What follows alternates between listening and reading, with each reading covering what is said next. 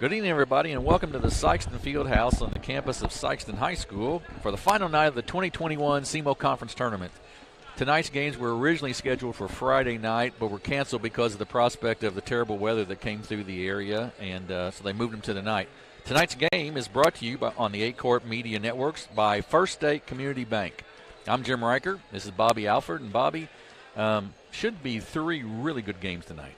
Yeah, Jim, looking forward to it. First up is Sikeston and Bluff. First with Bluff right now, the kid you got to watch is Webb. He has put on a show the whole time. I expect another good game out of Mr. Webb, and he has shown poise, handle the ball in traffic to lead his team to score at will. He will be the guy for Bluff we'll keep an eye on. For Sikeston, it's Dontrell Williams, I believe is the last name. Yes, that's right. He has shown glimpses of really brilliance as a sophomore. A kid who is really strong. He can get up and slam the ball down for a dunk. He likes the three ball. Was inconsistent the first game we saw him. The two twins there picked it up the last game that they played. Shot it well from outside. So, the area with Sikeston, how good can they play in the post? They are a bigger team than Bluff tonight, so we'll see how Sikeston plays out there. I like what Bluff can do with the basketball in their hands, but, boy, Sikeston's got the size. So that could play a huge factor in this ball game. The other two games, of course, the next game, the third-place game, will be the Jackson Indians, the number 2 seed. They'll take on the Charleston Blue Jays, and that's a little bit of contrast of styles. Charleston wants to get it up and down the court. Jackson, I think, would probably like to – Coach Scott would probably like to slow it down a little bit. Yeah, and, trying to get into those games a little bit more, it will be an interesting matchup. Kind of seeing who starts that game for Jackson, what they'll do in rotations tonight. I think right now for Jackson, they've got to find the right five to get on the floor together.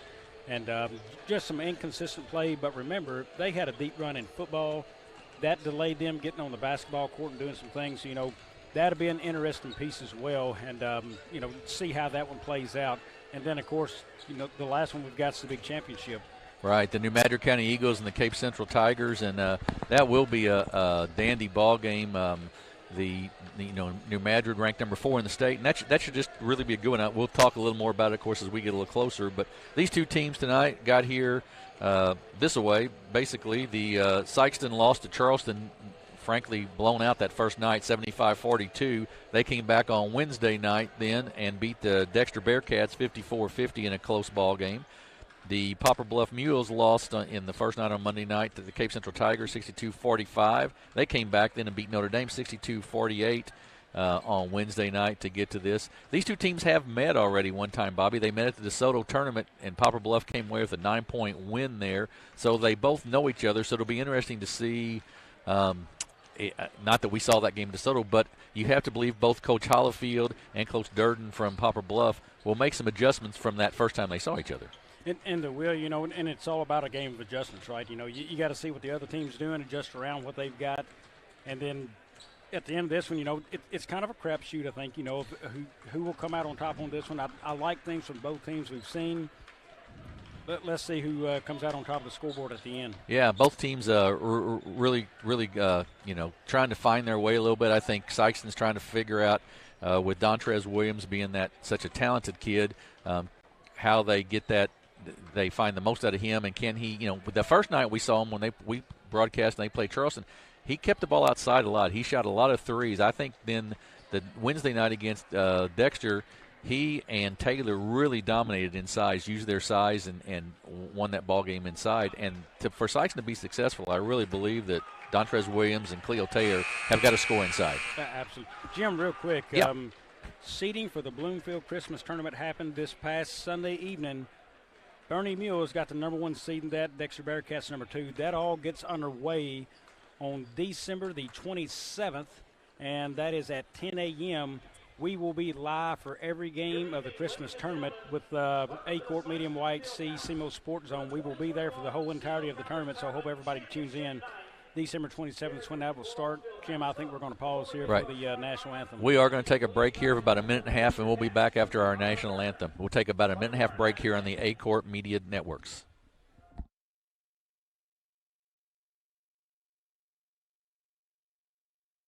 To make the right decisions for your operation, you need 2 things: accurate, secure data and the ability to make it work for you. Introducing AFS Connect Advanced Farming Systems from Case IH. AFS Connect puts you in total command of your operation, bringing together your farm, fleet, and data like never before, with ongoing support from your Case IH dealer every step of the way, so you can increase efficiency year-round. Whether you're optimizing soil conditions, managing nutrients, planting, or harvesting, AFS Connect allows you to remotely monitor every machine. You'll have access to location, diagnostics, fuel, and engine data, giving you the information you need to make the right decisions for your operation. Now that's rethinking productivity.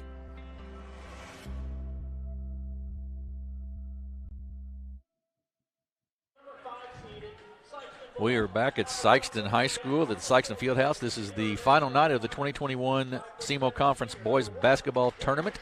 It's the Poplar Bluff Mules, the number 6 seed, to take on the Sikeston Bulldogs, the number 5 seed. Starting lineups for tonight, Poplar Bluff will be the visitors on your screen. They'll be in purple tonight, or in their maroon. It'll be number 1, Darian Webb, a 5'7 senior. Number 3, Gavin Rivers, a 6'4 junior. Number 4, Frentis Williams, a 6'5 senior. Number 5, Gage Rivers, a 6-foot senior. And then number 11, Nick Brummett, a 6'2 senior. For the Sikeston Bulldogs in their home white, they have starting a lineup looks like this. Dontrez Williams, a 6'3 sophomore. Number 3, Cleo Taylor, a 6'5 senior. Number 24, Creighton Sarakas, a 5'10 junior. Number 33, Tyler Owens, a 6-foot senior. And Tyrone Owens, number 35, a 6-foot senior. So it's pretty much the starting lineups we saw. Actually, they have Coach Hollifield has changed a little bit from Monday night when we saw him last. He's got Sarakas in the lineup, and it was only one of the Owens that started. He's got both of them starting tonight. So we'll see how it matches up as we're set for this 5th-place game between the Mules and the Bulldogs. Set the tip, and Poplar Bluff it'll go out of bounds. Poplar Bluff will control to start the ball game. Rivers with the ball to Webb. Rivers left side to Brummett. Nothing there, and he kicks it back out against the 2-3 zone of the Sikeston Bulldogs to start off with. Just underway. 3 games for you tonight here on the A-Court Media Networks. Hope you'll keep with us for all 3 of them. Kick out top to Gage Rivers for 3. Off the mark, no good. Rebound by Cleo Taylor. Strong rebound. They bring it up quickly. Jim, right away, I like what Sikeston's doing with their size on defense, and there you see the difference in the rebounder as well. Yeah, really, you're right, Bobby. Gave him a good chance inside there with the rebounding. Sarakas with the basketball, kicks it up top to Tyron Owens.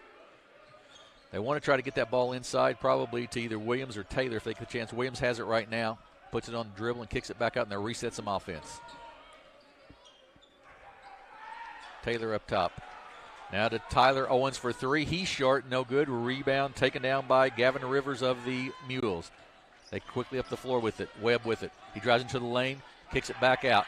Rivers for 3, up and short, but offensive board put back by Frentis Williams, the 6'5 senior, for the first 2 of the night. Poplar Bluff with some pressure on Sikeston. They do get it down the floor, a little helter-skelter, but they do get it down the floor. And they'll set up some offense against the man-to-man defense of the Mules. Left side to Tyler Owens.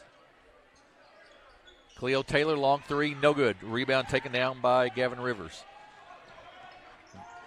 Oh, quick move by Webb. Great pass and then a foul in there. Great move by Darian Webb to get the ball inside. And, Bob, you told me before the game he's an impressive young man to watch. If you give this kid a lane to drive, he's going to the rack, Jim. I mean, he's so elusive, moves through people very well, good ball handling. He will be fun to watch in this game tonight. Williams for the Mules misses the first free throw. Just a reminder, tonight's game is brought to you by First State Community Bank. We appreciate them sponsoring tonight's broadcast. Jim, I want to brag on some defense early on here. Number 11, Nick Brummett, he fronted his man very well on defense down here against Sikeston. Watch him here as he comes down, number 11 for the Mules. He will front his defender. He's going to make them try to throw it over the top. He's out front here now. He'll front his man. He's given nothing for a post move on him right there. And that's where Sikeston wants to go. Deny there, look at him front his man right there. Yeah, he's really doing a good job. Cleo Taylor inside to Owens, up and good. That is Tyron Owens. He ties the ball game up at 2. Good pass from Cleo Taylor as he got around his man inside and then the assist to Owens. Went to Owens, but the help defense come just a tad late. It rolled right off for Brummett that time. Webb with it inside. He's going to be called for a travel. He got in there sort of with the big guys, Cleo Taylor and then Tyler Owens, and took an extra little step. Poplar Bluff full court man-to-man. Creighton Sarakas, and he goes off the baseline out of bounds, and it'll be a turnover and go back to the Mules. I want to say, Sarakas, that's his first start of the tournament, correct? I believe that is correct. Nice to see that young man earn some time. Yep, absolutely right. Harrison Arndt checks in for him. Arndt's a 5'10 junior. Webb brings it up, still the 2-3 zone for Sikeston. It's going to make Poplar Bluff shoot it outside a little bit if they can. Inside to Brummett. Reverse layup up and good by Nick Brummett. Good look inside. 4-2 Mules. We're just underway good here in the first period. Cleo Taylor up top now to Arndt on the right side. He's guarded out there by Webb. Bluff with a really sticky man-to-man there. Jim, one thing I'm saying out of Sikeston, look how tall their post players play. Nobody gets low and blocks out, really giving themselves space for a shot. Cleo Taylor misses the putback, but then a second putback by Dontrez Williams up and good. You're right. They don't really get low and post up real strong, do they? Yeah, and when you play tall like that, there's a move by Webb with the floater in the lane. Really pretty, up and good. So watch them here. When you play tall, you get pushed around really easy, and you get beat by your defender. You become slow at that point. Sikeston's got to get a bit lower and stronger right here. Dontrez Taylor with it out front. They'll reset the offense here as Poplar Bluff leads by 2. And Jim, it's also making it harder on the guards. You can't get the ball into a guy because it gets tight. He's not creating any space. Williams has to kick it back out against the good defense. Shot's no good. Rebound by Bluff. Webb will bring it down quickly for the Mules. Goes right side to Brummett. Kick across, up and blocked. Big block there by Cleo Taylor. Cannon Carr, the 6-footer, gave up 5 inches there, and Taylor took advantage of it. Long three by Dontrez Williams, no good, but Taylor gets the rebound. And then he's going to be fouled on the floor. We'll see who that goes on. I think Coach Durden's not very happy. That's going to go on Frentis Williams, not very happy with the blockouts there. Taylor really showing off some athletic ability earlier, going up strong with some rebounds and blocks. Yeah, really is. Really gets off the floor very, very well.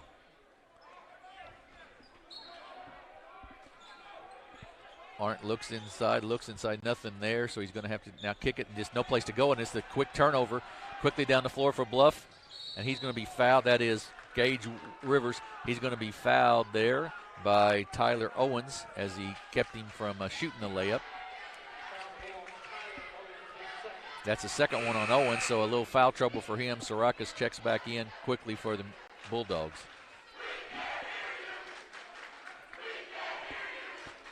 Rivers looks to inbounds for the Mules. Does get inbounds to Webb.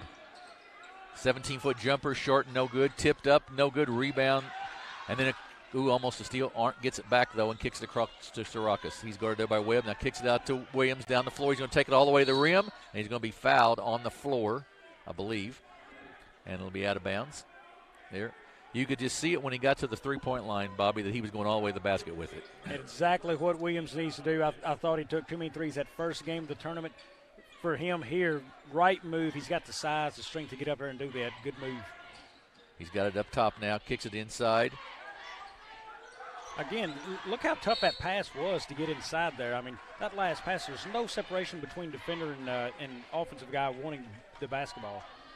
Yeah. Get wide and get strong. Yep, that's exactly right. Get big in that lane. That foul went on Brummett, his first team foul, number 3 on the Mules. Sikeston looks to inbounds. They do get it inbounds. Easy look there. That goes to Carson Beard, the 6'5 senior. Way too easy a look for, I'm sure, Coach Durden's feelings. And we're tied at 6. Sikeston stays in their 2-3 zone. They started that way. Brummett with the ball up top. Webb cut off there nicely by Artis. Right corner three, up off the mark, no good. Rebound taken down once again by Cleo Taylor. He's got a number of them already. A great look that by Sarakas that time inside to Beard. And we're going to have a timeout. Coach Durden doesn't like that very much. We're going to take a break here with the score Sikeston 8, Mule 6. You're watching basketball on the A-Court Media Networks.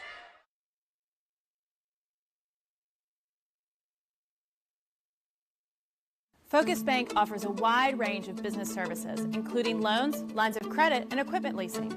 We also offer free business checking and business money market accounts.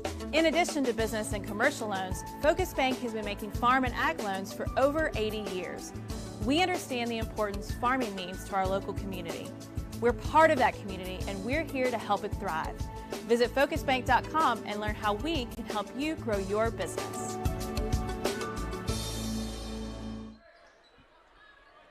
Back at Sikeston High School, the Sikeston Bulldogs lead the Poplar Bluff Mules 8-6 here. Bluff with the basketball. Sikeston for the first time puts a little full court pressure on.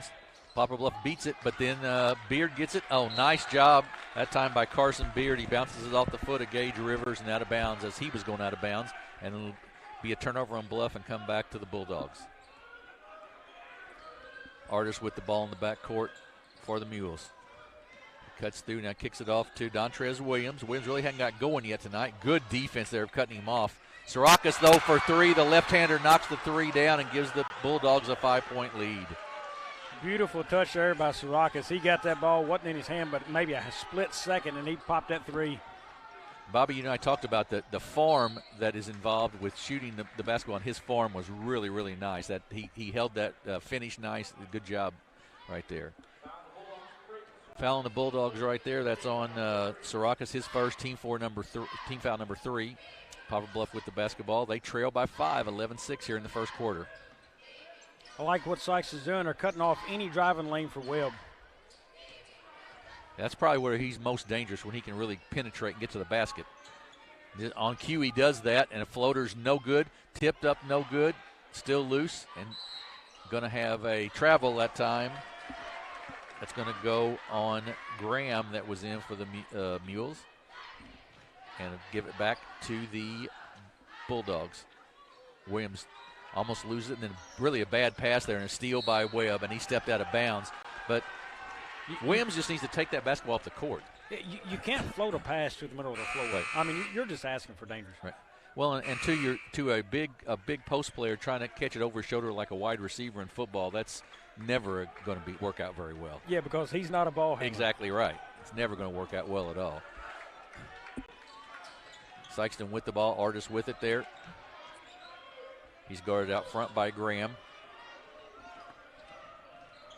Lots of dribbling going on right now, and then finally kicks it outside to Tyler Owens.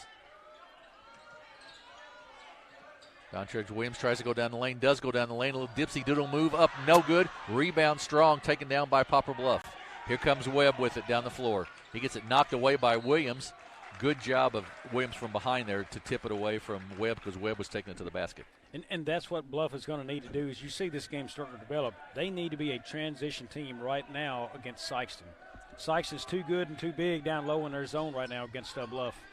Webb inside, off the hands of Torrance Williams and out of bounds, and will belong to the Bulldogs. Nick Brummett checks back in, and he'll replace Torrance Williams.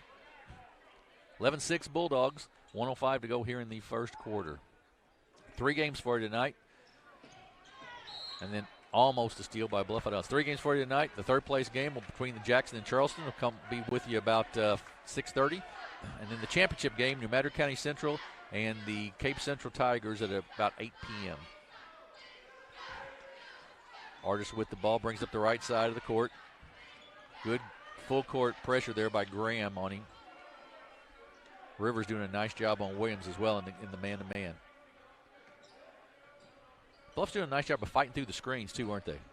Very well. I mean, they were staying sticky to their guys. You noted earlier, nice block. Sure was.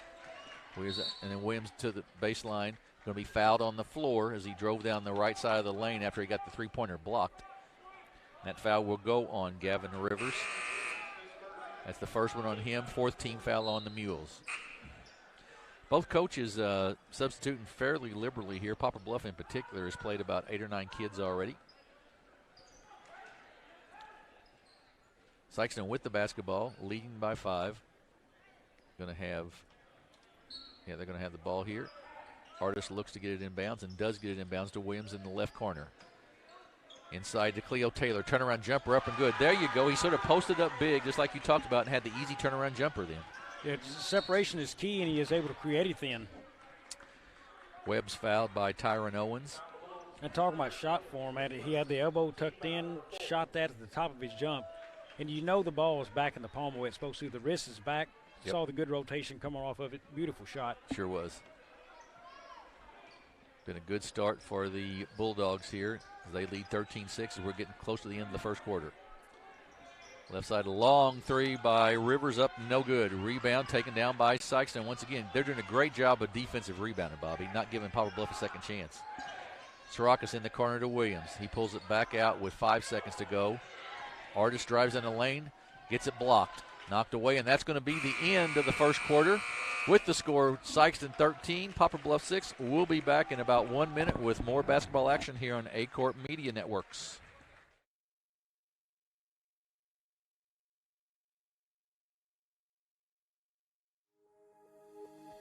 Powell Funeral Home in Canton, Missouri is here to provide comfort in your most trying time. We'll be with you every step of the way, from planning to final arrangements.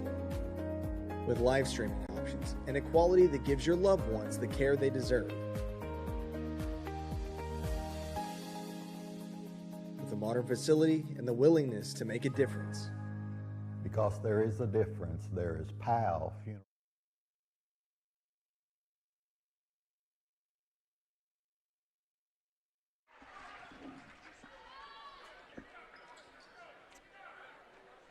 A reminder, this night's games are brought to you by First State Community Bank. With over 50 branches in Southeast Missouri, First State Community Bank is close by to serve your financial needs. 13-6 at the end of one quarter, and Bobby, you were mentioning to me there in the break, just talking about how Poplar Bluff's got to figure out how to solve Sikeston's zone. Yeah, I mean, they have taken away Poplar Bluff's number one weapon, and that's Webb. And, Darian Webb can do so many things on the floor, but they've got to find a way to either get him shots at the elbow, because he seems to want to be inside that three-point line more. And if not, they've got to find a consistent three-point shooter, because I'm not sure they've got anything yet working there for him outside of the arc. Sirakas with the ball for the Bulldogs as we start this second quarter of this consolation championship game. That time, Williams posted up nicely to back out to Taylor for three. Good inside-outside game for the big men there. And right there in the first quarter, 0 for 4 from three-point range for Bluff. Yeah, and they're going to have to find something different. You're exactly right. Brummett drives down the lane and gets down the baseline and gets a basket to make it 16-8. And we're going to have a foul, I believe, on Brummett. And if that's the case, that's his second. Nope, I'm sorry. It's not. It's on Gage Rivers. Jim, if you go back to what I said earlier in the game, Bluff needs to be a transition team, transition basket right there by Brummett. Exactly right. If they can beat Sikeston down the floor, which they have shown to struggle on that, but if they can beat them down the floor, I believe they can score it on them. But elsewise, very, very tough tonight on them. Their shooting percentage can't be very good. Poplar Bluffs can't in that first quarter, I wouldn't think. 33%. I didn't think it was very good probably. So inside, Taylor, little 15-foot turnaround, no good. Tyrone Owens, though, nice, strong rebound inside, misses. Then it comes down to Ortiz. Owens, the 6-footer, really kept it alive nicely. Dontrez Williams, he drives down the lane. Goes up, he gets fouled, and go to the line to shoot two. And that's where he's really at that best, where he's got that ball at the three-point line where he may take the shot, but then, so you have to guard him, but then he drives the basket. And also, 2 offensive rebounds during that series caused this man to get to the line now. So it caused the foul. Let's see if he puts any points on the board. Williams' free throw is good. That was the second foul on Fuentes Williams, the 6'5" senior from Poplar Bluff. And he's one of their biggest kids. They've only got a couple of 6'5" kids, so to get him in foul trouble will be a problem. Second free throw, no good. Bluff comes up the floor with it. Kick it off to Webb now. He runs that offense. Brummett with it.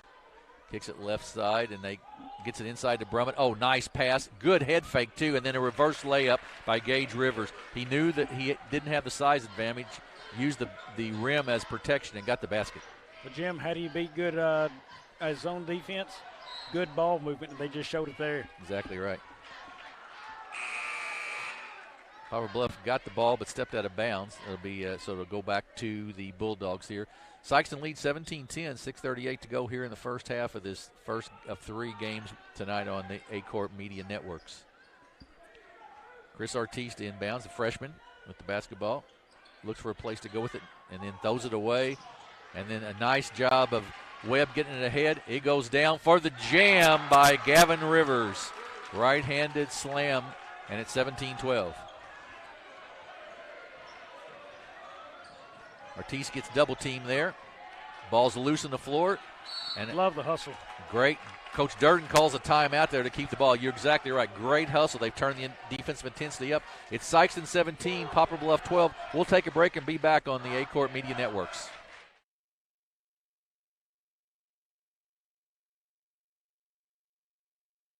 Juju Promotions in New Madrid is your one-stop shop for all your personalized merchandise. Whether it's screen printing, embroidery, promotional products, heat presses, or decals, we've got something that will suit your needs. So you, your school, or your business will always be looking its best.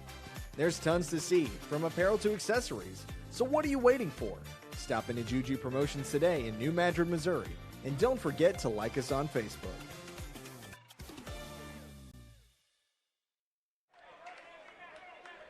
I want to thank another of our great sponsors, Stonehill Cotton, providing cottonseed to farmers for over 100 years here in the southeast Missouri area.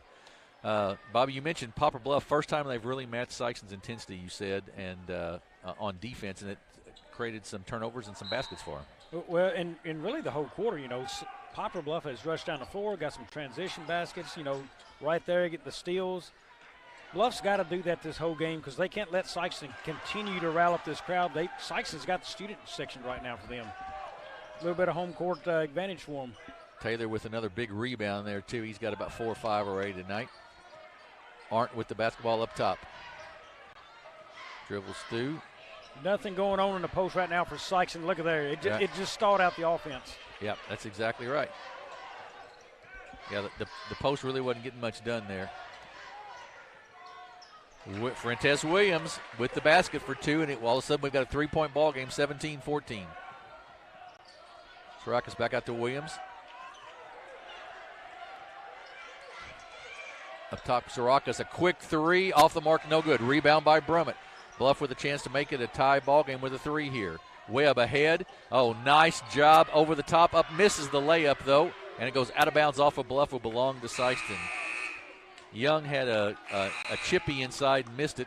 I don't think he was expecting the pass. I think it was coming to the player before him, but he missed the chippy, and ball goes to Sikeston. And those in the close games, Bobby, those are the kind of things you got to make. Got to. Right, in Bluff, I love the full court pressure. I'm wondering what it's going to look like if they go into a zone defense and try to make Sikeston take away some things there. Nothing inside on an easy drive. Make them go in for a high-low defense or offense rather than see what they do because they're showing no interest right now in getting the basket inside. Taylor on cue, long 3. He makes it, but you're exactly right. They're looking for threes. Cleo Taylor with the 3. Webb with the ball to Brummett. Brummett looks right on the right side, goes up, back up top.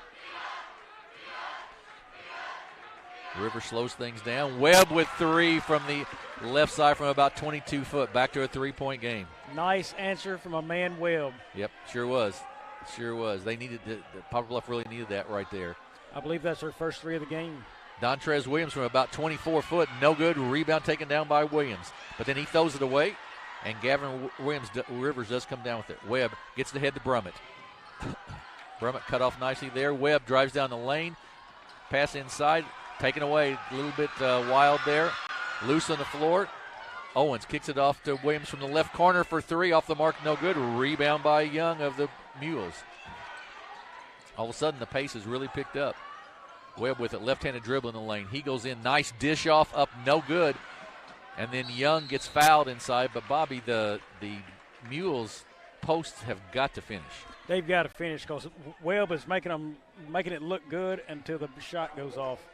He's really giving them, laying it on a silver platter for him, really, and they're just not finishing. They sure are killing him in the assist department. Yeah, they are. You're exactly right. Second foul on Tyrone Owens. Free throw by Young is a little short. He'll have a second one here.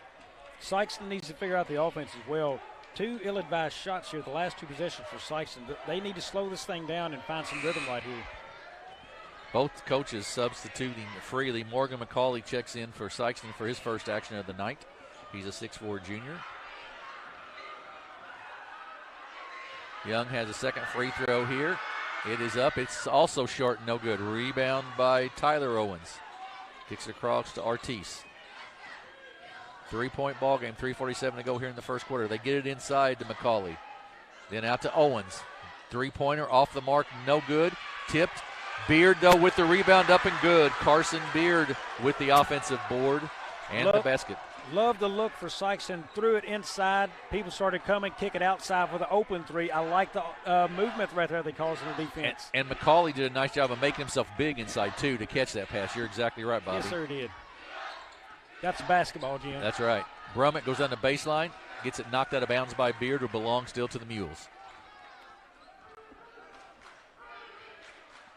Darian Webb, the 5'7 senior, will inbounds after we get Gavin Rivers to come back in the ball game for the Mules. He'll replace Torrance Williams. Nope, he will not replace Torrance Williams. He'll replace Gerardian Young.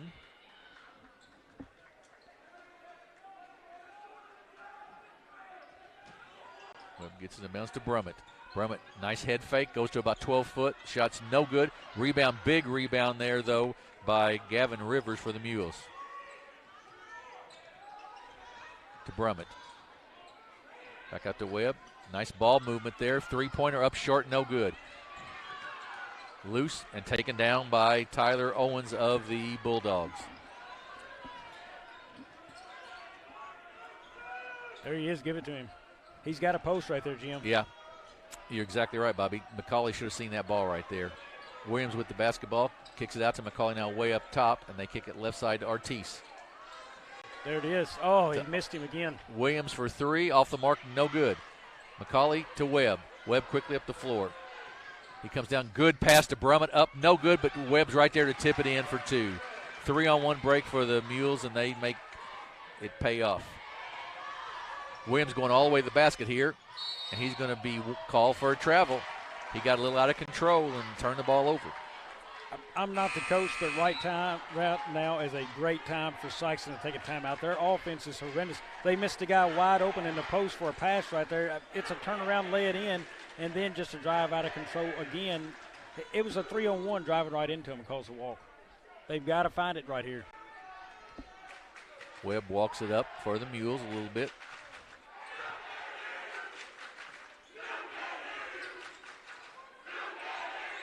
And it's the really bad pass there. Williams gets it ahead to Artis. Smart play by a freshman to slow it down, pull it back. Yeah, exactly right. Williams with the basketball up top. He's guarded lots of size mismatch there. Williams, now that's where Williams needs to post up inside. He's 6'5", Webb's 5'7". Absolutely, Jim. Williams goes to the basket. He gets bumped on the floor. It'll be on the floor, and that will go on Torrance Williams. But you've got to post up there with that size difference, Bobby. You got to post up, and if you're a shooter, if you can get inside, I love a good elbow jumper. Most kids will practice that shot if you're a jump shooter kind of kid. At least get to that range right there and pull up that little jumper. Exactly right. He will go to the line to shoot 2 free throws as he got around Webb, and Williams had to foul him. The first foul on Williams, 7th team foul on Poplar Bluff, so Sikeston in his last 135 of the first half will shoot free throws the rest of the half. And how much better of a shooter has Williams been inside near the rim of the glass than outside? Oh, much better. Yeah, I'll be interested to see his statistics at halftime to see what his shooting percentage is. You feel like Sikeston sort of dominated this game, but Bluff's only down 3 as we get to this last minute of the quarter. Shot up and off the mark, no good. Rebound by Beard, who's had a very nice night for the Bulldogs so far. Ahead to Artis.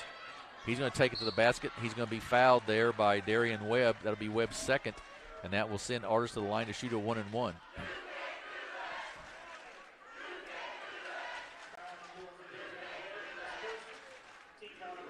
Artis, the freshman, just at the three-point line to decide to take to the basket. And, first foul on Webb, not his second. Team foul number 8.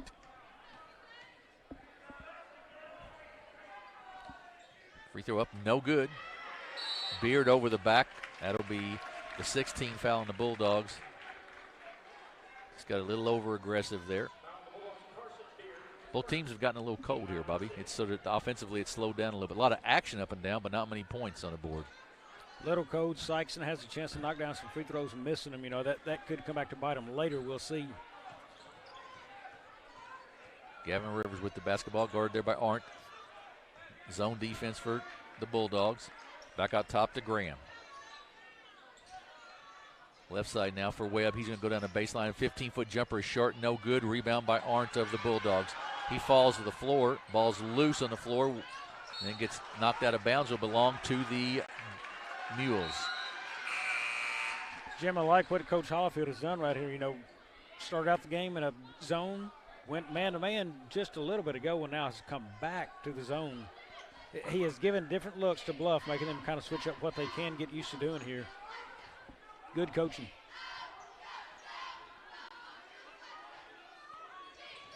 Poplar Bluff with the basketball here. Brummett with it. 30 seconds to go before halftime. Sikeston's defense continues to push Poplar Bluff really offense out farther than they want to be. Webb with it. They cut him, they double team him and cut him off nicely there. Then the drive in the lane, the pass up and no good. Rebound tip taken down though by Poplar Bluff. Webb drives in the lane, about a 15-foot floater, good. Ooh, nice shot. Floater, you bet. 22-21 here with 5 seconds to go. Now if you're Bluff, you sure don't want to foul and give them free throws here right before the end of the half. Artis with the shot at the buzzer, no good, so we'll go to halftime to score Sikeston 22, Poplar Bluff 21. We'll be back in just a minute with some halftime statistics. You're watching basketball on the A-Corp Media Networks.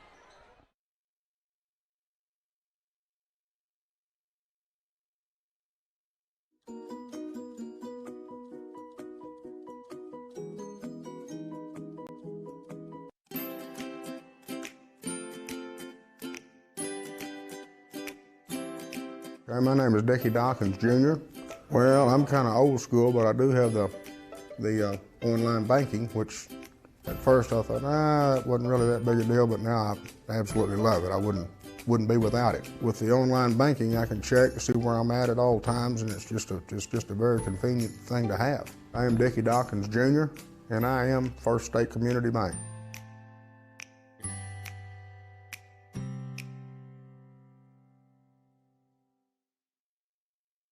Focus Bank offers a wide range of business services, including loans, lines of credit, and equipment leasing.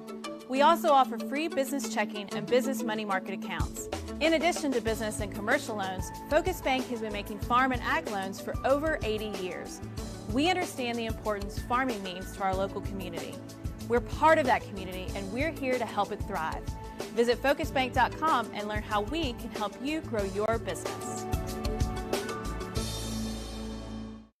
Experience the magic of Christmas in the Hollow. An all-new Christmas tradition awaits, where your family can find and take home the perfect tree, ride the train through the Wonderland Christmas lights, and even meet the big man himself. Don't forget to visit the shops for decorations, tasty goodies, or that perfect holiday gift. There's so much to do and see. It's like a Christmas movie come to life. Christmas in the Hollow at Pumpkin Hollow. For more information, visit pumpkinhollow.com. Ask for Stoddard County Title and Escrow to handle your next closing. Dustin Mayer, Joe Watson, and the staff at Stoddard County Title have over 50 years of combined experience in the title and legal industry. The purchase of a home or farm is often a family's biggest investment, and Stoddard County Title and Escrow will put your mind at ease. Stoddard County Title shares a location with Mayor Law Office and can prepare a beneficiary deed, contract, seller financing documents, or transact a 1031 exchange. Before your next purchase goes under contract, ask to have Stoddard County Title handle the closing. They are your trusted name for title insurance. We're for agriculture. For growers, doers, whatever it takers. We're for doing things with purpose. We're for the little guy with big guy dreams. We're for agriculture. We're for you. Nutrien Ag Solutions, leading the field.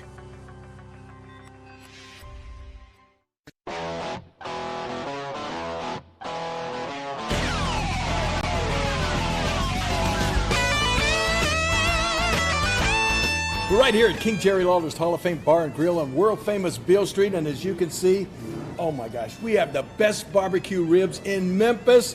Oh my gosh, the gumbo is out of this world, but you gotta try the King's Triple Decker Slam Burger. You'll love it. To make the right decisions for your operation, you need two things: accurate, secure data and the ability to make it work for you. Introducing AFS Connect Advanced Farming Systems from Case IH. AFS Connect puts you in total command of your operation, bringing together your farm, fleet, and data like never before, with ongoing support from your Case IH dealer every step of the way, so you can increase efficiency year-round. Whether you're optimizing soil conditions, managing nutrients, planting, or harvesting, AFS Connect allows you to remotely monitor every machine. You'll have access to location, diagnostics, fuel, and engine data, giving you the information you need to make the right decisions for your operation. Now that's rethinking productivity.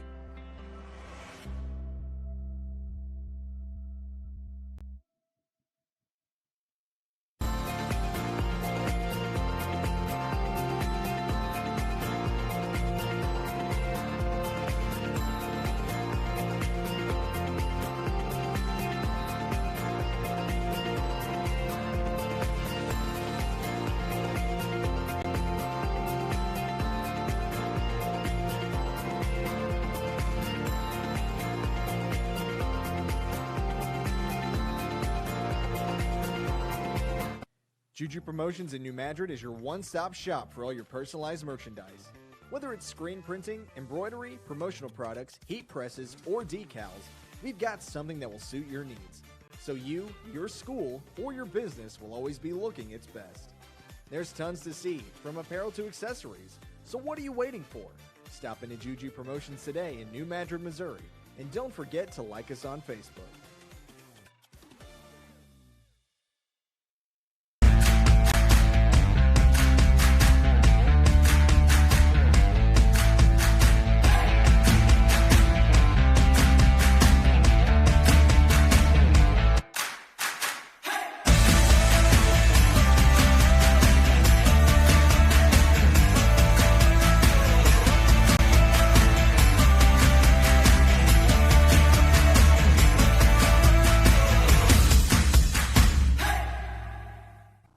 For generations, Farm Credit has been serving the needs of farmers all across southeast Missouri. We understand the challenges that year in and year out farmers face. Our focus is on building long-term relations, whether you're full-time, part-time, or part of the next generation on your family farm. As a young beginning farmer, we offer the resources that will make your job a little easier with our Ag Sunrise program, specifically tailored for your operation. For more information on our Ag Sunrise program or how we can benefit your farming operation, come by Farm Credit in Dexter.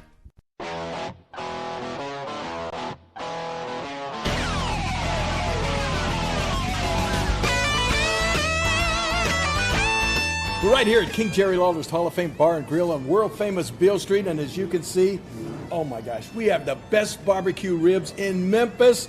Oh my gosh, the gumbo is out of this world, but you gotta try the King's Triple Decker Slam Burger. You'll love it.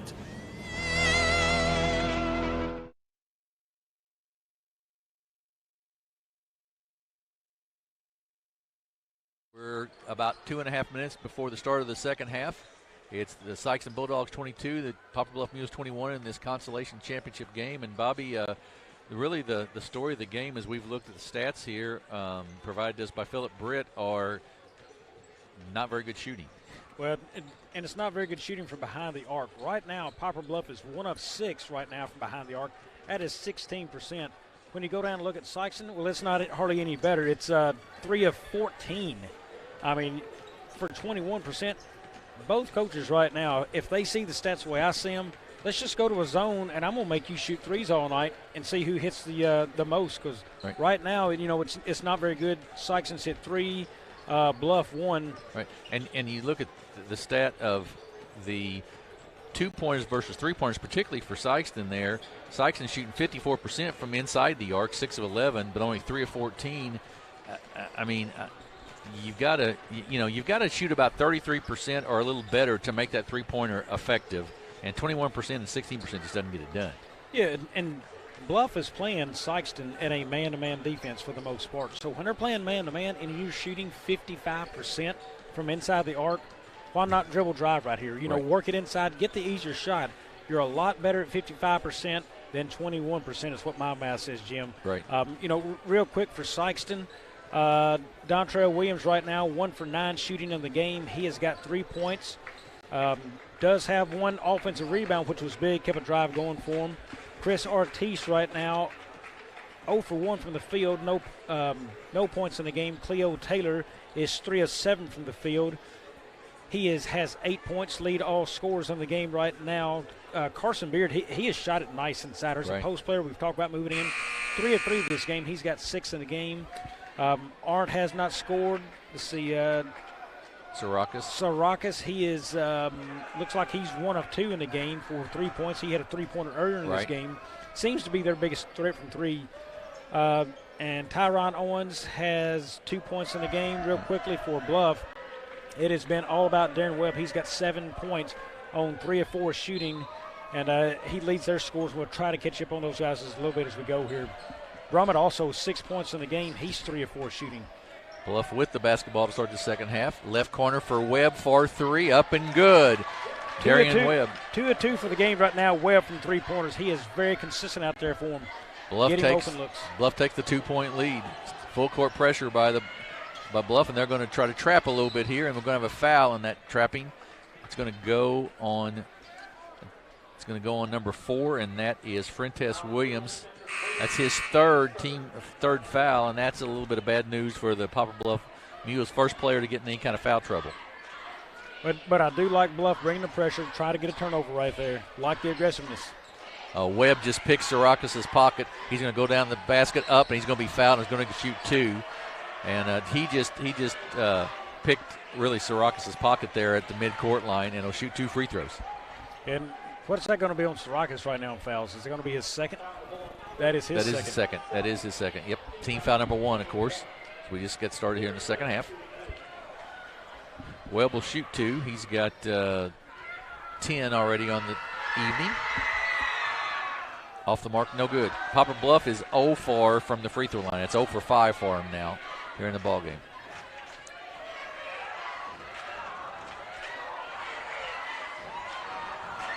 Second free throw is good. So the Mules go up 3, 25-22 as we're just underway here in the third quarter. Dontrez Williams brings it up for the Bulldogs. Ball's knocked away, a steal. Loose on the floor, Webb comes away with it. He gets it off, and then nice pass to Brummett. Brummett thought about going up inside, nothing there. Kicks it back out now, and we're going to have a 3-second call. Brummett got stuck in that lane, couldn't get out, and a turnover on the Mules. Jim, I really thought Sikeston was lucky they did not get a hold call there on that loose ball on the floor. Yep, I would agree with that. I would agree. Poplar Bluff, full court pressure, man-to-man. Owens brings it up against Torrance Williams. Kicks it out to the other Owens, and then off to Dontrez Williams. Cleo Taylor, who had a nice first half. He had number of points. He gets fouled. He had 8 in the first half, and he's going to be fouled and go to the free throw line. A little bit of reaching there. That's on Rivers, his second. Chris Artis checks back in. The freshman checks back in for Poplar, or we'll check in on the second free throw for Poplar Bluff. Cleo Taylor to shoot 2 free throws. Off the back of the rim, no good. Not been a free throw clinic for either team, Bobby. Has not, Jim. And that's got to drive coaches nuts, don't you think? It is, and usually, my son plays the game, and that's usually one of many discussions we have in the night, but when we get out of practice in the afternoons, how'd you shoot free throws? Right. How was you from the free throw line? That's always a discussion because it's a gimme point. Right, exactly right. Williams gets the offensive board on that missed free throw and gets the basket and gets fouled and has a chance here to tie this ball game up. The sophomore's jumper or free throw is good, and we're tied at 25. Full court 2-2-1 press by the Bulldogs. Stolen by Cleo Taylor. He gets it ahead to Dontrez Williams. Williams is going to take it all the way to the basket. He does. Gets fouled by Brummett. Shot is short, but he'll go to the line to shoot 2 free throws. Jim, I want to say this is what the maybe 4th time to the line tonight. He has had an opportunity to shoot free throws tonight for Williams. I believe that's probably right. Yep. He can get inside and get the other team in foul trouble. Keep going there, Dontrez. I mean, you're doing what you need to do right here. Free throws up and rims out, no good. He'll have a second. I think Coach Durden was not very happy with the rebounding of his team right there from the message I could tell there.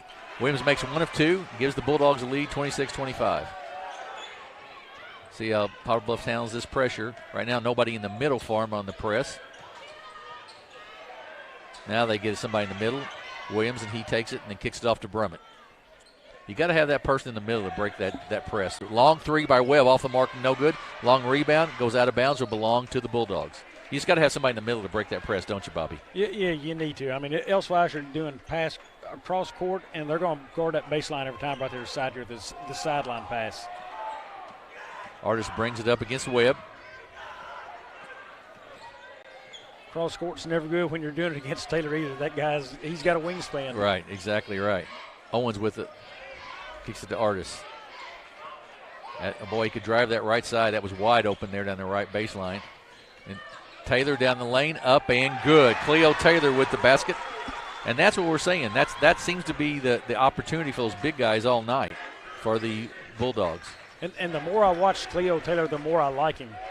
Yes, I agree with that. He is so long and really talented. And this on cue gets a block. He's very long, very athletic, really sees the court pretty well. I owe him a high five, Jim, because he made me look good. Exactly right. Exactly right. Webb with it. 14-foot jumper up off the mark, no good. Rebound by Dontrez Williams of the Bulldogs. And then taken away by the Mules. Pass inside off of Williams will belong to the Mules. Nice steal there by Gage Rivers of the Mules, though, to get the ball back. Jim, body positioning is key right there for Bluff. The man who had it and knocked it out of bounds right there, if he is running along the baseline with his heels to the baseline, he sees that pass coming a lot easier. Brummett drives inside, tries to force it inside. There's 3 Bulldogs there. It's loose on the floor. Loose on the floor. We'll have a jump ball, and that will belong to Sikeston, I believe, in the alternate possession rule. So Sikeston will get it back.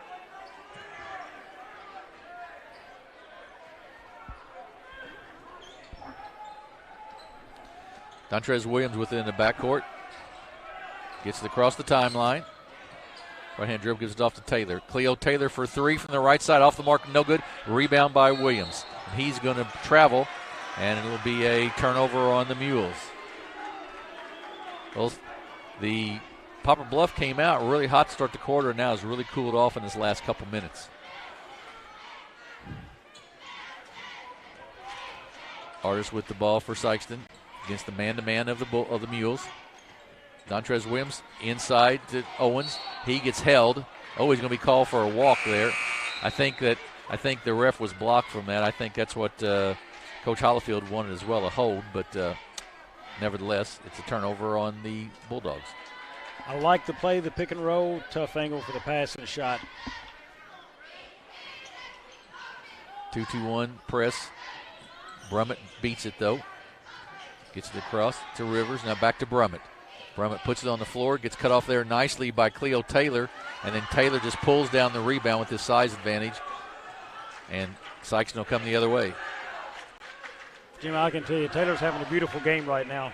He really is. He's having he had 5 rebounds at halftime. He's got a couple already. He's looking at a double-double tonight pretty seriously. Really the player who stuck out to me probably more than anybody on the floor. Calling fourth area. Look at the big man. Taylor gets it inside, gets fouled, and goes to the line to shoot 2. Yeah, he's sort of dominating the ball game right now. He's wanting the ball inside on offense. He's playing good on defense. He had a couple of blocks, rebounding well, just really controlling things. And his floor IQ, his presence, when he gets it outside, he sees if he thinks he's got a driver lane or if, hey, I'm going to have contact for the foul. He got inside, knew the mismatch, called for the basketball. I like his floor IQ right now. Good basketball IQ. Beard checks in for the Bulldogs, and Graham checks in for the Mules. 28-25, Sikeston with the lead. 4 minutes, 12 seconds to go here in the third quarter. And Cleo Taylor at the line to shoot a second of 2 free throws. And makes it. Coach Hollifield's going to take a full time out here with a 4-point lead, and we'll take one as well and be right back here on the A-Corp Media Networks.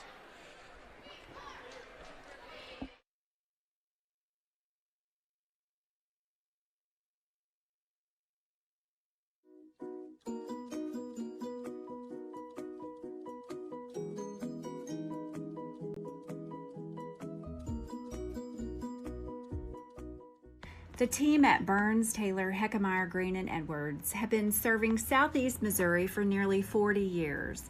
When you have been injured on the job, call Burns, Taylor, Heckmeyer, Green, and Edwards. When you need someone to fight for your rights, call Burns, Taylor, Heckmeyer, Green, and Edwards. When you need dedicated, aggressive legal representation, choose local attorneys. Call Burns, Taylor, Heckmeyer, Green, and Edwards.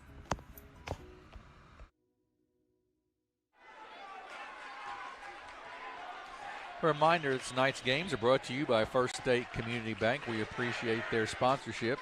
And, Bobby, it's really been Cleo Taylor here in the third quarter who has really sort of made his presence known and sort of controlled the ball game for the Sikeston Bulldogs. Only thing he needs to do for me is get a steal in the open court and throw it down a dunk. That would be really good. I would agree with that. Just go ahead and cap it off. Yep. Poplar Bluff against the zone, and then a foul on Dontrez Williams, just a half a step late getting there on the steal, or you would have had your dunk right there if he'd have got that. His first foul, team foul number 2. That's the other thing. Bluff already has 5 team fouls in this half. Of course, 7 you shoot the 1-and-1, so the Sikeston will be shooting free throws very soon. And if Sikeston can just keep playing good defense right here, they'll have the fourth quarter to play really aggressive with hardly any foul trouble. Webb with the 3, no good. Rebound by Dontrez Williams. Sophomore brings it up the court for the Bulldogs. Kicks it right side to Owens. Gets inside to Carson Beard. Beard, little turnaround, left-handed hook. Boy, that was a pretty move. He posted up big and then faked one way and took the left-hander and then gets a foul that he probably shouldn't have. That wasn't a very good play on his part on defense. I'm going to overlook the foul because right. That was a shot of beauty right there. First he gets in the post. He's a natural righty, I do believe. He fakes right, turns around and just puts that thing right over the guy's hand with the left hand. Yeah, that beautiful. It sure was. It was a really nice play and gives the Bulldogs a 6-point lead. And it was inside the paint. Yep, absolutely. I believe he's 4 for 4 already so far tonight. Bluff with the basketball to Webb. Tries to go baseline, does go baseline, goes all the way through. Kicks it back out to Graham. And they'll reset the offense here against the zone of the Bulldogs. Webb with it. To about 12 foot. Now a little pass out, jump shot by Frentez Williams, up and good. Assist to Webb, and the basket by Williams. Hardest brings it up for the Bulldogs, kicks it off to Cleo Taylor. Taylor guarded there by Graham.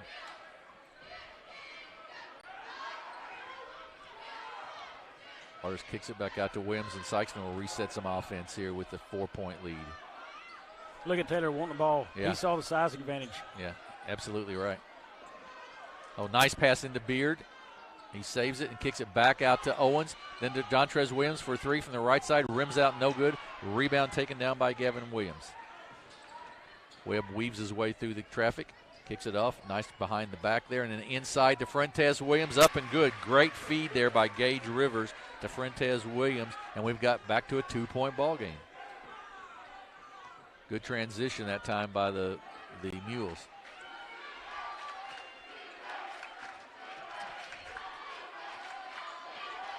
Sikeston with the basketball to Williams, right side behind the 3-point line. I try to find a way there. Williams is inside, up and good, and that's where you got to have him. Williams is down; he's hurt. So we're going to have a break here while we check on Dontrez Williams. But that's where you want Dontrez and Cleo Taylor if you can, or at least one high, one low, if you can, Bobby. I would say. The Williams kid seems to be in a little bit of pain. We'll see. Hopefully, maybe cramped up the way they're looking there with that. I'm guessing so. I mean, he rode over a couple times. I couldn't tell if he reached for it or not. But Sikeston leads 33-29 here, 1:43 to go in this third-place game. And attorneys Darren Todd and Lee Atwell are ready to serve your legal needs. See Todd and Atwell, LLP in Kennett, Missouri. So it's been sort of a game of runs. Sikeston gets a lead. Bluff cuts it back to a couple.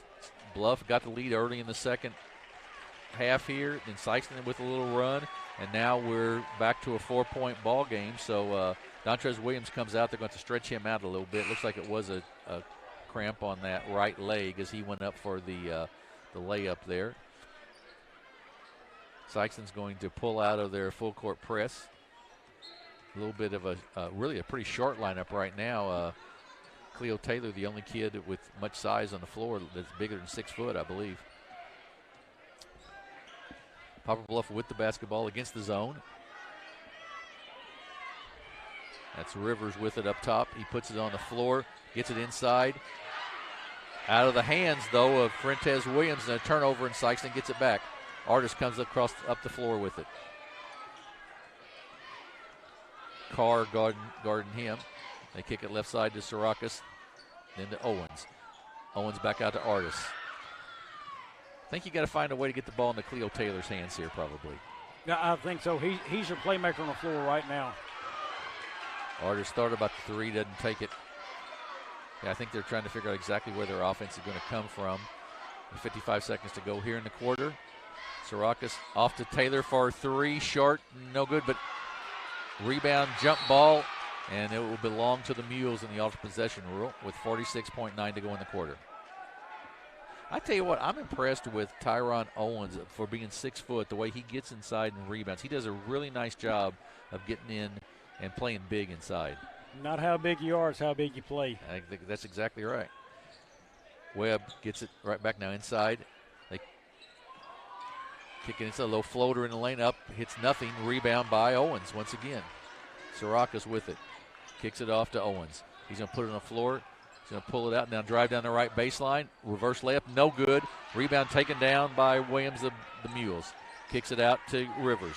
Gage Rivers with it. He's going to put it on the floor. He's going to go up right-handed up off the no good. Rebound, though. Offensive rebound, no good. Then taken down by Cleo Taylor, and he's going to be fouled with 10.5 seconds to go in the quarter. And Sikeston will have the ball out of bounds with that 10.5 seconds to go. Bluffs hit the boards pretty hard there, but Cleo Taylor finally was able to pull it in and wrap it up. That's the 4th foul, by the way, on Fuentes Williams. And that foul also, from here on out, the rest of the game, Bluff is in a bonus. Right. Or Sikeston is, I'm sorry. That's right. Sikeston's in the bonus the rest of the game. That's another big deal right there. So Taylor with the ball. 7 seconds to go in the half. Kicks it off to Owens. Owens is going to take a long 3. It's up off the mark, no good. Arndt gets a shot at the buzzer, and it should count, and it does. Harrison Arndt with the basket right at the buzzer, and that's going to give the Bulldogs a 6-point lead here at the end of the third quarter. We're going to take a break, and we'll be back in 1 minute with the fourth quarter of this game on the ACORP Media Networks.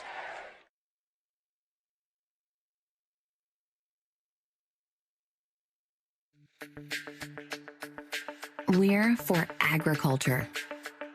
For growers, doers, whatever it takers. We're for doing things with purpose. We're for the little guy with big guy dreams. We're for agriculture. We're for you. Nutrien Ag Solutions, leading the field.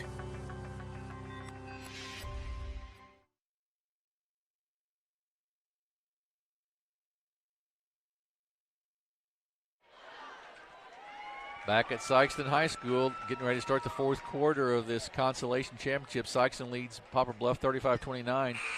Bobby Harrison Arndt with a big basket right there at the buzzer to give that 6-point lead, and that's the kind of play that may sometimes wins close games like this. Yep, you know what? Right place, right time. He was right there. So Poplar Bluff with a little bit of problem. Fuentes Williams, their big post player. The senior has got 4 fouls. He is on the bench as we speak, so they're going to have to figure out another place to get some offense going. Sirakas with the ball up top, kicks it off to Arndt. to inside to Owens. Owens, 15-foot jumper off the mark, no good. Rebound taken down by Gavin Williams. Ahead. Down the baseline, then off to Young. He's going to get out of the lane there pretty quick, he does. Then to Brummett. Brummett jump shot from the left side, no good. Rebound taken down by Rivers, blocked by Cleo Taylor. Ahead to Artis. He comes up the floor, he loses it, gets it back though. Pulls it out now. And then taken away by Carr of the Mules. Up to Rivers, up off the glass, no good. Rebound, Carr, up left-handed, up and good over Cleo Taylor. Uses his body nicely to shield himself and gets the basket. Artis with the ball, guarded there by Brummett. They kick it out to Taylor. Jim, right now on this floor, I want Cleo Taylor touching the ball. He is 75% when he's inside that arc. Give it to him right here. Go to work, big man. Yep, I'm sort of with you. Jump shot from about 12 foot, nothing but net. You're exactly right, Bobby. I love it. That's where you got to get the ball to right now if you're the Bulldogs, I believe. He's got to at least touch it every possession. I mean, he's sitting here now with 15 points. He has separated himself from everybody else on the floor tonight. He needs the funniest man on defense, so. Artis ahead to Arndt. He comes down the floor. He's going to go for the layup. No good. He was intimidated a little bit there by the kid coming down the other side, and Webb quickly down the floor. He's going to go left-handed, going to go up off the glass. No good, but he'll be fouled by Owens and will shoot 2 free throws. Webb's just got that burst of speed he can kick in at any point in time. You know, and you look at Cleo Taylor, we've talked about him a lot here.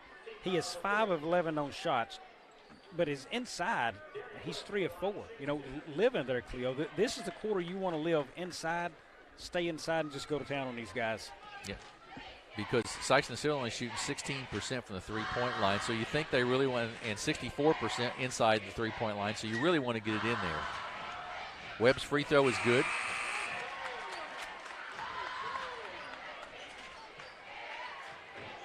First action I don't think we've got number 23 for Sikeston. I do actually. We'll see. Webb will have a second free throw here. 5-point game. Sikeston with the lead. Jim, I want to say we had him in the game the other night. Cannot remember the number on it. We did. McCray is his last name, I believe. Taylor with the basketball. 4-point game here. McCray gets it inside. Knocked away, though. Webb comes away with it. We're going to have a reach-in foul. I think Sikeston or Bluff would have probably liked to decline that penalty if they could have and taken the layup. I really like Sikeston's approach. We're going to work it inside, you know, trying to go to Beard there. Beard and Taylor's been really good inside. You got to let those guys, you know, feed the beast right here. Exactly right. That foul was on McCray, his first team foul, number 5 on Sikeston. I think Dontrez Williams has come back got stretched out, and he's going to probably get back in the ball game here before very long. Webb brings it up for the the Mules.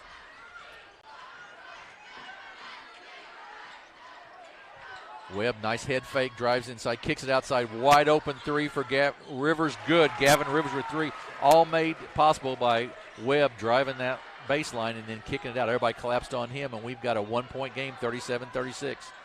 Gives Rivers 5 in the game now. Rivers aren't with the basketball up top. Guarded there by Rivers.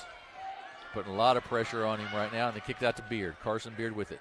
Kicks it off to McCray. He loses it off his body. Ooh, and they're going to off of Brummett. They're going to say. Jim, right there, nobody was in the paint for Sikeston. You got to get somebody down there. On ball side, nobody's in the paint either. I mean, you know, you got to get somebody there. That would have been a wide open post up for somebody. 1-on-1. Dontrez Williams checks back in the ball game for Sikeston. And we're going to have a 5-second call and a turnover. Good defense. Just straight man-to-man defense. Good defense by the Mules there, and they'll get the basketball back, trailing by 1. It's been a little game of runs. 4 points here, 6 points there. Sikeston's on a little bit of a 5-point run right here with a chance to take the lead. They kick it to Brummett. He puts on the floor and kicks it back out to Darian Webb.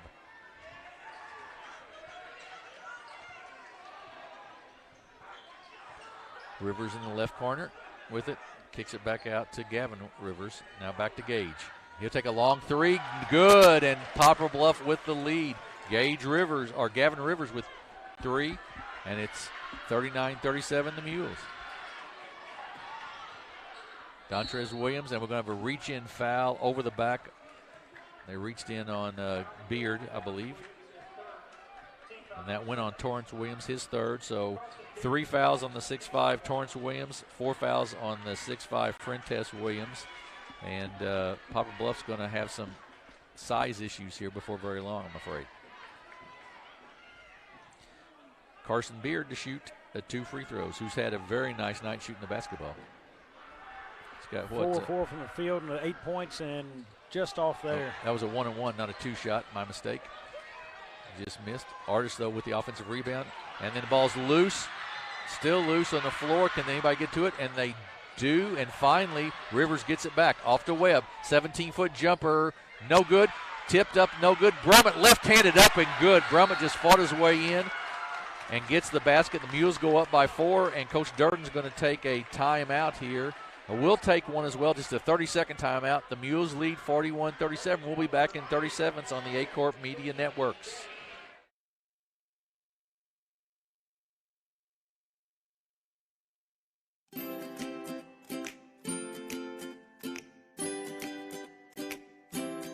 Hi, my name is Dickie Dawkins Jr. Well, I'm kind of old school, but I do have the online banking, which at first I thought, that wasn't really that big a deal, but now I absolutely love it. I wouldn't be without it. With the online banking, I can check to see where I'm at all times, and it's just a very convenient thing to have. I am Dickie Dawkins Jr., and I am First State Community Bank.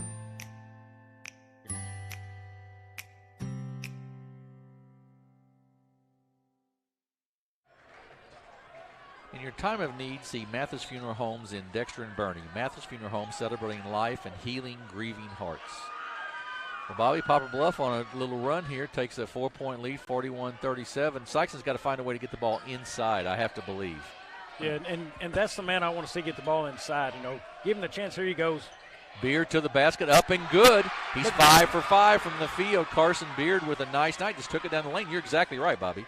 He's got 10 points in the game, but he's worked his butt off to him. Guys, make it easier. Feed him the rock in there. He and Cleo Taylor really see the ball, I would say. A reach-in foul on the Bulldogs. That'll go on Artis, I believe it will.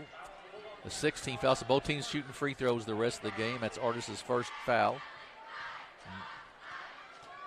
Poplar Bluff leads by 2, 41-39, 3:46 to go in the ball game. Rivers thought about it and kicks it off to Webb. Brummett, and then they rotate, and Rivers gets it back up top. Left side to Brummett. Poplar Bluff's content probably with Frentes Williams on the bench. He's back in the ball game now, but with 4 fouls, just to be patient here if they could. Frentes Williams gets in the lane, jumper up and good. Ball bounced off of Gavin Rivers. Frentes took advantage of it, and he gets the basket. Dontrez Williams in the lane, up and good. Good move. It Good sure move. was. Right down the right side of the lane, gets the basket, and we're back to a 2-point game. That kid is so much better when he's going up off the glass.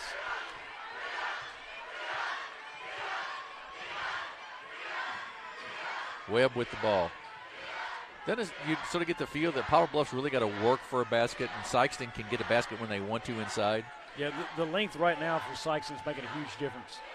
Brummett down the lane, up and good. Boy, nice pass there, but good job of keeping his body between himself and the defender to get that basket.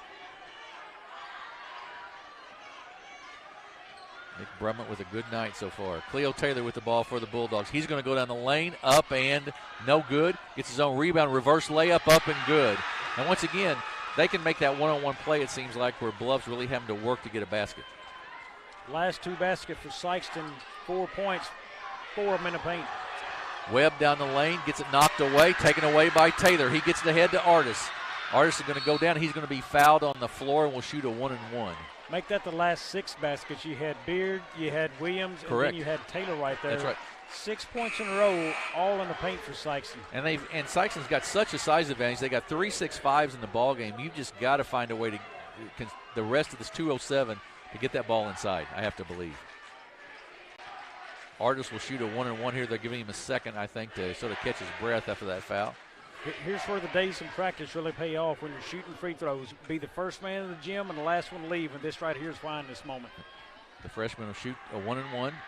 It's up, and it is good. They've got a 1-point game, a chance to tie it up with this free throw. Now, if you're Bluff, you've really got, and you're Gavin Rivers and you're Frentis Williams, you've really got to block out here on the miss, if there's a miss. Second free throw, and they did a nice job of blocking out. And it comes away then to the Bulldogs. They give it off to Webb. Ahead to Rivers. He pulls it back out, stumbles a little bit, pulls it back out. Great pass inside, up and good. Great look by Rivers, and Carr was the beneficiary of that. Boy, that was a nice assist. Ball's loose, and then we're going to have a foul on Gavin Rivers, I believe. Yep. And it will send Dontrez Williams the line to shoot a 1-and-1 as that's the 9th team foul. That is the 3rd foul on Gavin Rivers. Brumman will check back in, I assume, for Carr. Yes, he just took a quick little breather there. 1:47 go. Good ball game. 47-44. Poplar Bluff with the lead. It's been a dandy game. Sikeston had to lead the whole first half pretty much, and quite a bit of the third quarter. Dontrez Williams free throw, short, no good. Tipped, loose, still loose, taken down, and we're going to have a jump ball there before we can get a timeout, and that will belong to Poplar Bluff. Gavin Rivers just couldn't kick it out quick enough. So another key play. Now you get another jump ball, and it goes to Sikeston. Sikeston in the 2-2-1 full court press. Brummett gets it ahead to Webb, and it gets knocked away, but it goes right to Rivers. He kicks it back out to Brummett. Webb down the lane, gets it knocked away, but once again goes right to Rivers. And Coach Durden has seen enough of the tip drill, I think, Bobby. He's going to take a timeout. We'll take another one here real quick with 1:27 to go in the ball game. Poplar Bluff 47, Sikeston 44. We'll be right back on the A-Corp Media Networks.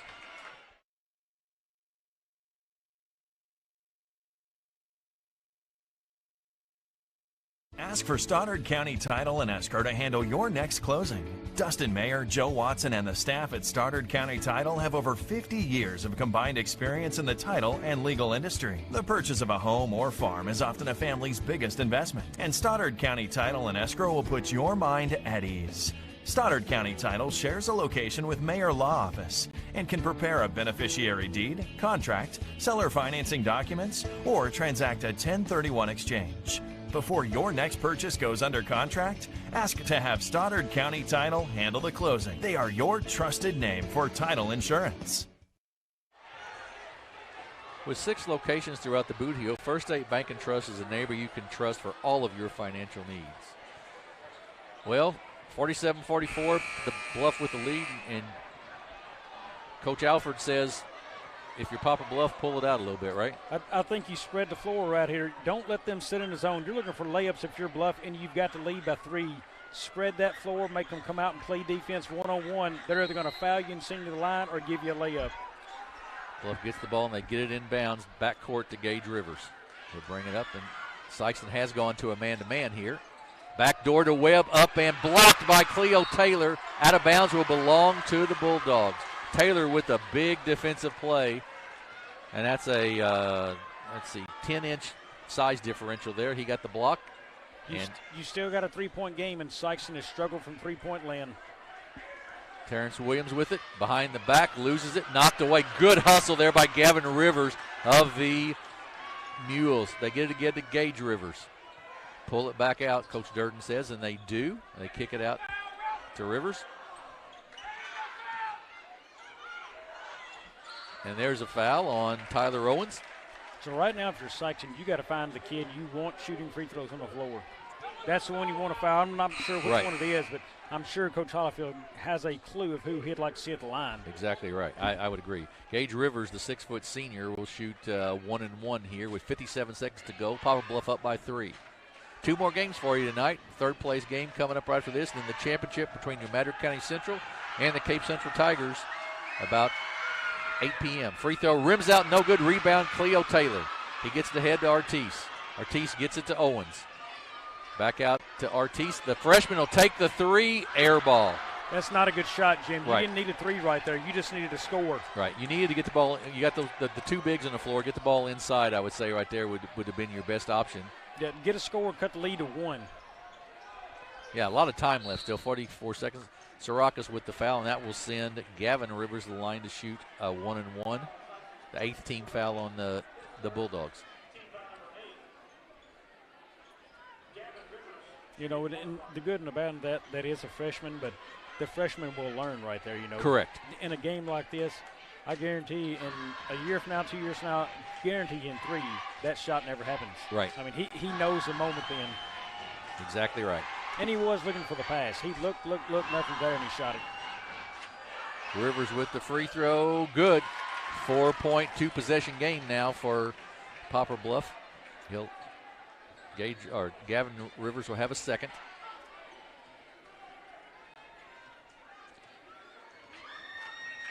Second free throw. Also nothing but net this time. Going to have a sub in the ball game. That is Cannon Carr. He'll replace Gavin Rivers for the Mules. So still a 2-possession game. You don't have to have a 3 right here, just a score. Right, that is exactly right. Good call. Very good call. Artist with it, kicks it off to Owens. I sure want to get it in Taylor's hands if I could. And I do. 3-pointer, it's going to be air ball as well. Out of bounds or belong to the Mules. And it seems like I'd like to get that ball inside right there. Yeah, get it inside or get a better looking shot. Now get up on them and foul. You got to foul right away. Go for the steal. If you don't get it, foul. Brummett gets it in to Rivers, and he does this, what you said there, Tyler Owens with the foul quickly, and that will send Gage Rivers, the 6-foot senior, to the line to shoot a 1-and-1. 5-point game, 49-44. Been a good game. I don't think it's been more than 6 points either way the whole ball game. Been pretty close. Yep, been a good game. Sikeston led the whole first half. Bluff got a lead early in the third quarter. Then Sikeston came back and went up by 5, I believe. And then Poplar Bluff since then has come back and now has the 5-point lead. Make it 6. There's the senior at the line, very calmly knocking a free throw down. Now you're at the point you almost have to shoot the 3, or you got to score quickly and get a turnover foul quickly. You've got to knock down shots either way. Second one also good. Yeah, you're exactly right. You got to have that 3. You probably would like to see Sirakas try to get open, but I imagine Webb's not going to allow that to occur since he's guarding him. Artist with it. He gives it to Sirakas. They double-team him. They kick it to Artist. He thought about the 3, doesn't take it. 16 seconds to go. They got to get a shot up. Yeah, way too much dribbling with the time running off the clock. Owens with it. Give Bluff credit for keeping the ball out, though they moved Sikeston's offense out there with their defense. Good job of defending by the Mules. Yeah, great closeout defense right here by Poplar Bluff, and did not foul in that situation. Owens will inbound. 7.5 seconds to go. 7-point Bluff lead. Taylor with the 3. It's going to be an air ball, no good. Rivers brings it down. He's going to be called for walking, I believe. And it'll be Sikeston's basketball with 2 seconds to go in the ball game. 51-44. Graham checks in, replacing Rivers. I think he turned an ankle a little bit or something there, caused him to walk. They do get it in bounds. A steal by Brummett, and that's going to be the ball game. Final score, Poplar Bluff 51. They end up being 5th place in the SEMO Conference Tournament. Sikeston Bulldogs 44.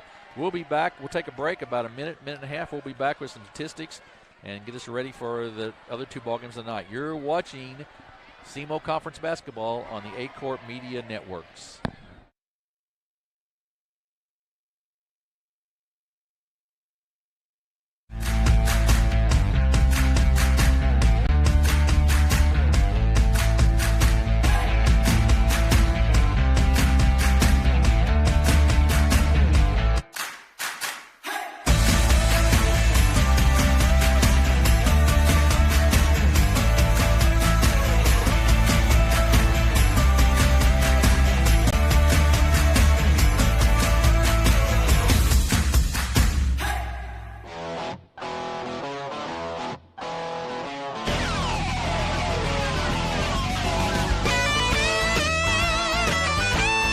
We're right here at King Jerry Lawler's Hall of Fame Bar and Grill on world-famous Beale Street, and as you can see, oh my gosh, we have the best barbecue ribs in Memphis.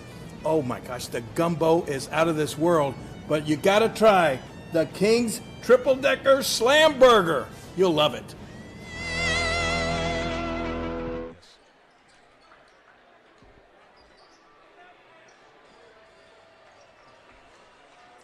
We are back at Sikeston High School. We finished up our first game of the night. That's consolation championship. It was Poplar Bluff 51, Sikeston 44.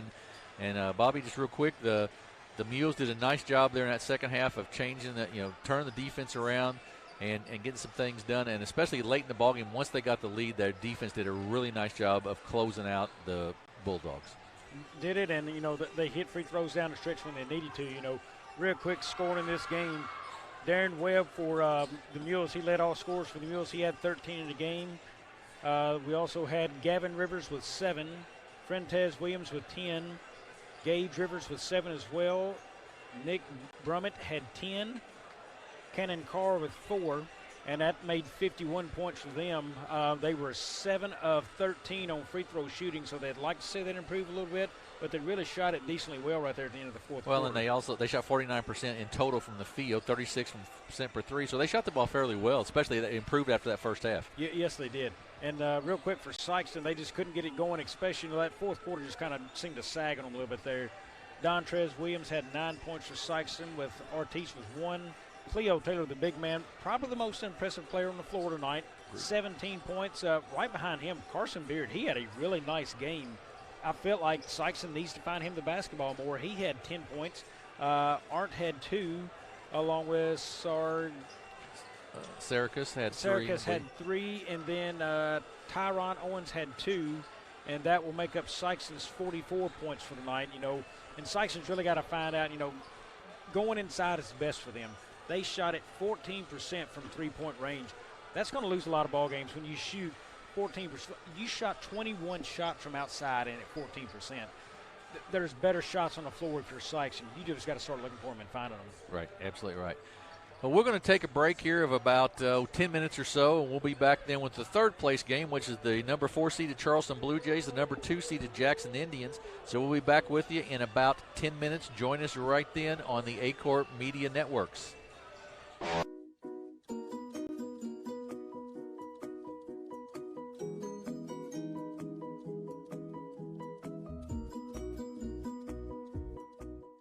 The team at Burns, Taylor, Heckmeyer, Green, and Edwards have been serving Southeast Missouri for nearly 40 years. When you have been injured on the job, call Burns, Taylor, Heckmeyer, Green, and Edwards. When you need someone to fight for your rights, call Burns, Taylor, Heckmeyer, Green, and Edwards. When you need dedicated, aggressive legal representation, choose local attorneys. Call Burns, Taylor, Heckmeyer, Green, and Edwards.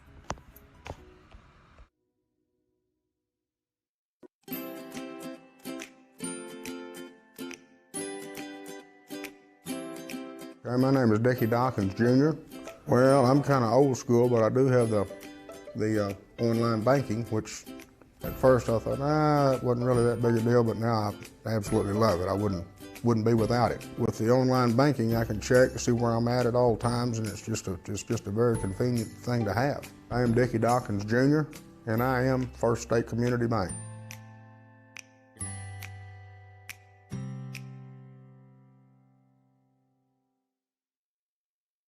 Focus Bank offers a wide range of business services, including loans, lines of credit, and equipment leasing. We also offer free business checking and business money market accounts. In addition to business and commercial loans, Focus Bank has been making farm and ag loans for over 80 years. We understand the importance farming means to our local community. We're part of that community, and we're here to help it thrive. Visit focusbank.com and learn how we can help you grow your business. Experience the magic of Christmas in the Hollow. An all-new Christmas tradition awaits, where your family can find and take home the perfect tree, ride the train through the Wonderland Christmas lights, and even meet the big man himself.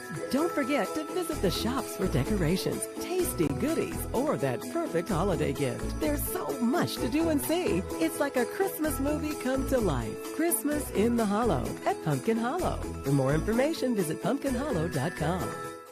Ask for Stoddard County Title and Escrow to handle your next closing. Dustin Mayer, Joe Watson, and the staff at Stoddard County Title have over 50 years of combined experience in the title and legal industry. The purchase of a home or farm is often a family's biggest investment, and Stoddard County Title and Escrow will put your mind at ease.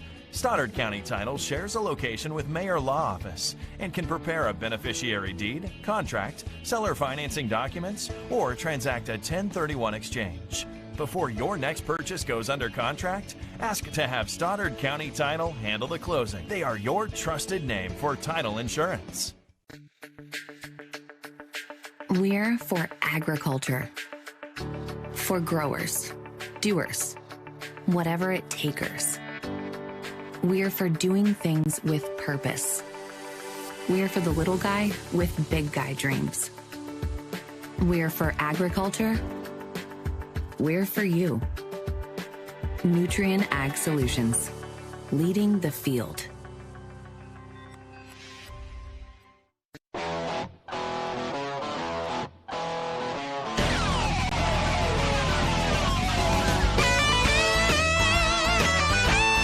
We're right here at King Jerry Lawler's Hall of Fame Bar and Grill on world-famous Beale Street, and as you can see, oh my gosh, we have the best barbecue ribs in Memphis. Oh my gosh, the gumbo is out of this world, but you gotta try the King's Triple Decker Slam Burger. You'll love it. To make the right decisions for your operation, you need two things: accurate, secure data and the ability to make it work for you. Introducing AFS Connect Advanced Farming Systems from Case IH. AFS Connect puts you in total command of your operation, bringing together your farm, fleet, and data like never before, with ongoing support from your Case IH dealer every step of the way, so you can increase efficiency year-round. Whether you're optimizing soil conditions, managing nutrients, planting, or harvesting, AFS Connect allows you to remotely monitor every machine. You'll have access to location, diagnostics, fuel, and engine data, giving you the information you need to make the right decisions for your operation. Now that's rethinking productivity.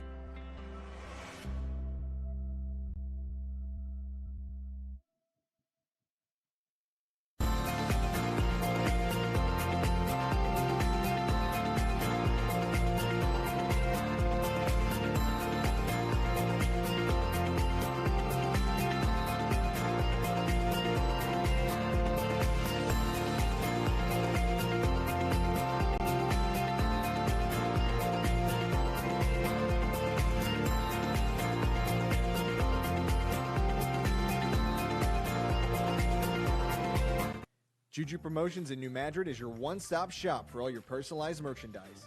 Whether it's screen printing, embroidery, promotional products, heat presses, or decals, we've got something that will suit your needs. So you, your school, or your business will always be looking its best. There's tons to see, from apparel to accessories. So what are you waiting for? Stop into Juju Promotions today in New Madrid, Missouri. And don't forget to like us on Facebook.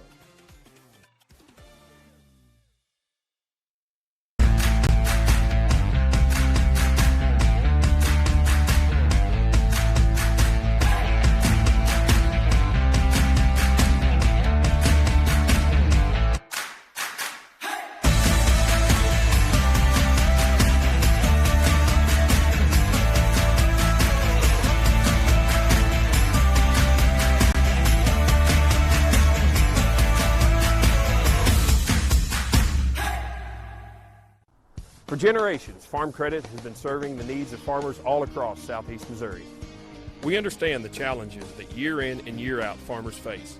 Our focus is on building long-term relations, whether you're full-time, part-time, or part of the next generation on your family farm. As a young beginning farmer, we offer the resources that will make your job a little easier with our Ag Sunrise program, specifically tailored for your operation. For more information on our Ag Sunrise program or how we can benefit your farming operation, come by Farm Credit in Dexter.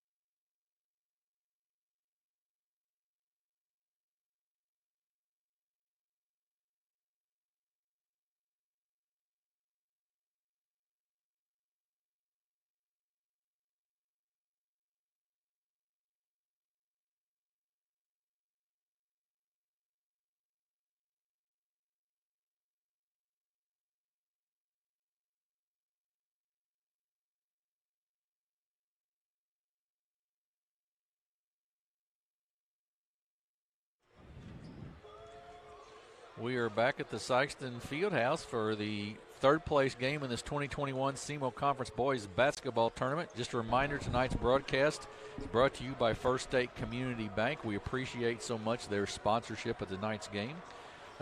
Jackson got here. They're the number 2 seed. They ended up in the third place game. They got here with a 61-53 win over Notre Dame on Monday night.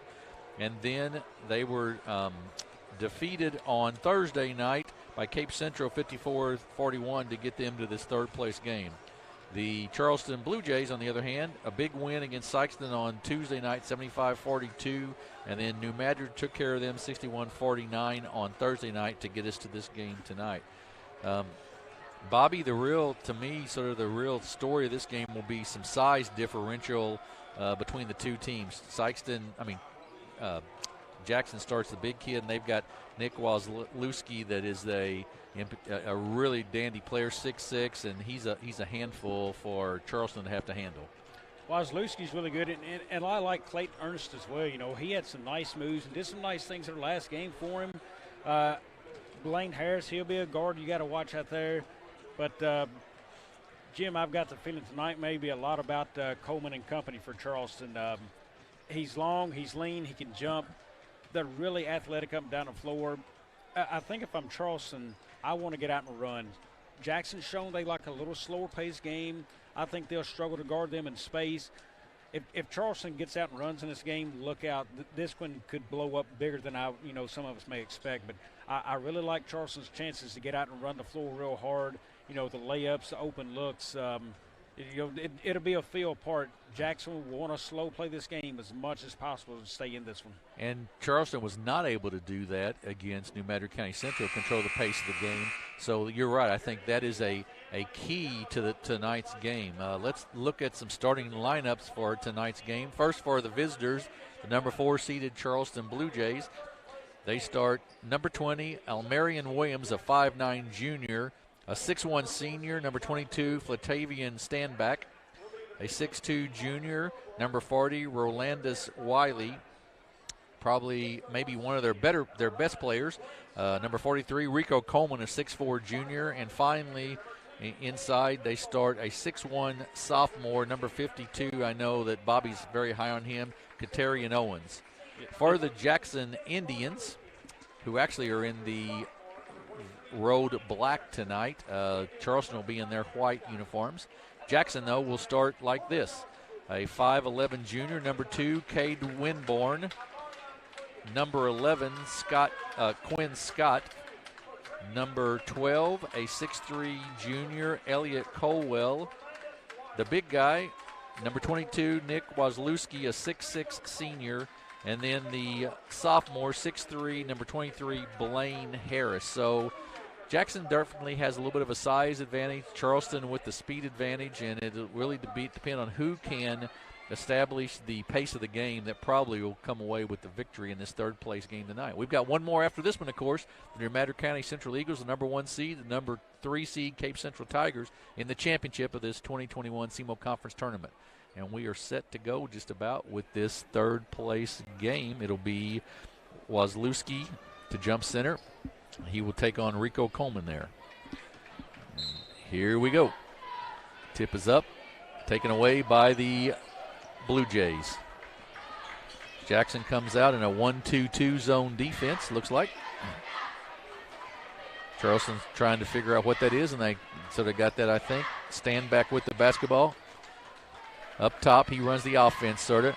They give it a three-pointer for Williams. It's long, no good. Going to run it down. Rico Coleman with a nice save, gets it into Owens, and he's going to be fouled.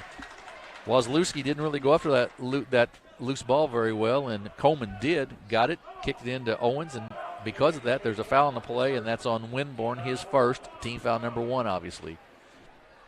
Charleston set the inbounds. They get into Coleman. Back out to Williams. He loses it but gets it back and will sort of set up at the top now. Now Jackson in more of a man-to-man, it looks like, after the out-of-bounds. And I don't think that defense is going to favor Jackson at all. Owens inside. He goes up, misses the shot, no good. Wazlewski altered that shot. They kick it across left side to Scott. Jump shot up by Blaine Harris, up and good. The 6'3 sophomore with the basket, and Jackson with a quick 2-0 lead. Now they go back to the 1-2-2 defense. They'll switch just the one time down the floor from Coach Darren Scott. And that's what, if you can confuse a team, changing defenses a lot, Bobby. We talked about it in that first game a little bit. That's a huge benefit. But it keeps them guessing what offense to run. Williams with the 3, long, no good. 2 threes so far, neither one of them good. And Jackson with the basketball. That's Winborn with it up top. Inside to Wazlewski. He goes up, shots no good, partially blocked.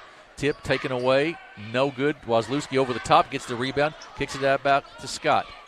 Now top of the circle. Left side 3, Winborn, good. Good ball movement by the Indians right there. I want to see us. I believe that's the first look we've had at Winborn in this tournament, correct? Could be. I believe he played. Which was the other starter we hadn't had to look at yet? Quinn Scott. Yes, Quinn Scott, yes. Charleston with the basketball. Up top is Standback to Wiley. Trying to solve that 1-2-2 zone right now, the Indians, which will slow the pace of the game down. Standback's going to be called for a walk. Little hop step before he took off there, and a turnover. And Jamarcus Williams, coach of Charleston, not very happy. Standback's a good enough shooter right there. He's got to believe in that shot and take it. He had a chance for a 3. Go ahead and knock that down. Winborn with the ball in the backcourt. Kicks it to Wazlewski at the top of the circle. He plays the high post. Nice pass inside, up off the glass. No good. Rebound taken down by Owens of the Jays. Quickly out is Coleman. Gets it knocked away, though, and taken away. A steal for Jackson. They get it ahead to Wazlewski. He goes up for the two-handed flush. Two-handed slam by Wazlewski. Coach Williams of the Blue Jays not very happy. He's going to take a 30-second break. We'll take one as well. It's Jackson 7, Charleston nothing. You're watching basketball on the A-Corp Media Networks. Rough start. 2 games in a row. Yeah, they're struggling to figure out that 1-2-2. And they got some shooters. Experience the magic of Christmas in the Hollow.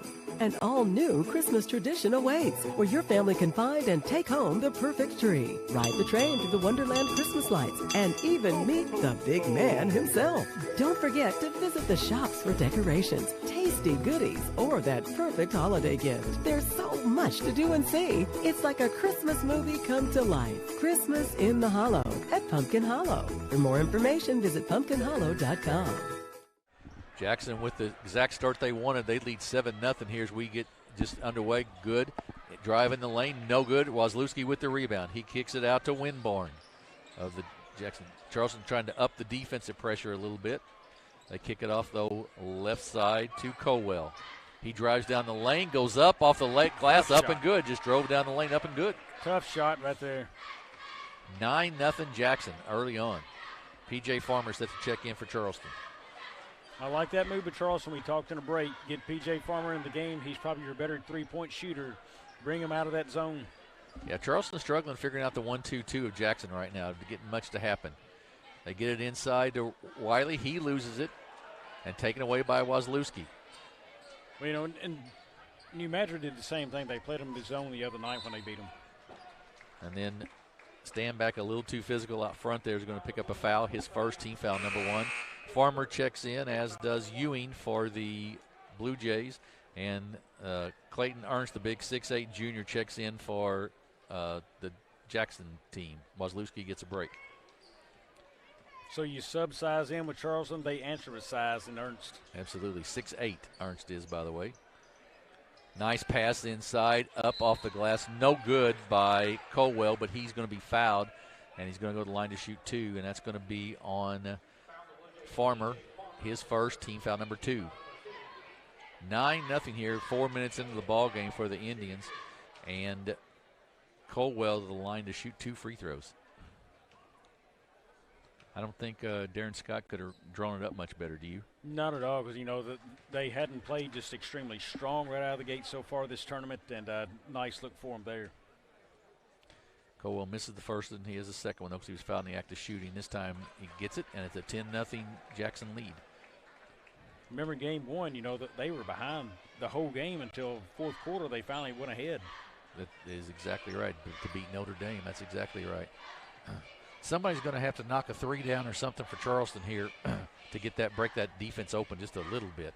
They give it to Farmer. He'll take that 3 from the left side, and there it is, 3 for P.J. Farmer, and it's 10-3. He likes a 3 ball, but don't forget Standback, because he can knock him down out there. He's the kid I feel it's very sneaky shooting. He'll sneak up on you and have 20 before the game's over. Harris out front, a lot of dribbling, probably too much, frankly. A 3 then up off the mark, no good. Rebound taken down by Standback. He kicks it left side to Farmer. He's open for 3 again, off the mark, no good. Rebound taken down by Ernst. He kicks it out to Winborn, and Jackson comes quickly up the floor. They give it off to Harris. He's in the lane, spin move up and good. Nice spin move to the right and then back left and makes it. Only thing would have made that prettier if he shot that left-handed. 12-3, Jackson with the lead. In the lane, we're going to have a foul called on there as Williams cut down the lane. I think Charleston would love to get into more of a transition game, but right now Jackson's knocking down shots. Right. Yeah, you've got to have missed shots to get into that transition game. You're exactly right. And now Jackson goes with Waliski and Ernst in the ballgame, so they've got 6'8", 6'6". They've got some size inside. You can figure they'll start pounding it in a little bit. Farmer catches the inbounds pass. He's going to drive down the lane. He's going to go up off the glass. No good. Tipped. Taken down by Winburn. He's going to try to beat people down the floor. He pulls it out. He's going to take the three up and good. Nothing but three. And that's how the game has changed from when I was growing up, because you would have never pulled a three. Of course, we didn't have the three-pointer, but you never would have pulled it out. You'd have got the ball inside to Wozleski right there. But he had confidence. Winborn did and knocked it down. Well, bigger for Charleston right there. Look, right now, nobody's out top. Nobody's deep right now on the defense. You're getting beaten back on the floor. You had two guys at the wings standing and watching this game. Nobody getting back on defense. Yeah, that's a good point. That top guard, when the point guard drives inside, the other guard's got to rotate up, don't they? Yeah, and it's poor rotation. But, again, they're used to hitting shots, scoring right there, and then getting up on D. And I think that's what these teams are doing. They're looking to get up and press right here, because look where they're playing on D. They're up. They're playing man-to-man. Winborn with it. Charleston in a man-to-man. P.J. Farmer guards him. And it's going to be a foul on Farmer. That's going to be his second, I believe, on a reach. That'll be 2-3 team fouls on the Blue Jays. Braden Toma checks in for the Indians. And we'll see Rami Turner check in for the Blue Jays, replacing P.J. Farmer. That's a big loss right now for Charleston. Farmer, the three-point shooter, out, and they're playing a zone. Yeah, playing against a zone. That's exactly right. Exactly what Jackson was hoping for, that kind of situation. They get off to Ernst. He gives it right back to Toma. Up top, Ernst. Lewinsky, nice move to the basket, but misses the shot. No good. Rebound by Wiley. He gets it ahead. Up and off the glass, and good for Flatavian Standback of the Blue Jays. Cuts the lead to 10. That's the transition Charleston was looking for. Then we're going to have a foul on Dentrez Ewing. Coach Williams, it's been a very closely called game so far, and I don't think Coach Williams has been very happy about that, but that was definitely a reach-in foul there, no question. One thing, Jim, I like what Sikeston's doing right now. Against the man-to-man, they're running cutters through, looking for layups. High percentage shots. Three ball up and good by Steven Schneider, who's in the ball game for the Indians, and it's 18-5 Jackson here with 1:40 to go in the first quarter. And I want to say, isn't that the third three-pointer they've hit this quarter? Yes, I believe it is. That's exactly right. Stand back in the corner to Turner. Inside, jump shot up and good. Good move there by Dentrez Ewing, the 6'5 senior. He gets a basket, and it's 18-7. Really good-looking shot from Turner. Got separation there, elevated, and shot it over him. Going to have a timeout by Coach Scott there. We'll take one as well. It's Jackson 18, Charleston 7 with 1:16 to go in the first quarter. We'll take a quick break and be back here on the A-Corp Media Networks.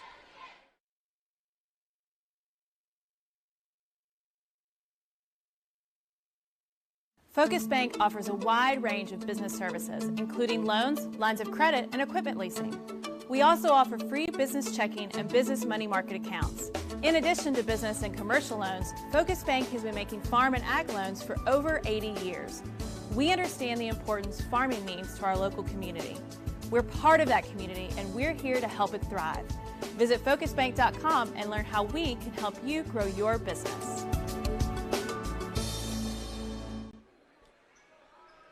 Back with Jackson with an 18-7 lead, and Bobby Jackson has shot the ball really well. Extremely well, and I think Charleston's in a little bit of shock of that and not really getting into a flow. Charleston struggled to find the offense they've wanted, the flow, not getting back on defense, backfilling as well. A little bit different game from Charleston, what they're used to. They're going to have to try to up their defensive pressure somehow. Quickly up the floor comes Jackson. That's Braden Toma.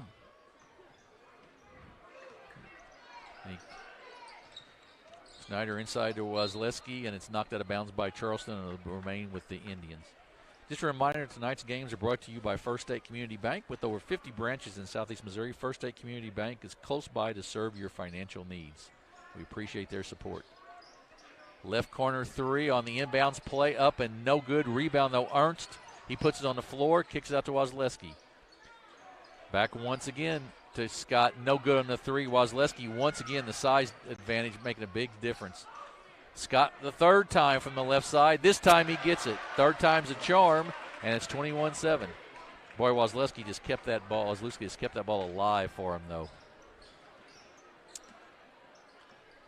Charleston looking for a way to score, struggling offensively here. Wiley for three, up, no good. Rebound inside. That's going to be an over-the-back call as Dentrez Ewing got the rebound. That's going to go on Schneider. His first, team foul number 3 on the Indians. Wholesale substitutions for Jackson. Winborn comes back in. Borgfield's in, and I believe that was Toma, the other Toma maybe that came in. No, I take that back. It's Colwell that came in. Matchup for Charleston right now. Look, number 43, Rico Coleman against number 12, I believe, with Jackson there. A little bit of size right there. Good defense there. Wazlewski against Williams. A lot of size difference. Inside to Ewing, up, blocked. They were looking for a goaltending there. Ewing with the rebound. It's up. It's no good, but go to the line to shoot 2. I think that was up close to a goaltending, no question. Well, he got it in front of the rim. It did not touch rim, but there's no arc inside of there, True. It's hard to tell where those players are at, so we're not at the college NBA level.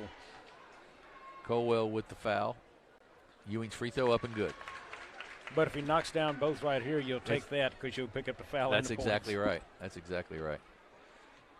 He has a second. Ewing's had a nice quarter so far, and he makes them both. 21-9, Jackson with the lead. 6 seconds to go, trying to get a shot off here before the end of the quarter.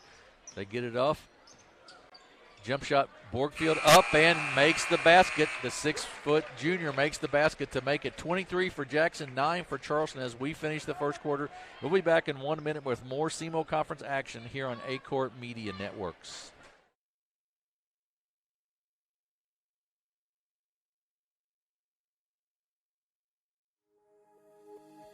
Powell Funeral Home in Canton, Missouri is here to provide comfort in your most trying time.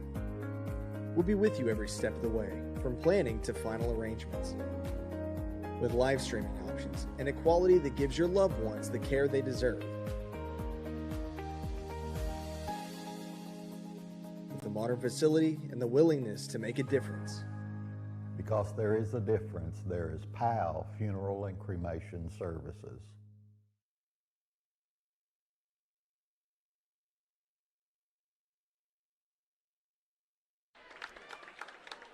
Back at the Sikeston Fieldhouse, third place game at the end of one quarter. It's Jackson 23, Charleston 9. And Bob, you've got some stats there, and you can understand when you look at the stats what the score is.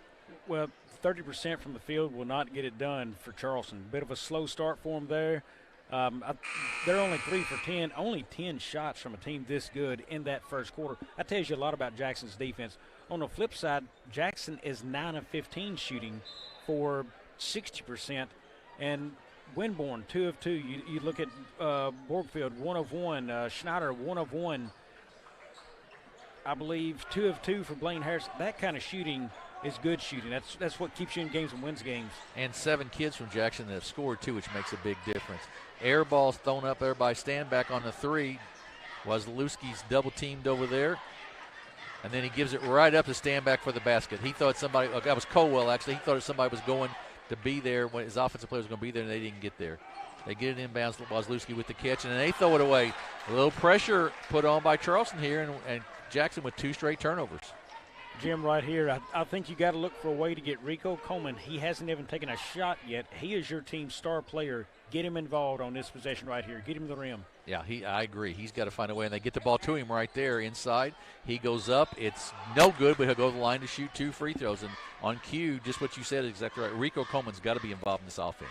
Yeah, and no matter what, now he's touched the ball. He's done something. He feels a part of this game. He's a player who needs to, be fed the rock some. He needs to shoot.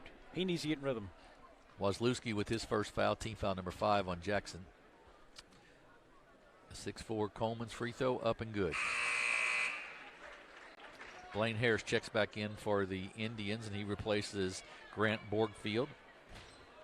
Another stat for you in that first quarter, Jackson 66% from 3. That's 4 of 6 in that first quarter. And you have to assume if you can withstand the onslaught, they're not going to shoot the ball like that all night, but still, that's awfully good shooting.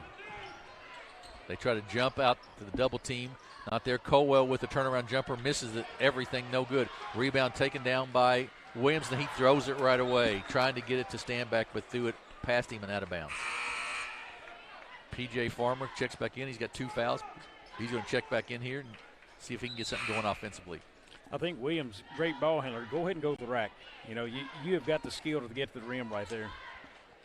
Owens checks in as well for the Blue Jays.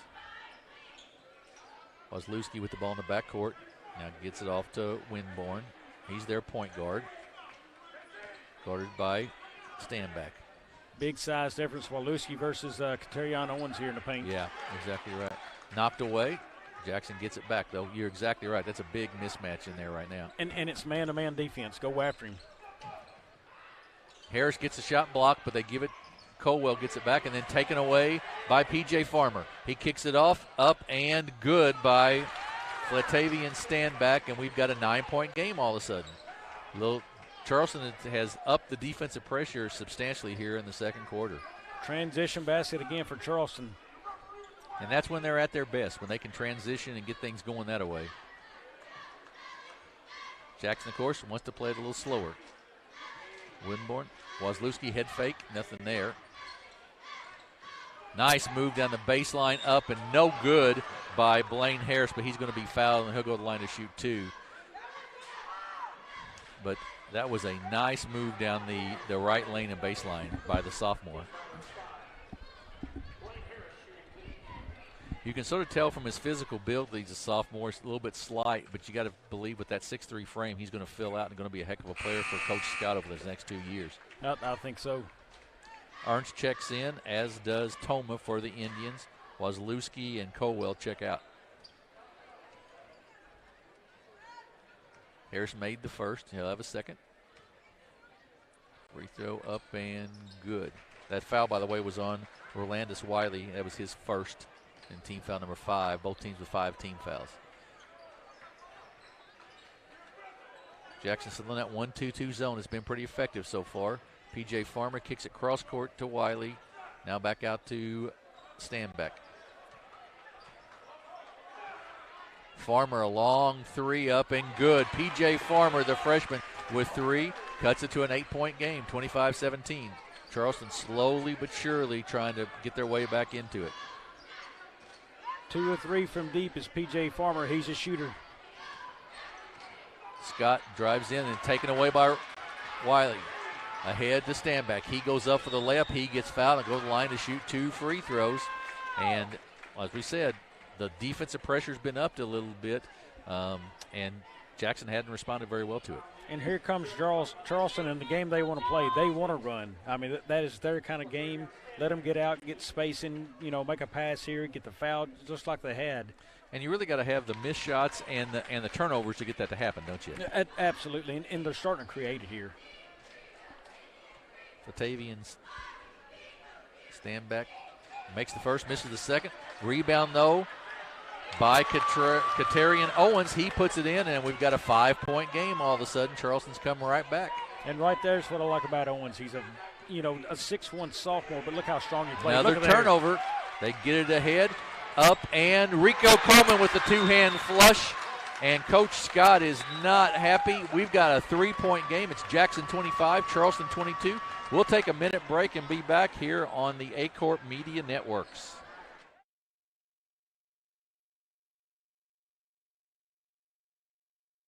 Juju Promotions in New Madrid is your one-stop shop for all your personalized merchandise.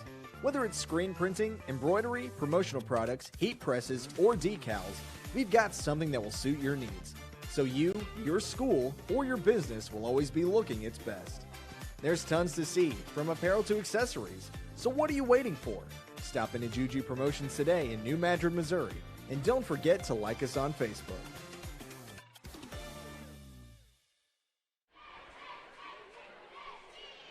Attorneys Darren Todd and Lee Atwell are ready to serve your legal needs. See Todd and Atwell LLP in Kennett, Missouri. 25-22, Jackson with the lead, but they were up by about 12 here, or 14 just a few minutes ago. And, Bobby, it's really all hinged on Charleston's defensive effort. Defense is the name of the game. Charleston's long, they're quick, they're fast, they're getting out there. Right now, Jackson needs to slow this game down. I believe a slower-paced game favors Jackson. Don't let Charleston get in rhythm, and Charleston has done exactly that over this minute here in this second quarter. Jackson's got to find a way to handle the ball a little better, get a better look, and then work that ball inside on the offensive end. Winborn will bring it up against Flatavian Standback. He loses off his foot. Another turnover. Standback gets it ahead to Coleman. Coleman up and good, and we've got a 1-point basketball game. Jackson is just not handling the defensive pressure at all right now. Right, the trap's fixing to come at half court, but he left his man, or it did last possession. Ball's loose, but brought down by Jackson in the lane. They get it inside to Ernst. A reverse layup, left-handed up and good. That's Clayton Ernst with the basket, and the first basket from Jackson in a while, and we get a chance to tie it up right here. It rims out, no good. Rebound taken down by Blaine Harris. He gets it ahead to Winborn. Winborn's going to pull it back out now and reset some offense. Harris with it, knocked it out of bounds. Good hustle there by Rico Coleman getting on the floor after the ball. I like Jackson's thought process. Give it to the big man and let him bury his guy under the goal. Good job, Rico Coleman, getting around him. It's not easy getting around that guy. No, that's exactly right. That's exactly right. Jackson with the basketball on a 3-point lead. They've led the entire ball game. 3-pointer by Scott from the corner, rims out, no good. Ernst, though, with the rebound up and good. Is he a natural left-hander, do you know? I'm not 100% sure. He shots 2 shots he's made left-handed on that side of the basket, so it makes sense. But Farmer thought about the 3, doesn't take it.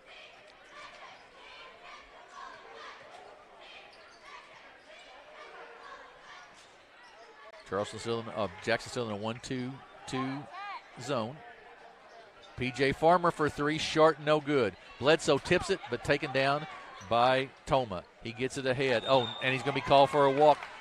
That time, Blaine Harris just couldn't get rid of it fast enough. He had the right idea to try to get it into Wozleski, but couldn't get rid of it fast enough. Sneaky defense by P.J. Farmer. Looked like he was fixing to draw the foul, ducked under it, just run past him, calls the walk.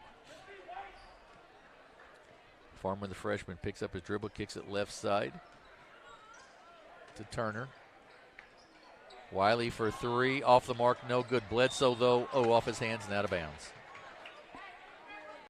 Belong to Jackson. 5-point Jackson lead, 3:28 to go. Charleston has been as close as a point here in the second quarter. Dentrez Ewing, who's had a nice game so far, checks in, and Ben Bledsoe checks out for the Blue Jays.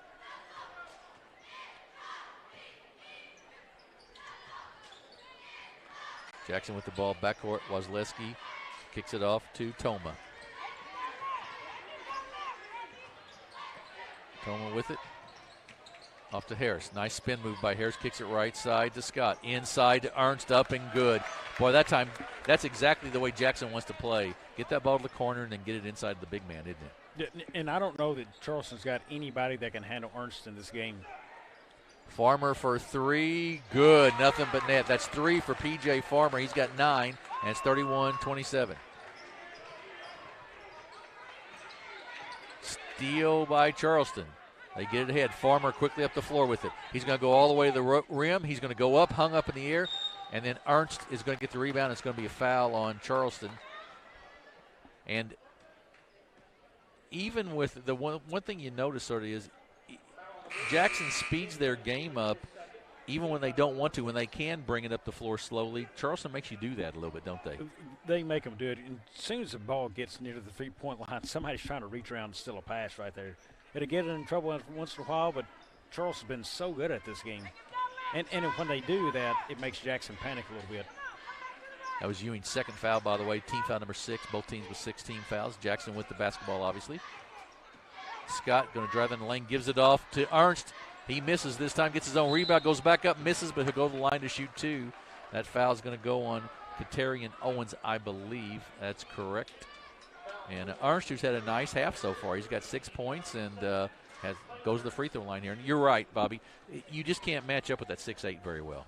And, you know, and he doesn't look like a basketball player just visually looking at him, but, man, he plays it so well. Even the shot right there, the high shot release. Right. I mean, I've been really impressed by the kid. You know, watching him last week, again, watching him tonight. Very, very impressive. From what I understand, very good baseball player, I do believe. Well, and they said it's 6'8" and not a slender 6'8". I mean, he's not a heavy kid, but he's solid. You know, he's going to be hard to push around in there, no question. Yeah, and he's very smooth. You know, the reverse layup he had earlier, just very smooth the ball around the rim. Misses both free throws, and Charleston comes away with it. Rico Coleman Kicks it out to Wiley. In the corner to Farmer for another three. Good. P.J. Farmer's on fire. It's raining threes for him, and it's 31-30. He has shot several threes that's almost hit the roof in here, and they go in. A lot of arch on the ball. Left side, up three, no good for Jackson, no. But rebounded once again by Clayton Ernst, and he'll go to the line. Nope, he's going to get the foul called on the offensive end, I guess.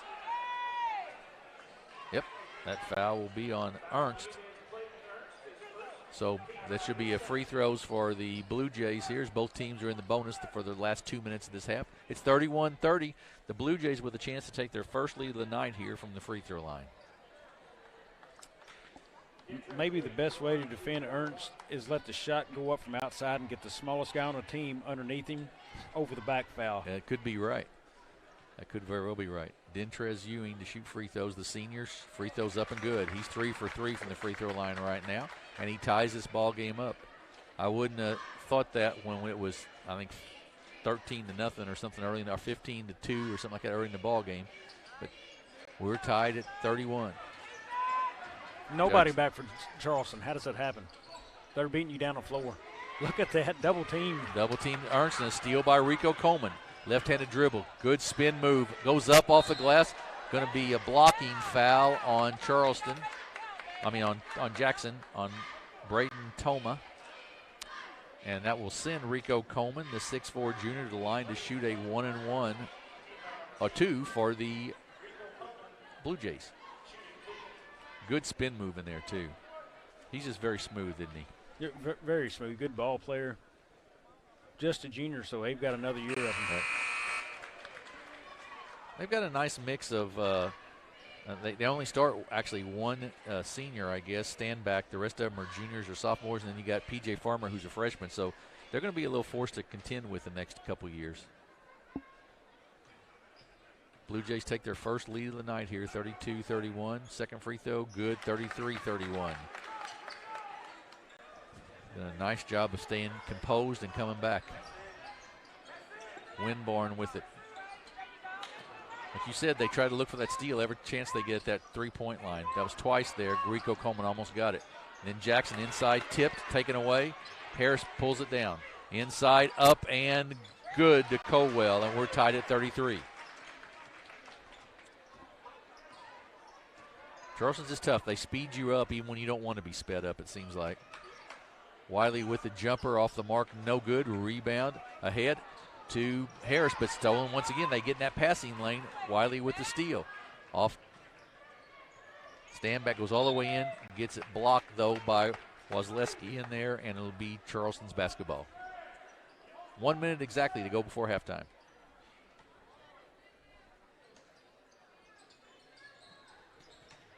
Inside Coleman going to be as a foul on the just wide out of bounds.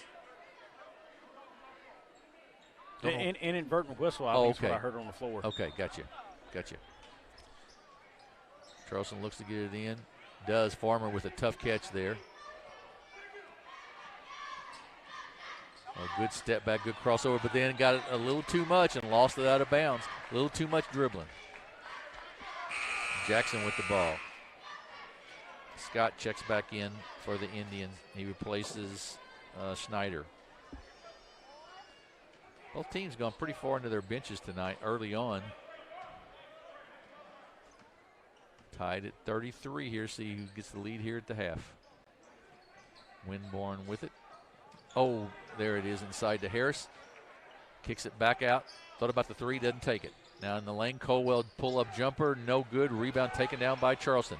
They get it ahead to Standback. He goes up and good. And Charleston with the lead, 35-33.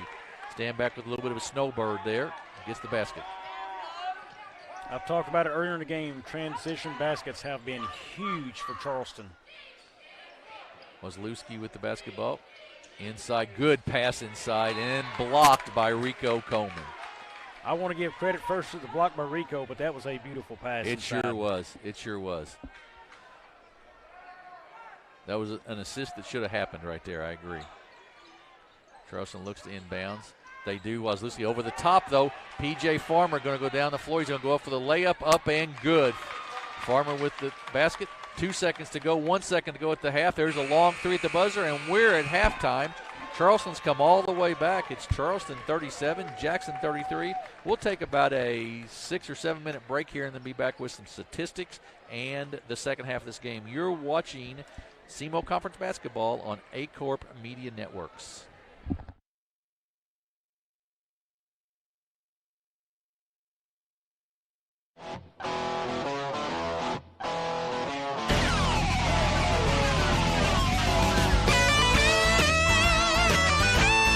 We're right here at King Jerry Lawler's Hall of Fame Bar and Grill on world-famous Beale Street, and as you can see, oh my gosh, we have the best barbecue ribs in Memphis. Oh my gosh, the gumbo is out of this world, but you gotta try the King's Triple-Decker Slam Burger. You'll love it.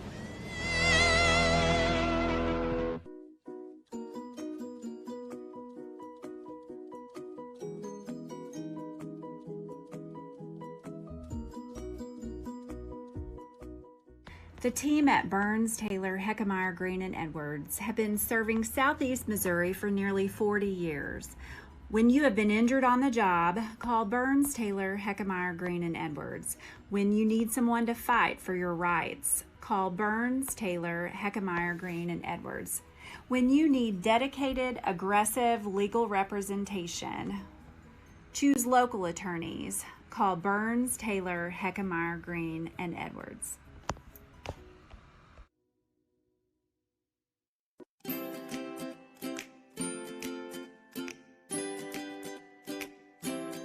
Hi, my name is Dickie Dawkins, Jr. Well, I'm kind of old school, but I do have the online banking, which at first I thought, that wasn't really that big a deal, but now I absolutely love it. I wouldn't be without it. With the online banking, I can check to see where I'm at all times, and it's just a very convenient thing to have. I am Dickie Dawkins, Jr., and I am First State Community Bank.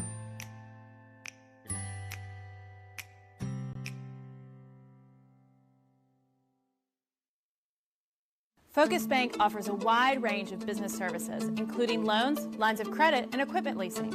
We also offer free business checking and business money market accounts. In addition to business and commercial loans, Focus Bank has been making farm and ag loans for over 80 years. We understand the importance farming means to our local community. We're part of that community, and we're here to help it thrive. Visit focusbank.com and learn how we can help you grow your business. Experience the magic of Christmas in the Hollow. An all-new Christmas tradition awaits, where your family can find and take home the perfect tree, ride the train through the Wonderland Christmas lights, and even meet the big man himself. Don't forget to visit the shops for decorations, tasty goodies, or that perfect holiday gift. There's so much to do and see. It's like a Christmas movie come to life. Christmas in the Hollow at Pumpkin Hollow. For more information, visit pumpkinhollow.com. Ask for Stoddard County Title and Escrow to handle your next closing. Dustin Mayer, Joe Watson, and the staff at Stoddard County Title have over 50 years of combined experience in the title and legal industry. The purchase of a home or farm is often a family's biggest investment, and Stoddard County Title and Escrow will put your mind at ease. Stoddard County Title shares a location with Mayor Law Office and can prepare a beneficiary deed, contract, seller financing documents, or transact a 1031 exchange. Before your next purchase goes under contract, ask to have Stoddard County Title handle the closing. They are your trusted name for title insurance. We're for agriculture. For growers, doers, whatever it takers. We're for doing things with purpose. We're for the little guy with big guy dreams. We're for agriculture. We're for you. Nutrien Ag Solutions, leading the field.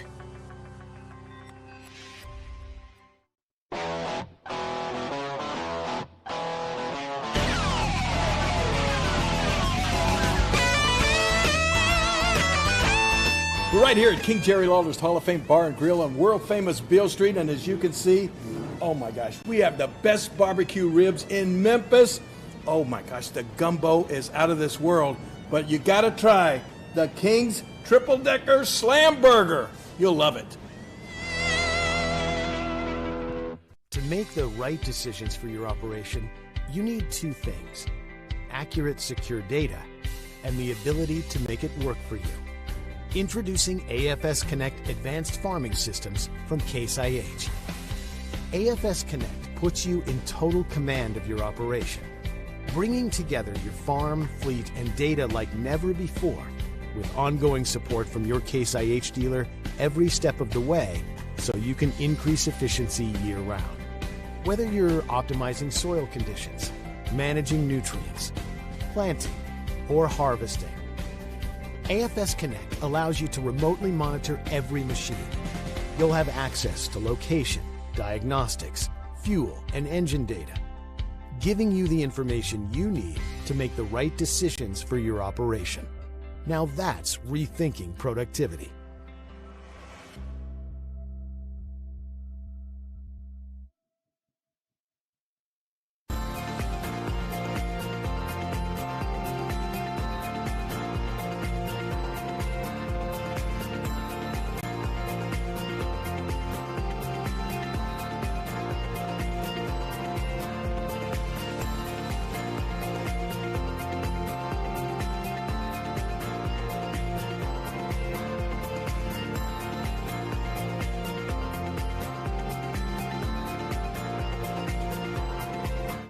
Juju Promotions in New Madrid is your one-stop shop for all your personalized merchandise.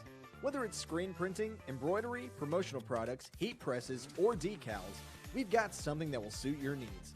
So you, your school, or your business will always be looking its best.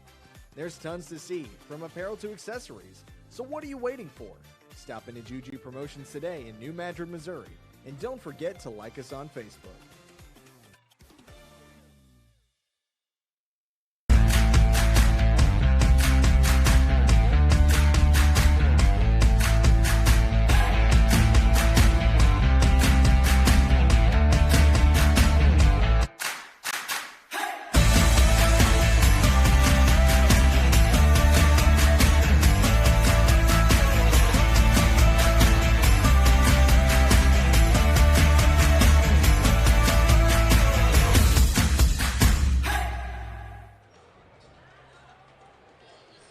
Back at the Sikeston Field House, we're at halftime of the third-place game between the Charleston Blue Jays and the Jackson Indians. Charleston with a 37-33 lead, and Bobby, it was really the tale of two quarters in that first half. Well, it was. Jackson started out 9 of 15 in that first quarter, and now it's 13 of 26. Their shooting went down. They only got 9 shots off in the second quarter versus 15. Meanwhile, Charleston, they got up 18 shots. I think they only had 10 shots released that first quarter. They shot 18 times that second quarter. It turned around, and how many of them were layups? Just getting the ball out front and running with the ball. The other thing, I think the difference in the game right now is 4 points, correct? Well, free throw shooting, Charleston is 7 of 10. Jackson right now is only, 3 of 6. That's a difference of 4 free throws made. The score is 37-33, 4-point game. And you would think with Jackson's size advantage that they would shoot more free throws if that ball was inside. You'd think there'd be more hacks and that kind of thing, wouldn't you? I don't know that Charleston's big enough to jump up there and touch a 6'8" kid's hand. That could be. Rico Coleman isn't, but I'm not sure about some of the others. Yeah. But, real quick, some of the scoring in the game for Charleston. Travion Standback, he has 8 points in the game. P.J. Farmer leads all scorers with 14 as he is shooting 4-7 from 3 at 57%. He has really, really lit it up there. I expect Jackson to make some changes to get out on him the second half. Also, Wiley has not scored in this game. Rico Coleman has 8. Dentrez Ewing with 5, and Katorian Owens with 2. For Jackson, it is Winborn with 6. Schneider with 3 points in the game. Grant Bogfield has 2 points. Quinn Scott with 3. Elliott Cowell with 5. Nick Waluski, he has 2. Blaine Harris has 6. And Clayton Ernst has 6. Or Clayton Ernst, I'm sorry. Very spread out in the scoreboard for Jackson. You don't know who you want to go get. I think Charleston will probably make a little bit more focus of doing something about Ernst's rebounding down low. He and Wasilewski. kind of giving some problems down low, but besides that, expect Charleston to keep up the defense. I would think that Jackson's got to feel like they got to get more than 2 points out of Nick Wazlewski in the second half if they want to win this game, too. Yeah, and he's had the ball a couple times in size mismatches up high post. He needs to do something with the ball there, go to the rack. Here we go with the second half. Jackson with the basketball. They trail by 4. Wazlewski with it. He's going to spin move in the lane. Jump shot up and good. Just like Beautiful. that, he doubles his point output for the night. He's got 4, and it's 37-35. Coleman will bring it up against the Indian defense. Looks like they're still in that 2-3 zone right now. They were in a 1-2-2 earlier in the ball game. Playing a little switch there, and that would be stand back, free throw, no good, or three-pointer, no good. Up off the glass, no good. Rebound taken down by Colwell. Gets it ahead to Harris. He's going to beat everybody on the floor. He goes up, left-handed, up and good. Good job there keeping his concentration even as somebody flashed in front of him there. And P.J. Farmer with the basketball for the Blue Jays.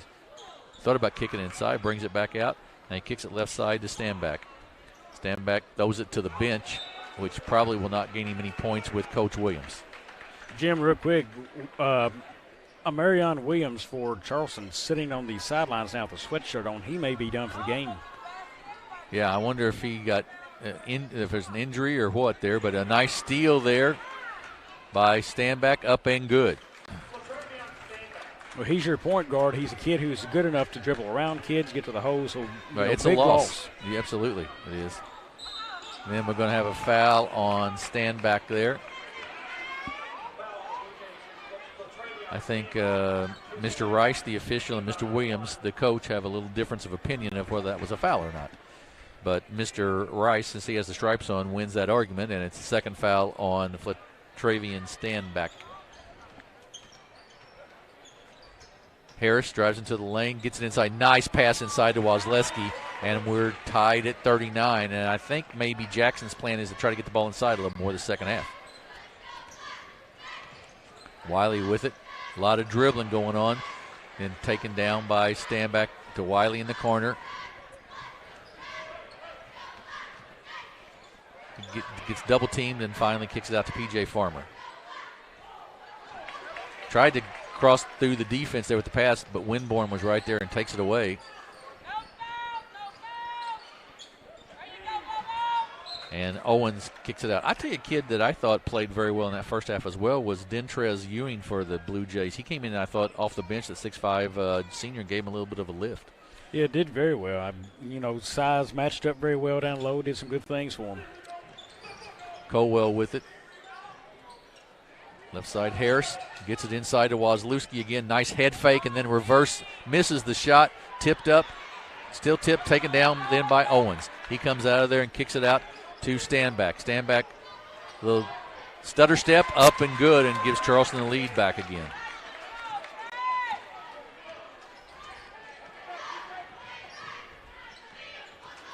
Winborn up top. Wazlewski with it.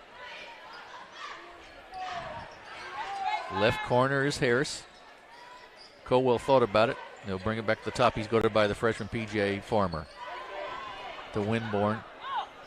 Inside to Wazlewski. Then to Colwell. He goes up off the glass, up and good. Good ball movement. Great pass by the interior post player, Wazlewski. And it makes it tied again at 41. Jackson really moved the ball well in that possession, I thought. Did, and when the help defense come, Jackson was smart with it. No call on that. Coleman misses the layup. Wazlewski was looking for a charge, no call. He gets the ball back. Now he's going to go to the basket. He's going to kick it out. Winborn for 3, off the mark, no good. Wazlewski with the rebound. Left side to Harris.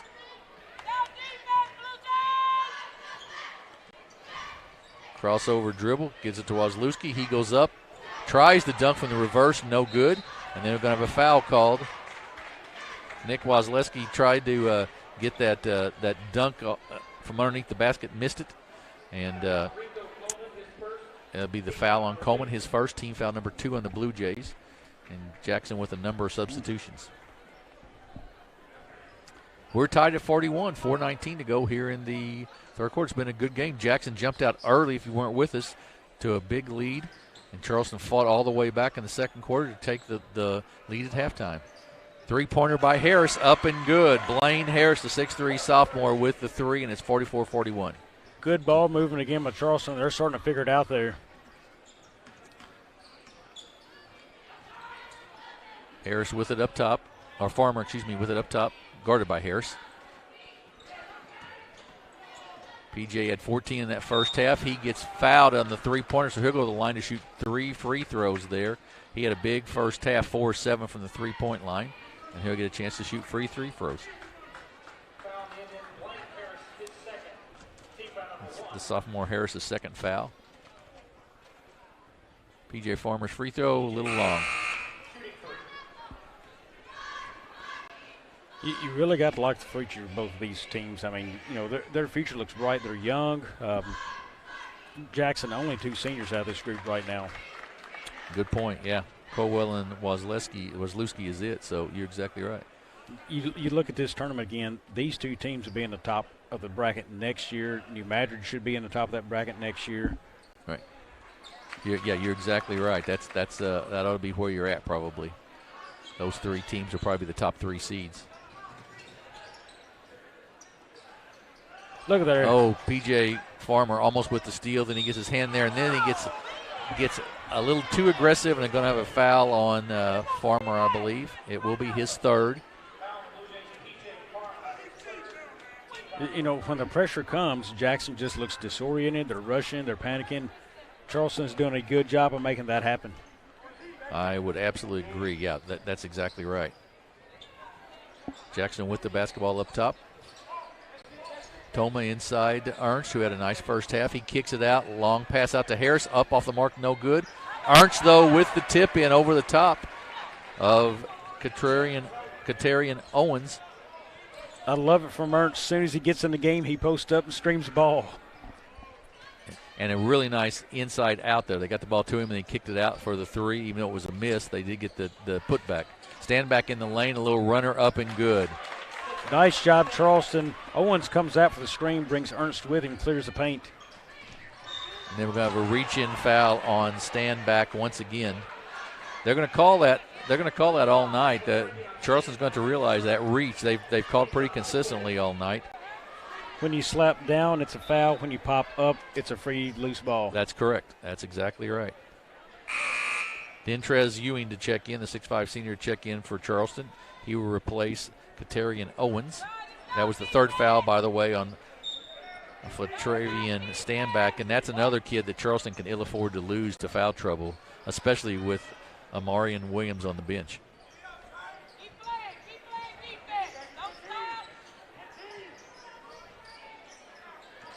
Charleston in the man-to-man. Drive inside, up and no good. Rebound taken down by Rico Coleman. Coleman quickly down the floor. He goes all the way to the hoop, up and good. 2 for Rico Coleman. He took it all the way. And then a steal almost by Wiley there. Nice read. And kicks it out of bounds to go back to the Indians. Jim, last possession is something I saw at Charleston. Reaching across the body, trying to slap a ball free. Luckily, you don't get the foul called on you, but you've got to be careful with that play. I mean, that's a foul every time in my eyes. Right. I would tend to agree with that. Toma with the ball for the Indians. They trail by 1, 47-46. Harris is going to drive the basket, kick it off to Ernst, up and good. Ernst, the big guy, with 10 now, and Jackson comes back in the lead, 48-47. Good game here, 1-pointer with 2 minutes to go here in the third quarter. Rico Coleman, shake and bake, jump stop, no good. Ernst with the rebound for the Indians. He kicks it out to Toma, and they throw it away. Just got a little bit carried away there. That's one of those, once you get possession of it, just take your time. There's no sense rushing up the court. Just take time, make a good pass. Charleston will inbounds right in front of their bench. And to your point there, it's not like Jackson scored a whole bunch of points on, breakaways right here. Get down, get your offense flowing. Do what you need to do with the basketball. Ernst is going to be called for a foul. And now a 6'8 kid every time is going to get called for that reach-in foul, as big as they are. That's going to be his second, team foul number 2 on the Indians. By far and away the easiest kid on the floor to see. Yes, absolutely. Easy to make that call. Stand back with it. Nice screen there by Ewing. Stand back with a jump, step back 3. No good. Rebound, Ernst. Ahead to Toma. He goes up for the layup, up, misses it. No good. Loose, and it comes away to Charleston. Ewing gets it ahead to Rico Coleman. Coleman right corner to Farmer for 3. Good. P.J. Farmer with another 3. That's his 5th of the night. And Charleston leads 50-48. We just talked about it, Jim. Jackson rushed the ball down the floor again, didn't set up an offense, and it bit him. Right, absolutely right. And Coleman made the extra pass for the Blue Jays to Farmer, who was wide open for the 3. He has had a night. He really has had a really good night. Ernst top of the circle for a 3. It's going to be short, no good. Rebound, though. Inside, Jackson up and no good. Loose on the floor, taken away by Rico Coleman. He comes out of there with 50 seconds to play in the third quarter. Charleston with a 2-point lead. We'll see if they try to play for one. I would doubt that, but they might. Ooh, good fight inside between Ernst and Ewing right there trying to get position. And they are going to pull it out here. I like the idea of Charleston. You know, if you go into the fourth, up 2 or up 4. Right. 4 or 5. Absolutely right. Rico Coleman with the ball in his hands. Guarded there, a little pressure by Toma, not a whole lot. 21 seconds to go. Now Coleman drives in the paint, gets it blocked by Ernst. Oh, we're going to have a walking call on Rico Coleman inside. Yeah, I wanted to say I thought Ernst got off ball on that. Yeah. Oh, no, it was on Ernst. I thought it was a walk. My mistake, folks. It must have been a body on the lower arm. Right. So that's the third one on Ernst. So he'll take a seat, and Wazlewski will check back in.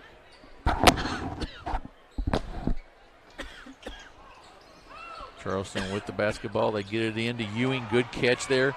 He goes up. He's going to be called for a walk. He stutter-stepped on the floor there. That's a turnover, and Jackson gets the ball back to try to score here to tie it up or take the lead before the end of the quarter. Winborn with it in the backcourt, guarded by Stanback. Stanback's giving Winborn all he wanted tonight on defense. Out of bounds.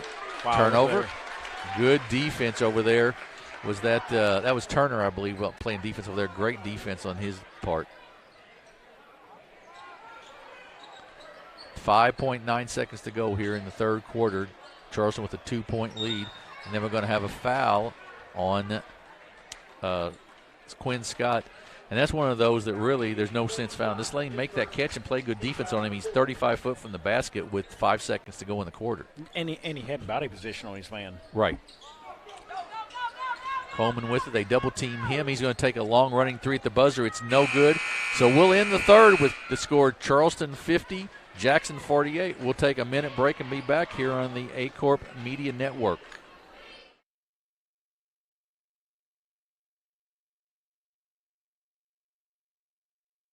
Focus Bank offers a wide range of business services, including loans, lines of credit, and equipment leasing. We also offer free business checking and business money market accounts.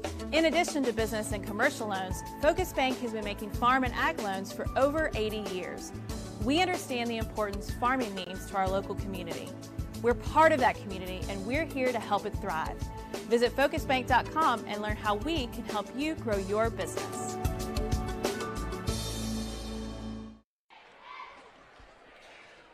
We are back at Sikeston High School. Just another of our great sponsors is Stoneville Cotton, providing cottonseed to farmers in the Bootheel for over 100 years. We appreciate their support.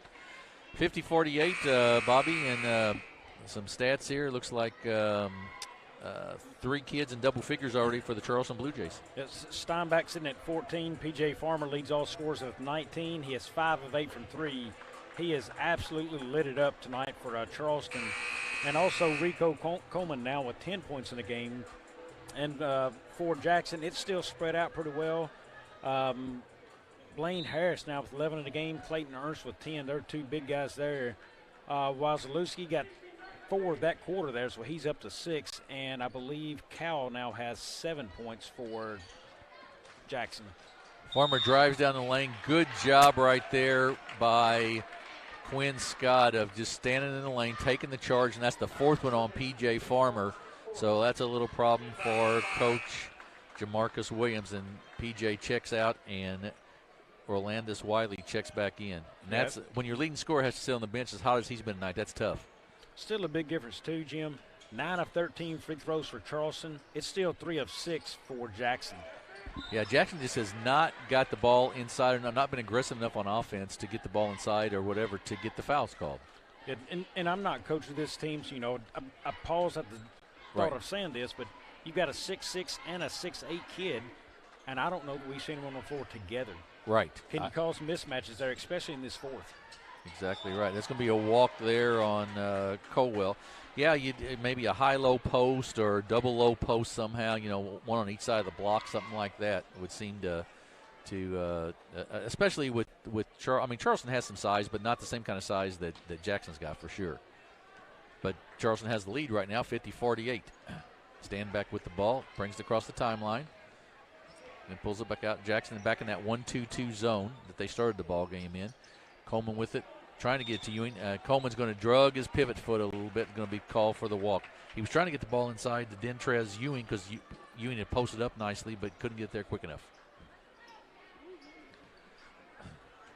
We mentioned, of course, Jackson jumped out to the big lead. Charleston fought back in that second quarter to tie it up and take the lead at halftime. And then we've got been a really even game in the second half, third quarter, and now in the fourth. Winborn kicks it to Harris.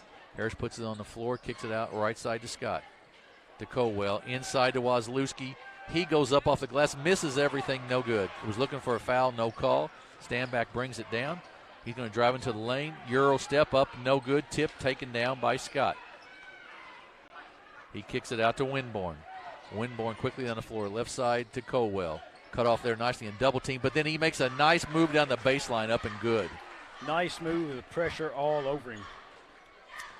Stepped through that pressure and got the basket. We're tied at 50. And that kid's a senior. That's a senior move. He's been under that kind of pressure before. Not many freshmen make that play. Coleman, 19-foot jumper, short, no good. Stand back, though, with the offensive board up, no good. Tipped out of bounds or belong to the Indians. Good move there, but and it may have been a little more than Coleman, the 19-footer, maybe not what they wanted exactly right then. Owens checks in, Ewing checks out. Nope, I take that back. Owens checks in, and somebody's got to check out. It is going to be Ewing that checks out for the Blue Jays. 6 minutes to go in the ballgame. We're tied at 50. Had a good one in the first one, 51-44. Poplar Bluff with the win over the Sikeston Bulldogs there for the consolation championship. This is, of course, the third-place game. And after this one, we'll bring you the championship game.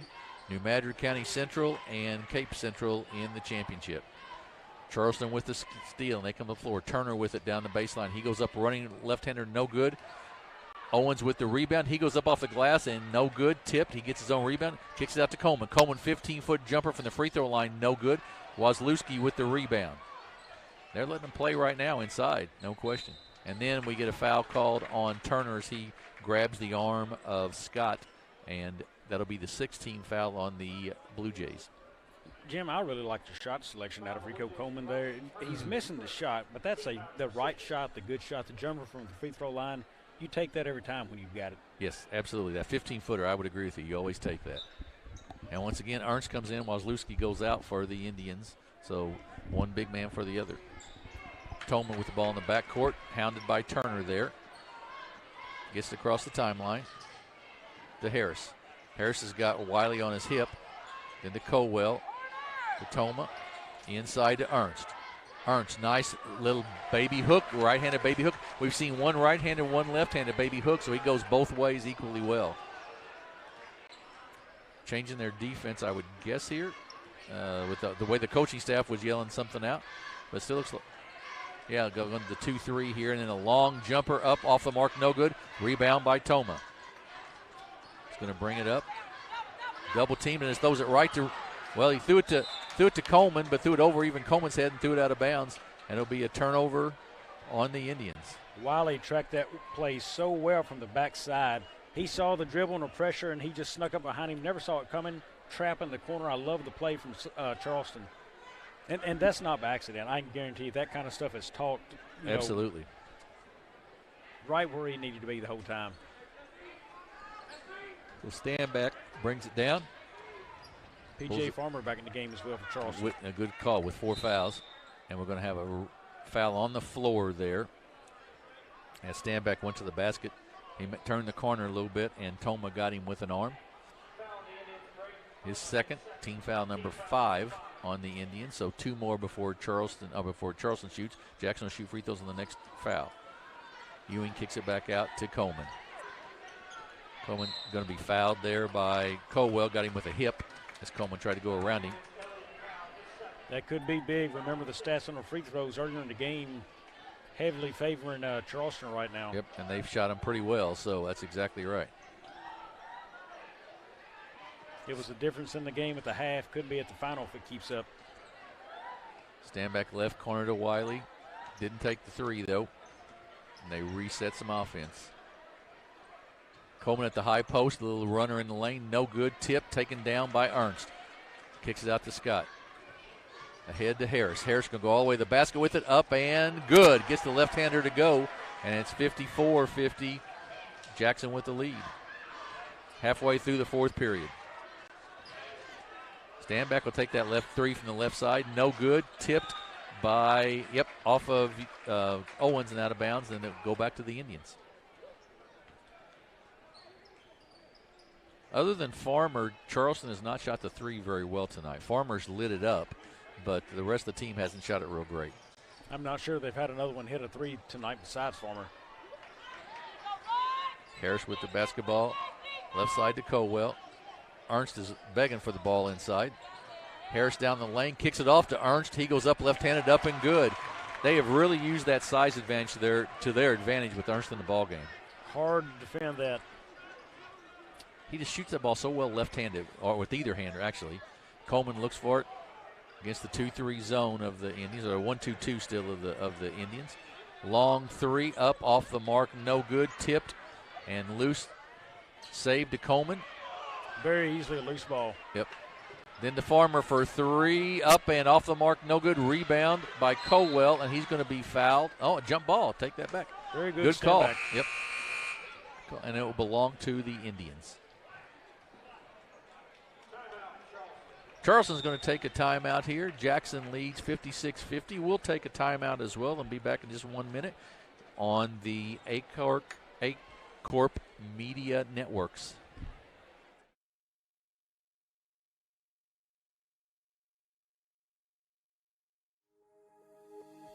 Powell Funeral Home in Canton, Missouri is here to provide comfort in your most trying time. We'll be with you every step of the way, from planning to final arrangements. With live streaming options and a quality that gives your loved ones the care they deserve. With a modern facility and the willingness to make a difference. Because there is a difference, there is Powell Funeral and Cremation Services. Back at Sikeston High School, 56-50. Jackson leads Charleston, 3:09 to go. So, Bobby, if you're Coach Williams with the Charleston Blue Jays, what are you telling kids? How do you get that 6 points back? Well, right now, big favor for you is free throws. One more, you're shooting. Drive. See if you can get it. I don't know that you want to drive at Ernst, but everybody else I'm taking a chance at and driving at, see if I can pick up a foul. Keep playing pressure defense. P.J. Farmer needs to be careful. He doesn't need to be out of the game. But everybody else, let's get up and play tight defense, cause the turnovers. Remember, transition baskets was what put them ahead in the second quarter. I noticed that both Ernst and Wazlewski are in the ball game for Jackson. One of the few times we've seen both big guys in. Charleston with a steal, up and no good. Off of Jackson will belong to the Blue Jays, and they never got anybody really open against that full court press. Well, and the pressure, Charleston, turn it up. Missed the shot, but look where they've got the basketball right now. Stanback to get it in, gets into Farmer, kicks it up to Wiley. He thought about the 3, gives it back to Stanback. Wiley will take the 3 from the top of the circle, off the mark, no good. Coleman, though, runs down the rebound for the Blue Jays. He drives into the lane. He goes up off the glass, short, no good. Wazlewski with it, loses out of bounds, but will knocked out of bounds or belong to the Indians. Coleman had a chance on that drive to kick it for a 3 to P.J. Farmer. I like that better than a traffic shot. Ahead 2-on-1 break for the Indians. They give it off to Ernst. He goes up and makes the layup. He's had a big night, and it's 58-50. They broke the pressure that time and got the easy basket. Wiley with it up top.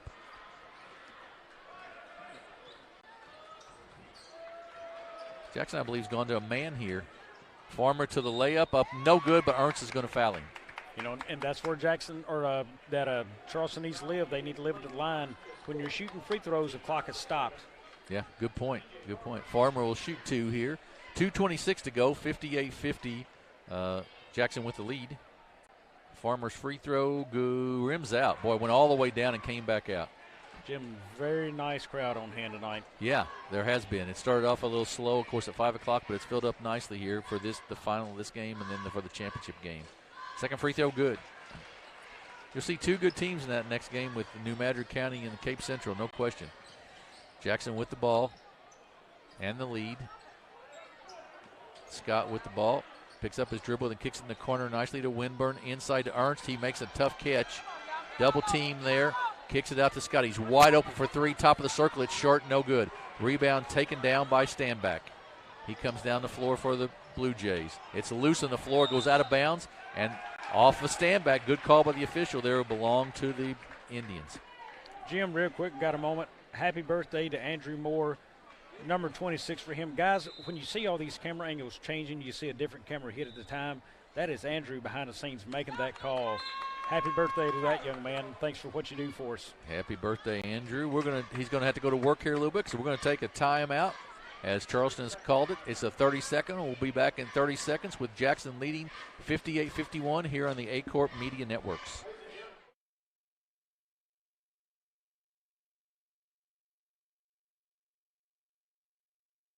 Juju Promotions in New Madrid is your one-stop shop for all your personalized merchandise. Whether it's screen printing, embroidery, promotional products, heat presses, or decals, we've got something that will suit your needs. So you, your school, or your business will always be looking its best. There's tons to see, from apparel to accessories. So what are you waiting for? Stop into Juju Promotions today in New Madrid, Missouri. And don't forget to like us on Facebook.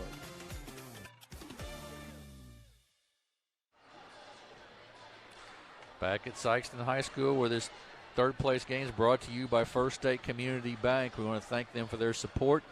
Jackson with the lead, 58-51, and the basketball. They do get it into Winborn. He'll be guarded there by Standback. Just straight man-to-man defense here. Winborn gets the left-handed dribble across the timeline. And then a steal by Rico Coleman. He goes up and good. Gets the layup. Just the sure basket there to Winborn once again. They get it ahead to Harris. He gets it down. Minute and a half to go in the ball game, 5-point game. Harris has got to do something with it, and he gets it stolen by Coleman, and we have a hold call on Harris. That could be very well an intentional foul there. That hold, because they had a man out in front for an easy layup. They're asking for it. I don't know if they're going to get it, but it's a good point. That is a good point. Coleman will shoot a 1-and-1 here. I would say that it's hard to see from our angle because the official had the better angle. Did he reach out and actually grab him, or is he reaching for the basketball? Right.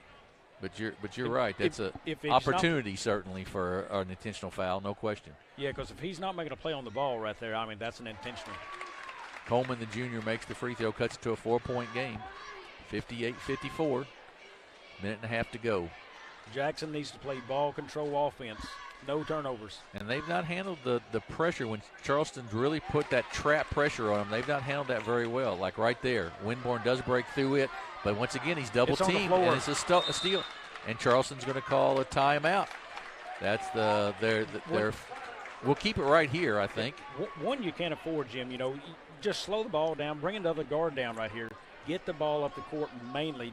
Don't let that happen because now you've turned the ball over, and again, you're on the wrong end of the court when you turn it over. So it's an easy chance to score. You don't have to have a three for Charleston right here. Set it up, get your play, get the score, get the steal again. Yeah, I see teams all the time, Bobby, and with that, you only leave one guard down here to get the ball down the floor against the pressure. Put that other guard, if nothing else, to set a screen or whatever it seems like. Makes sense. Well, and, you know, they're trying to get it into a guard, and he gets it in, then a little pressure comes. Why not get it in Ernst right here? He's big, he's tall, he can hold that thing up and see over everybody, and he create enough space between he and the defender. Let him see the floor and see where the ball needs to go. Right, good point. With 6 locations throughout the Boot Heel, First State Bank and Trust is a neighbor you can trust for all of your financial needs. 58-55, 3-point game. Blue Jays trail from Charleston, but they have the basketball here with 1:23 to go in the ball game. Rolandis Wiley will take it, bring the ball inbounds from the far side of the court. Gets it into Coleman. Left corner to Stanback, still Jackson in the zone. Stanback thought about the 3, pulls it back out. Plenty of time that they don't have to have a 3 by any matter of means here. Farmer will take it, though. It's off the mark, no good. Rebound by Wazlewski. He kicks it out to Scott. Don't let him trap you. Then they get it to Wazlewski. To Harris. Up and no good. Block nicely there by Wiley. Ahead to P.J. Farmer. To Coleman. Coleman's going to go to the basket. He does. Shot's no good. Gets his own rebound. Goes back up and good. And we got a 1-point game. Look for the quick steal again. They're going to bring pressure. Timeout by Coach Scott here as they had to have a timeout to try to get the ball in bounds. I think we'll take a break as well. It's Jackson 58, Charleston 57. We're going to take a quick break and be right back with the conclusion of this game on A-Corp Media Networks.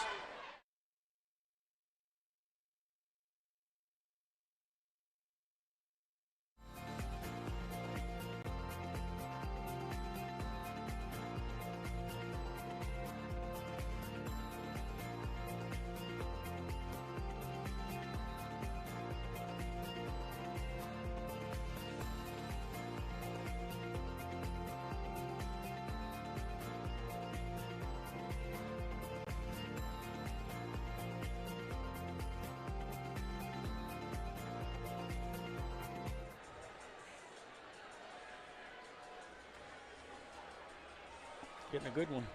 Yeah, it's a good one. Absolutely.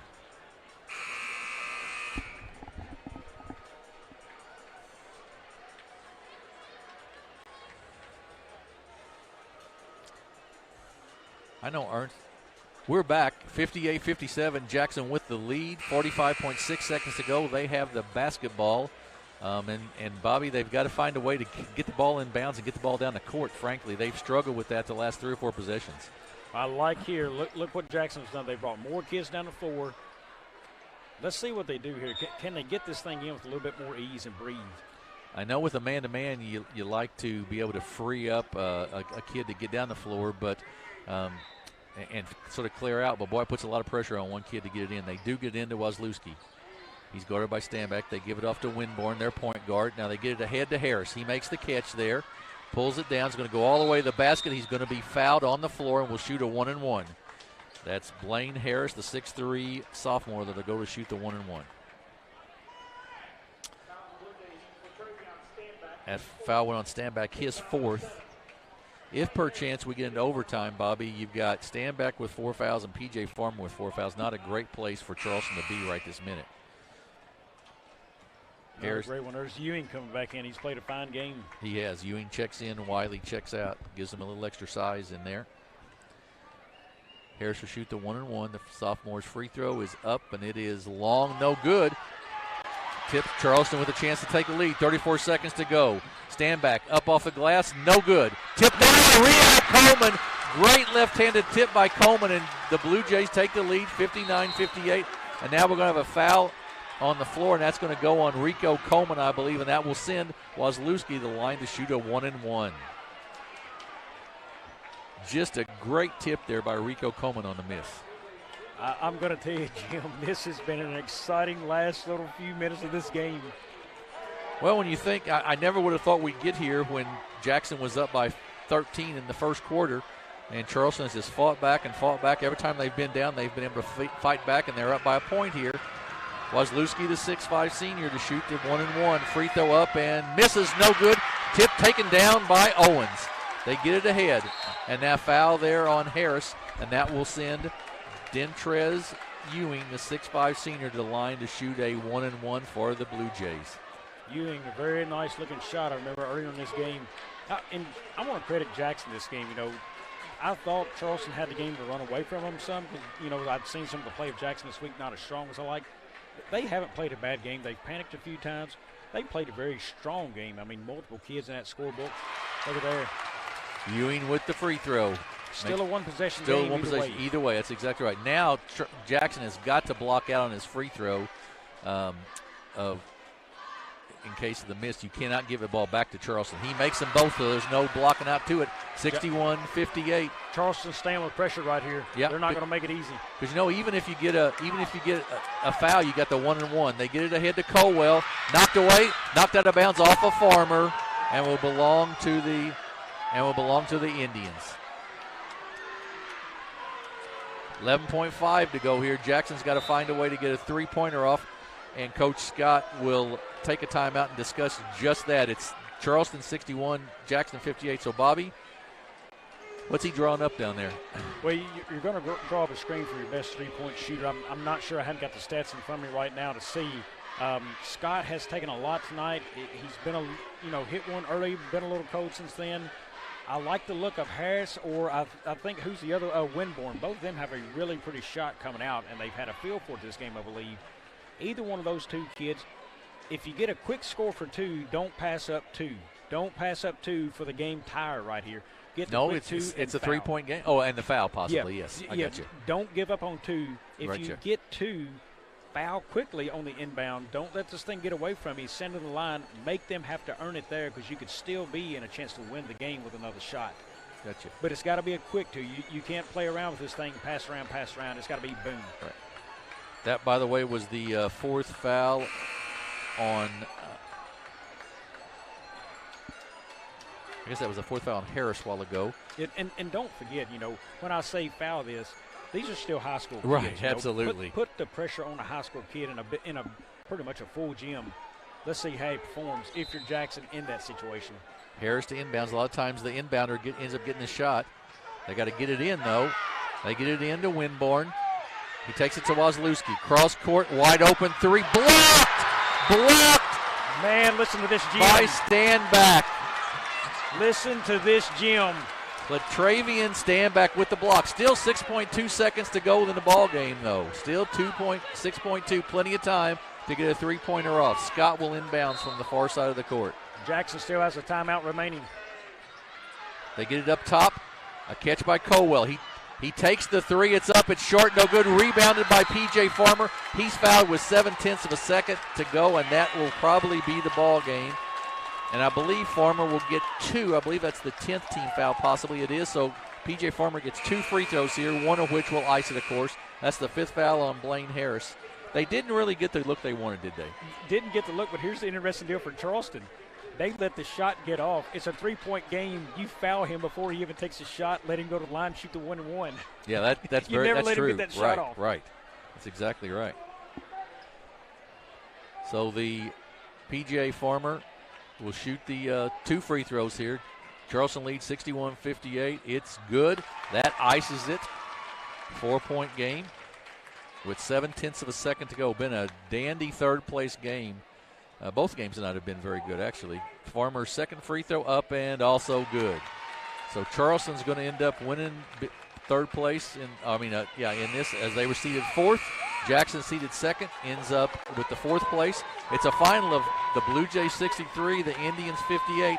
Tell you what we're going to do, folks. We're going to take probably about a 10 or 11-minute break here, and we will then come back with the stats. Let's see if we've got. Take a 10 or 11-minute break before stats in this game. Well, if we have the stats handy, we'll take them right now. Let's take a 1-minute break. And come back. We'll do that. We'll take a 1-minute break. We'll come back then with the stats, because we will have them, and then we'll take a little longer break after that. You're watching SEMO Conference Basketball on the A-Court Media Networks.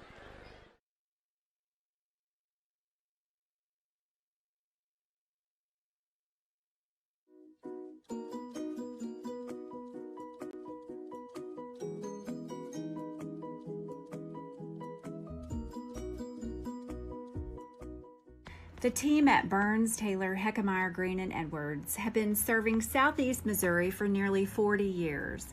When you have been injured on the job, call Burns, Taylor, Heckmeyer, Green, and Edwards.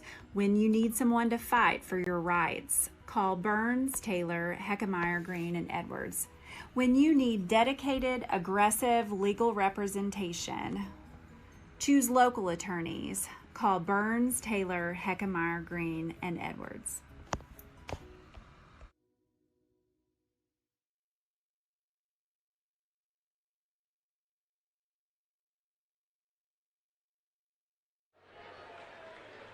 We are back where the Charleston Blue Jays take third place with a 63-58 win over the Jackson Indians. And Bobby, looking at the stats here, some interesting ones I think we want to share. Yeah, you would think the team who wins the game is going to shoot the ball the best, but really it didn't turn out that way. Charleston only shot at 36% from the floor overall. One area they seemed to do well on until later in the game, they finished up 22% from outside. P.J. Farmer, though, was 5-11 for 3 for 45%. I'll take that all day. In the scorebooks, that looks really strong. When you look at the fouls, that's the one thing I see really the biggest turning point of this game. Free throws. Charleston shot at 16 of 21. When you look at Jackson, they shot at 3 of 8. Remember at halftime, Jackson was 3 of 6 from the line. They only got to the free throw line 2 more times the rest of that game with 2 big men. Now I say that Jackson's got to find out a little bit more of who their star player is, what they can do. By watching this, Ernst had 16, Harris had 13. But against a aggressive team like Charleston, first of all, they got to get it down the floor because most of the fouls seem to happen, in the backcourt, getting aggressive. They've got to do a better job of getting it inside. They'll do that. I mean, this is as fine as the teams that are going to play all year. In this area, New Madrid, Charleston, Cape Central, those are the teams that, is going to dominate games like this. So, great matchup. But when you go against those big games, Jackson, I think you got to identify where you've got to work the ball to more. Ernst had a really, really, really big game. Finished leading all scores for Jackson with 16. Next was Harris. He had 13 a game. Nick Wazelinski was 6. Elliott Cowell had 9. Quinn Scott, a kid very new to the game tonight. I think it's his first action of the year maybe, or first time we've seen him. A little cold shooting, but his first game, that could have been just getting back in rhythm of playing. He did finish with 3 points in the game. Borgfield finished with 2, Schneider with 3, and Winborn with 6. For Charleston, they had a couple big scores as well. Leading scorer for them was P.J. Farmer, 22 points. He was 5 for 11 for 3-point for 45%, and 5 as a 7th from the line. Jim, I got to say that's our player of the game right there in P.J. Played a great game, couple big turnovers. Really good game there. Well, and he kept them in the game in that second quarter when they were behind. He made 4 threes or something in that second quarter that really kept them in the ball game. 4 threes, had 2 fouls before the half, kept himself out of trouble, so he was able to stay on the floor.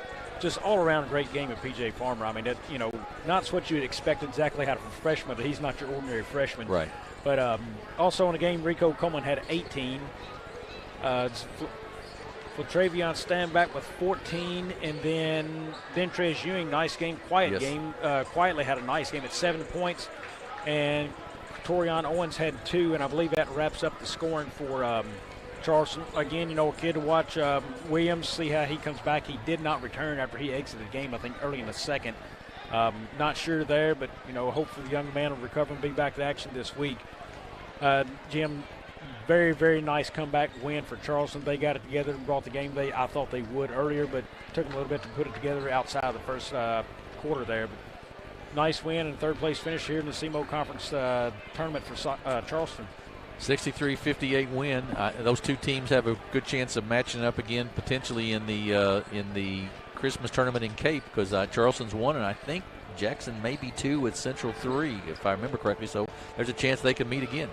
So we've got about 11 minutes or so before the start of the championship game between the Commander County Central Eagles and the Cape Central Tigers. We're going to take about a 7 or 8 minute break here to get our starting lineups for the next game. We'll be back with about 3 minutes to go before the start of the game, and then we will bring you this championship game, which we're excited to see. 2 good games tonight. Poplar Bluff 51-44 over Sikeston. 63-48 win here for Charleston over Jackson. We'll be back in about 7 or 8 minutes with the championship game. You're watching SEMO Conference Basketball on the A-Corp Media Networks.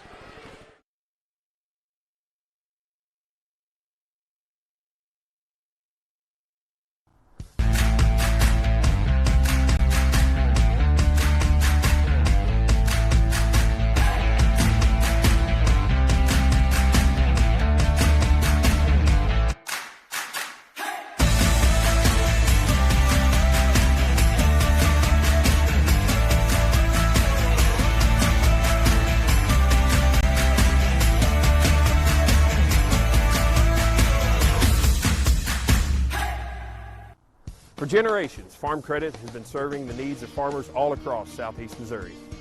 We understand the challenges that year in and year out farmers face. Our focus is on building long-term relations, whether you're full-time, part-time, or part of the next generation on your family farm. As a young beginning farmer, we offer the resources that will make your job a little easier with our Ag Sunrise program, specifically tailored for your operation. For more information on our Ag Sunrise program or how we can benefit your farming operation, come by Farm Credit in Dexter.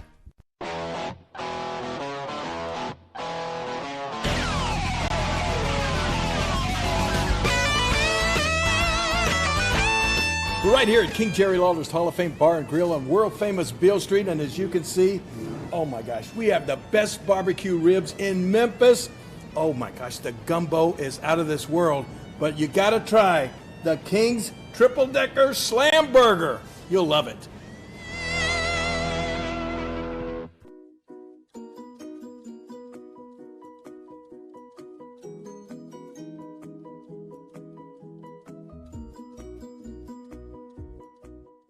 The team at Burns, Taylor, Heckmeyer, Green, and Edwards have been serving southeast Missouri for nearly 40 years. When you have been injured on the job, call Burns, Taylor, Heckmeyer, Green, and Edwards. When you need someone to fight for your rights, call Burns, Taylor, Heckmeyer, Green, and Edwards. When you need dedicated, aggressive legal representation, choose local attorneys. Call Burns, Taylor, Heckmeyer, Green, and Edwards.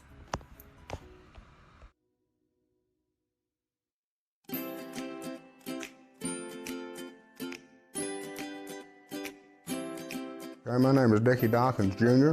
Well, I'm kind of old school, but I do have the online banking, which at first I thought, that wasn't really that big a deal, but now I absolutely love it. I wouldn't be without it. With the online banking, I can check to see where I'm at all times, and it's just a very convenient thing to have. I am Dickie Dawkins, Jr., and I am First State Community Bank.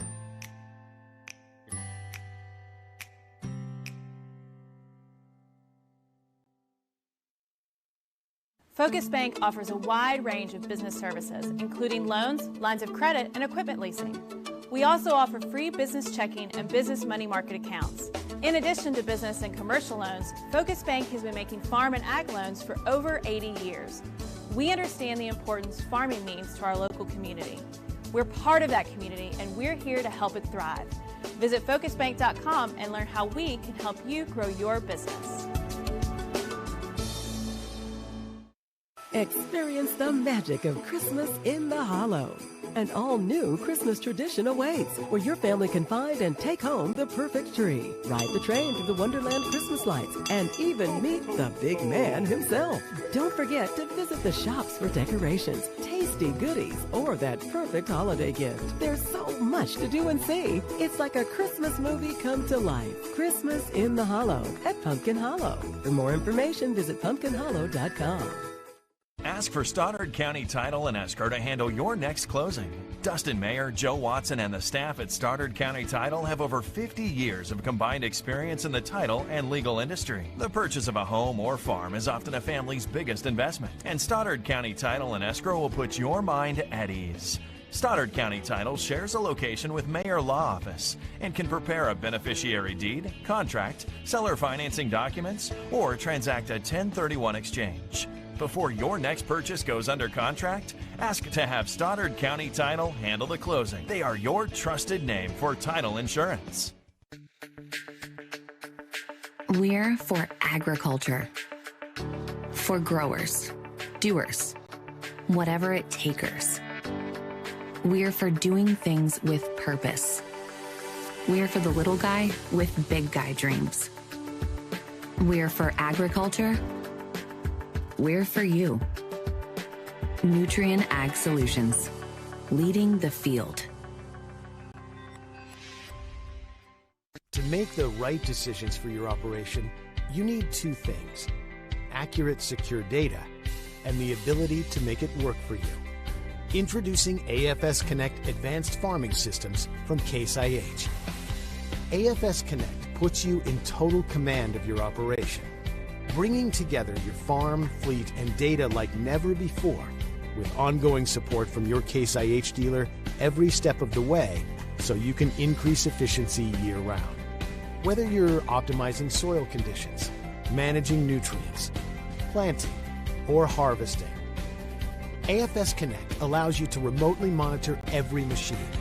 You'll have access to location, diagnostics, fuel, and engine data, giving you the information you need to make the right decisions for your operation. Now that's rethinking productivity.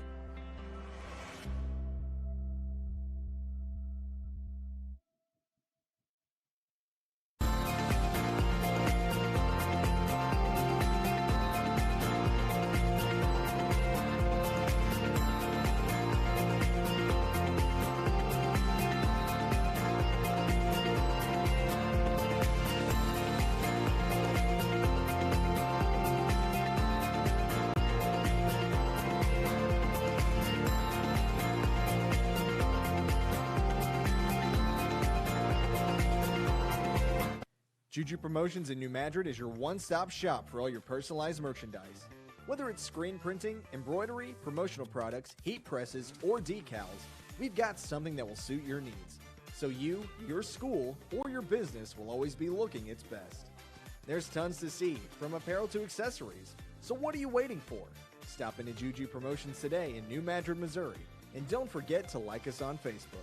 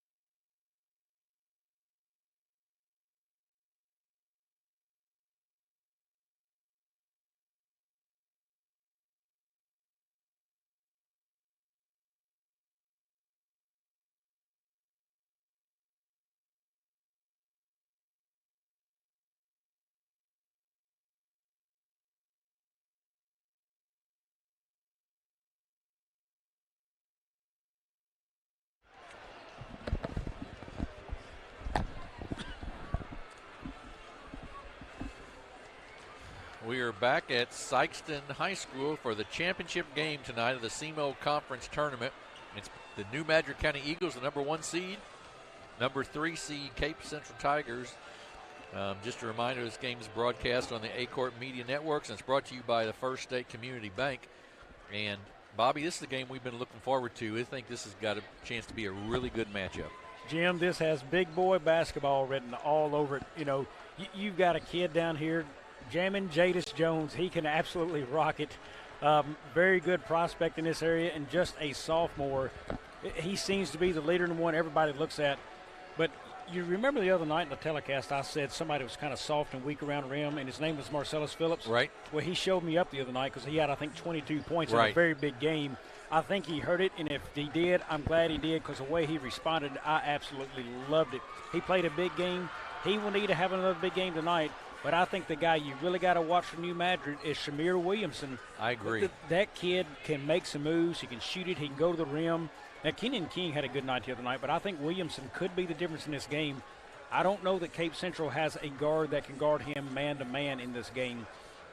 Cape Central, meanwhile, Cameron Williams, he's a grown man in his own. 6'7" junior, so they'll have another season of him. He is a big, big boy.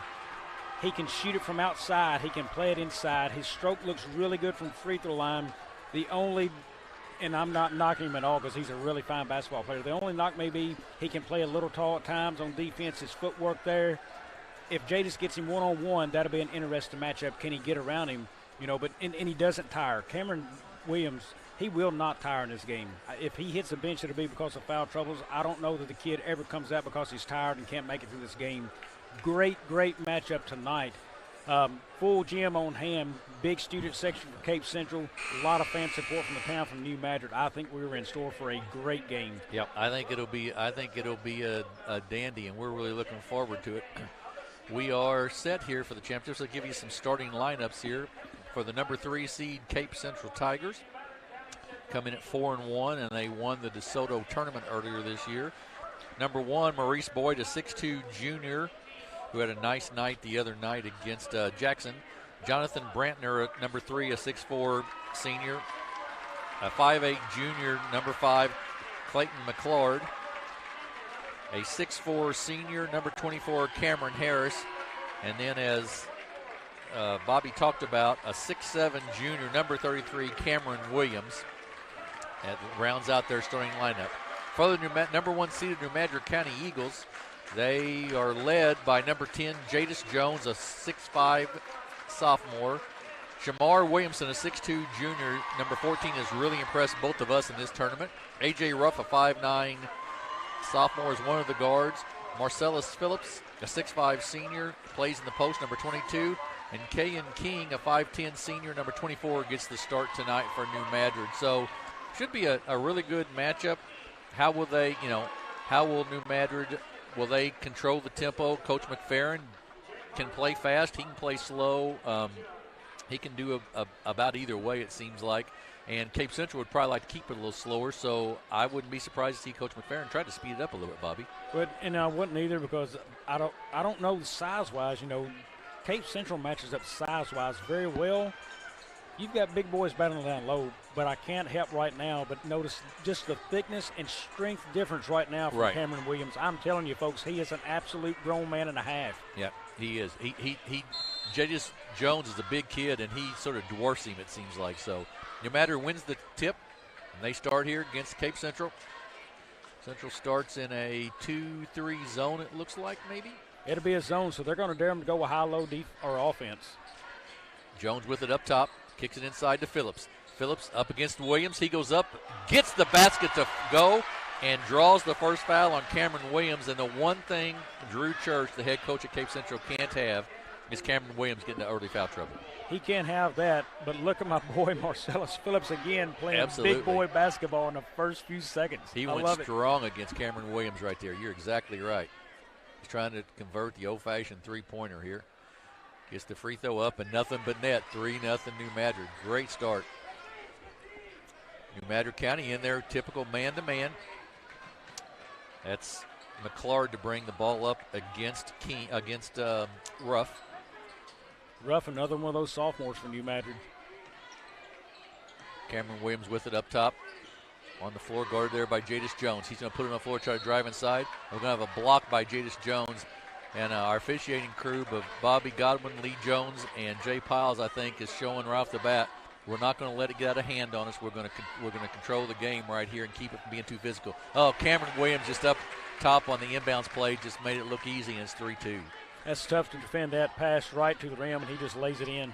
It is, because if you defend it too much, you're going to pick up that foul, no question. So Williamson with it to Phillips, inside to Jones. Great catch by Jadis Jones, but he misses the shot. But it's tipped to Ruff. A nice head fake. He gets it back inside, has to do something with it, and kicks it out to Phillips. They'll try to reset some offense. They get it into Jones once again against Williams. Jones, and Williams just takes it away from him. It's a jump ball, and it goes to the Cape Central Tigers. I am loving the matchup already this game. Williams and Jones, and seeing those two. That's not the matchup Cape Central wanted. They're trying to keep Williams away from him for foul trouble reasons. Ooh, close to a walk. Yeah, Jones is maybe a little quicker than Williams. Williams certainly the stronger of the two, no question. McClard with it up top. Kicks it off left side. They give it to Williams in the paint. Spin move. Noga gets his own rebound. Ball's low on the floor, gets knocked away, and then to Jadis Jones. Good defense interiorly by the Eagles. Shamar Williamson gets it blocked inside. Gets it back, gets it up and in to Keon King, and it's 5-2 New Madrid County. And knocked out of bounds by Ruff. They're going to contest every pass, it looks like here. Jim, this has the feelings of a great game right now. Yep, I agree. It's certainly starting off that way. Boyd in the backcourt for the Tigers. Guarded by King.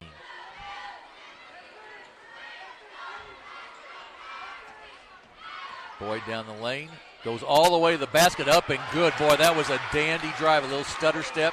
Got it to go, and it gets the basket, and it's 5-4. There's a lot of talent on this floor tonight, I guarantee you. And a timeout by Coach McFerrin. He's going to take a quick one. It's New Madrid 5, Cape Central 4. It's a short 30-second break. We'll take one as well on the A-Court Media Networks.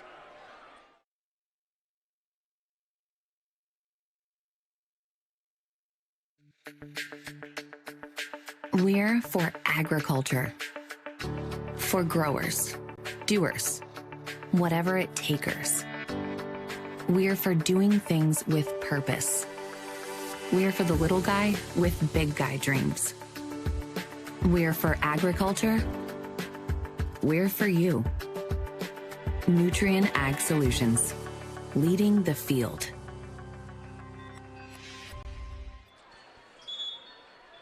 Bobby's been a great start to this game. Both teams want to try to get the ball inside, and both teams have accomplished that so far. Jim, real quick, when we got a second, we have got a full crew here working this game tonight. Philip Britt giving us stats. Luke Carter doing some things for us down here, keeping us rolling. Andrew Moore, Brad Halford, Tyler Lassiter, and Josh High, and also Tori Peterson.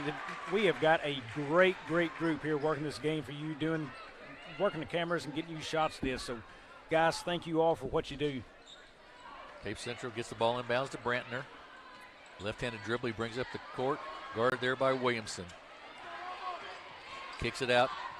Boyd with it, though, resets some offense here. New Madrid into man-to-man. Kick it to Boyd. Brantner way up top. Puts it on the floor, and they'll reset again.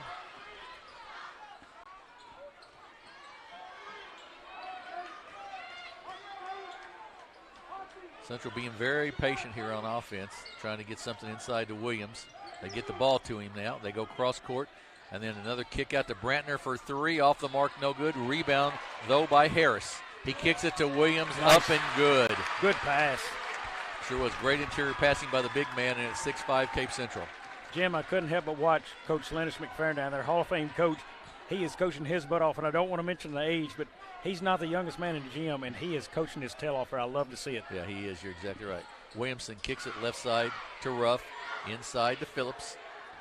About 15 foot from the basket. Ruff gets it inside to Jones. Jadis goes up, left-handed up and good. Good spin move, went right, came back left, and gets the basket. The bigs are definitely getting their work in tonight. Yeah, we've asked all along to see the bigs play in this tournament, and Bob, we're seeing it tonight, no question. Williams with the dribble. You're not going to knock him off the ball, I don't believe. He gets at the free throw line, the post, guarded by Jones. Kicks it out to three, up and good for Clayton McClord, the 5'8" junior. Cape Central up 9-7. Good inside-out play to the post and then back to the guard. Rough with it against the 2-3 zone of the Tigers. New Madrid's done a nice job of getting inside even against the zone. Williamson loses control of it, but gets it back, kicks it.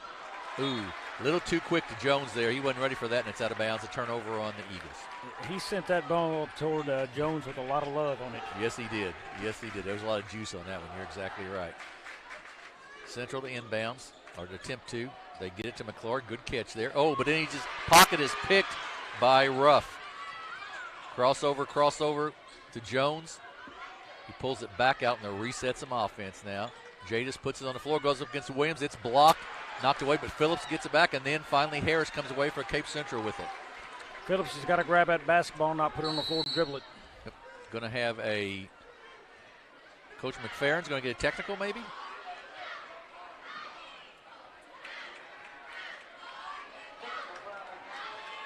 Coach McFerrin with the technical. He is hot right now. I was watching the play, didn't see what was going on, but I think he was giving one of the officials an earful, and he got a technical foul, and not very happy about it. Well, I didn't either. Veteran official crew tonight.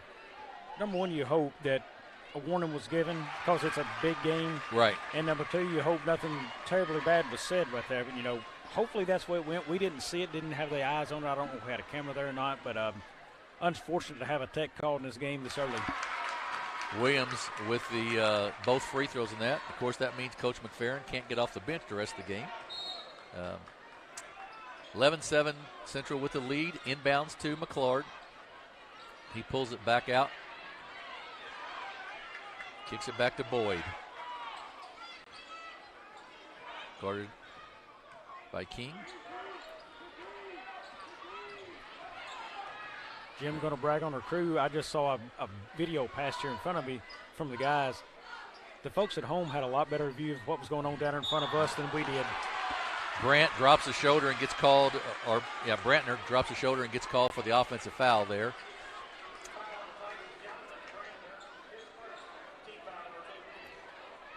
(11-7). Cape Central with the lead here early in the ball game. It's been the kind of game we sort of thought it'd be, physical and a lot of interior play so far. And it may come down to which team ends up shooting a three better long term, Bobby. Just those few three-pointers may make the difference in the ball game. Ruff puts it up, no good. Rebounded by Boyd, and he kicks it out, gets it ahead to Williams. Williams thought about the three, puts it on the floor, drives all the way to the basket, up and good. Nobody stepped in front of him. Can't say as I blame him, but easy two. And Williams, I think, has 10 of the 13 Central points. And, I mean, nothing flashy about him. It's just very solid skills, but he's just so strong. He is going to make a fine college basketball player one day. Yeah, he is, and only a junior. New Madrid needs to figure out a way to get a basket here, and they do. Boy, A.J. Ruff down the baseline, 5'9", went in with the big guys and got the basket. Comparatively on the floor, he doesn't look a whole lot of 5'9", does he? No, he does not. McClure kicks it to Brantner, but knocked out of bounds by Shamar Williamson. In the ball game for Cape Central, Vogel. And I believe it's going to be Tyson Williams coming in as well. That's one area I may think that, you may see a little bit of separation between these two teams. Cape Central may have a little bit more of a deeper bench, than, say, New Madrid. As far as people they are putting into a big situation game like this and trusting right now. Yeah, New Madrid only goes about 6 or 7 deep right now. You're exactly right. So I think you'll see Smith here in a little bit get into this game at some point. Phillips drives the basket, gets fouled, and will go to the line to shoot 2, I believe.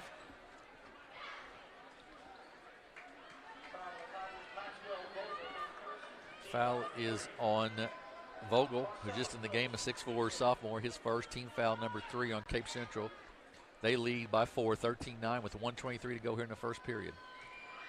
Marcellus Phillips, the 6'5" senior's free throw, good. He's got his second one.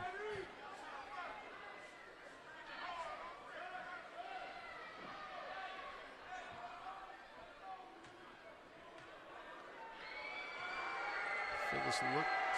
Free throw short, no good. Rebound taken out by Brantner.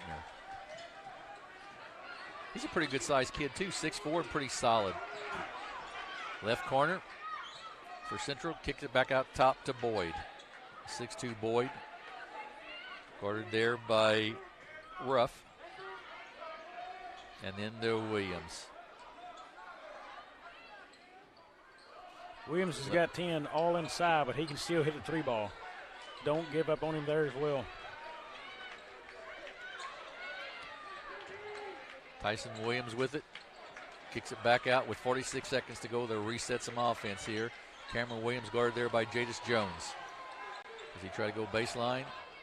Jadis, good job there of defense. And then a great steal that time by Shamar Williamson. And missed the layup. Missed the layup. Luckily for the Eagles, King hustled down, got the rebound, and knocked it off of one of the Cape Central players. But Shamar Williamson, you won't see that very often. I think he was thinking dunk, realized he wasn't high enough to dunk, and then that thing just rolled off kind of funny. I think that's exactly right. I think you're exactly right. Ruff gets the ball in bounds. They get it inside to Phillips. He's guarded there by Vogel. Thought about didn't take inside. Up, no good, out of bounds. Will belong still to the Eagles. Went off of Jones. Jones had it, was knocked out of bounds by Vogel. Been a great first quarter so far in this championship game. They get it in bounds to Jones. He's double teamed there. They have to kick it up top to Williamson, then to Ruff, inside to Phillips. Great catch by Phillips. Jump shot's going to be short, no good. Tipped, taken down by Brantner. He's going to try to get a long three off of the buzzer. It's short, no good. And there's going to be 0.3 of a second left, so they'll have time just to throw it in bounds, basically. And that'll end the quarter, probably, as we get it in. 3/10 of a second left, 13-10, Cape Central with the lead. They get it in. That'll end the quarter. Cape Central 13, New Madrid County Central 10. We'll take a minute break and be back with the second quarter of this championship game on the A-Court Media Networks.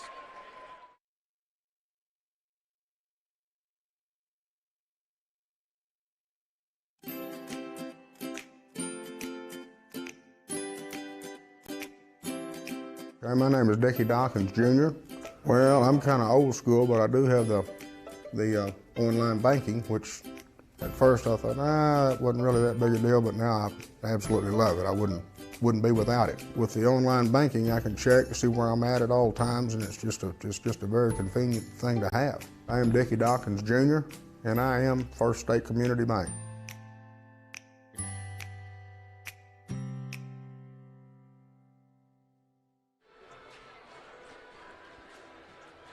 With 6 locations throughout the Boot Heel, First State Bank & Trust is a neighbor you can trust for all of your financial needs.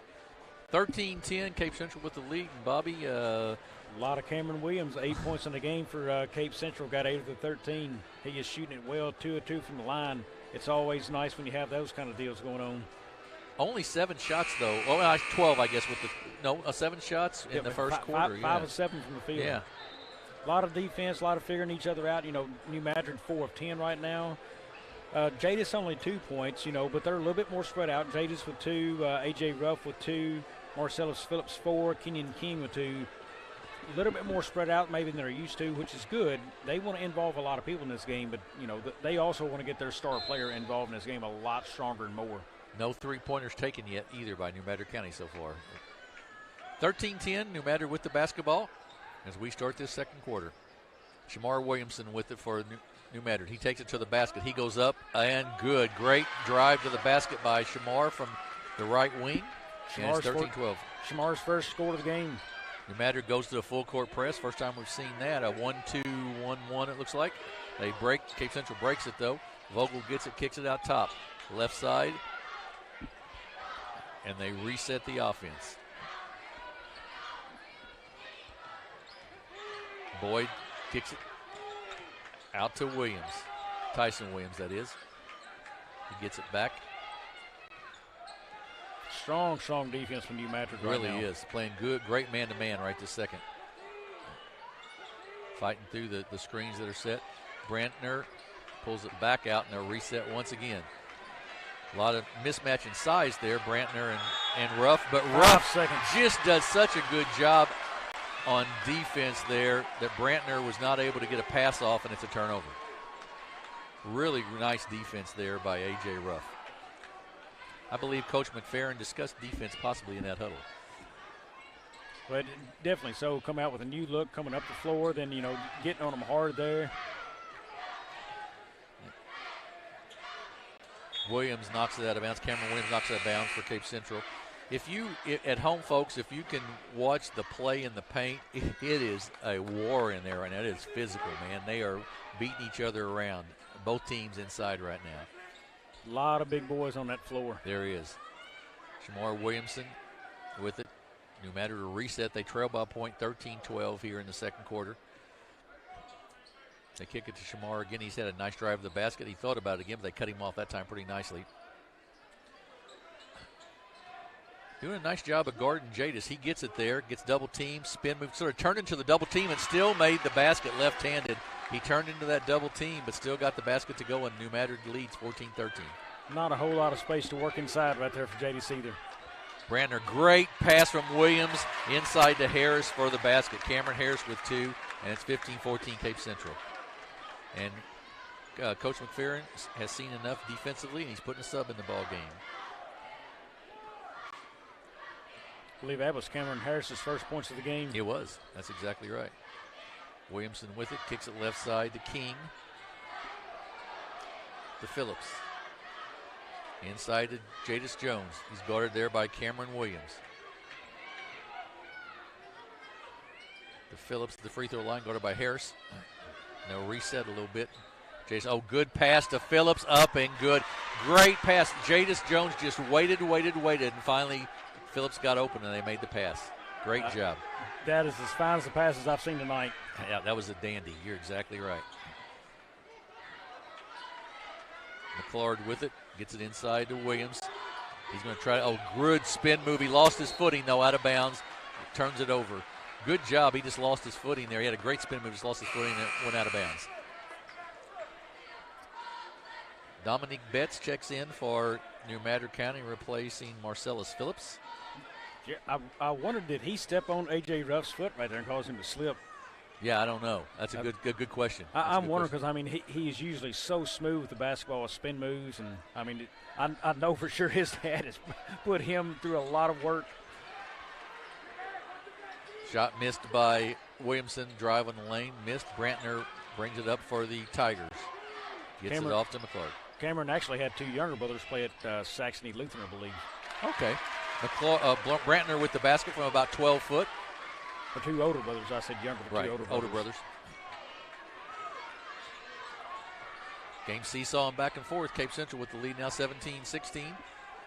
New Madrid with the basketball. They give it off to Jadis. He tried to go. Couldn't. Cut off there nicely by Harris.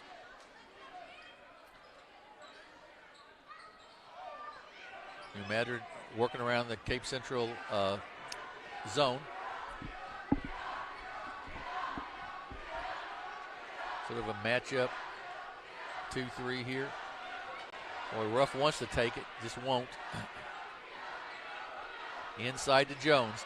He goes up, short, no good. Rebound by Williams. Good defense by the Tigers.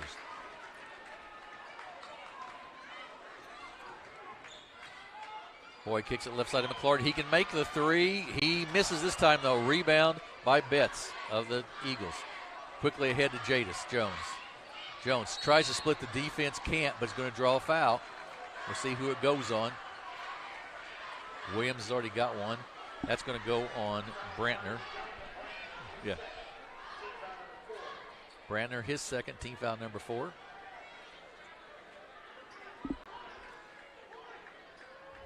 New Madrid with the ball underneath their basket. They get it up top to Ruff. AJ kicks it to Shamar Williamson, back to Ruff. Phillips checked back in to give Jones a little break for the Eagles. And a steal by Brantner. He gets it ahead to Boyd. Boyd's going to take it all the way to the basket, give it off to Harris. Harris will go up and get blocked by Phillips. I think Marcellus thought he had a clean block there.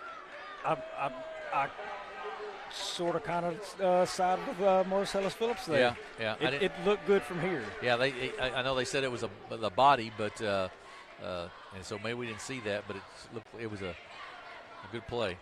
Cameron Harris, the 6'4 senior, will shoot 2 here for the Tigers. They lead by 1. Harris's free throw, good. Vogel checks in, and Cameron Williams checks out for the Cape Central Tigers. Now, if you're the Eagles, you try to get the ball inside pretty quickly, I think, with Cameron Williams out of there. Try to see Phillips, and I wouldn't be surprised to see Jadis Jones come back here fairly quickly. Second free throw also good. And Shamir Williamson needs to get involved offensively. Yeah, he's good enough to drive with the basket. Williamson with it, guarded by Brantner. In that zone matchup. They put Brantner out there, the bigger, the 6'3 kid out there in that 2-3. It makes it a little tough. To Phillips. Marcellus Phillips back to A.J. Ruff for 3. First 3 of the night, no good. Rebound. Well, Betts runs it down, but runs out of bounds because he couldn't run out of real estate, and they'll go back to the Tigers. I'm a little surprised that the Eagles haven't shot a few more threes against that 2-3 zone. And I'm not sure the call and who the guy you want there is for him, but Cape Central is daring them to. You're right. They are giving them plenty opener looks. You're right. New Madrid sort of opens up a little bit in a trap there, it looks like. McClard kicks it across to Williams. He gets it back, got it stolen, but gets it back. Vogel, 15-foot jumper, is going to be short, no good. Williams with the rebound, up and good. That's Tyson Williams with the rebound, the 6-foot sophomore. Makes it, and it's 21-16. Drew Church is going to take a timeout for Cape Central. We'll take one as well. 2:28 to go in the first half. It's Cape Central 21, New Madrid County 16. We'll be back in just 1 minute on the A-Corp Media Networks.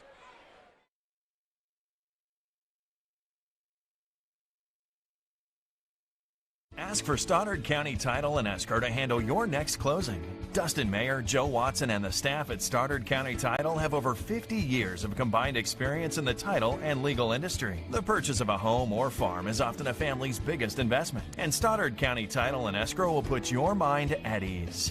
Stoddard County Title shares a location with Mayor Law Office and can prepare a beneficiary deed, contract, seller financing documents, or transact a 1031 exchange. Before your next purchase goes under contract, ask to have Stoddard County Title handle the closing. They are your trusted name for title insurance. In your time of need, see Mathis Funeral Home in Dexter and Burning. Mathis Funeral Home, celebrating life and healing grieving hearts. No matter with the basketball, they trail by 5, 2:23 to go here in the first half of this championship game of the 2021 SEMO Conference Tournament. New Madrid's had a tough time getting the ball inside this last couple of possessions.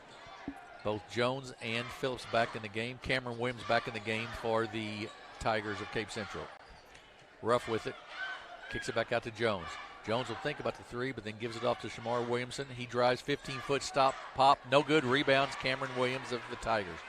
Left-handed dribble, gets it ahead to Harris. To McClard, he goes up, blocked. Big-time block by Marcellus Phillips, and we're going to have a foul on New Madrid County. That is what size and length can change the game right there in a hurry. That block by Phillips just saved him 2 points. Absolutely. McClard comes in at 5'8", and Marcellus 6'5", and the length of probably 6'7" or so, and that's a big difference. Foul was on Tyson Williams, his first for the Tigers. Jones with it.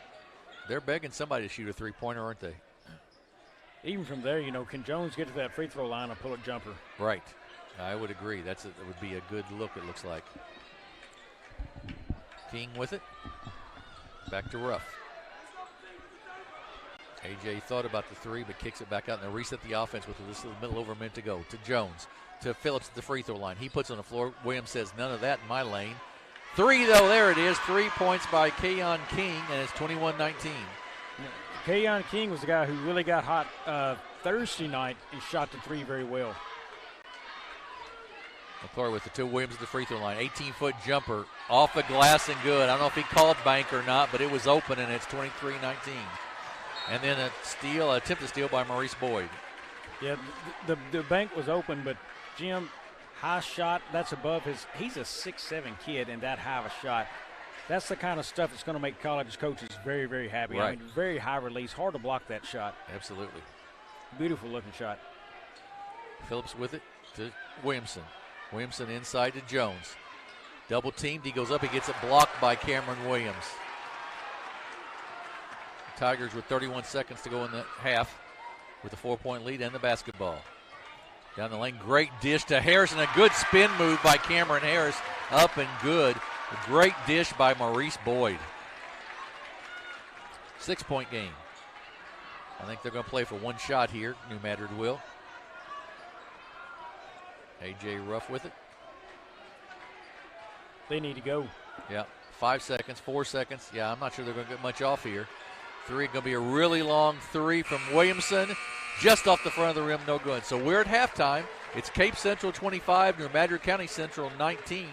We will take a break and be back with the statistics in the second half. You're watching the SEMO Conference Tournament on the A-Court Media Networks.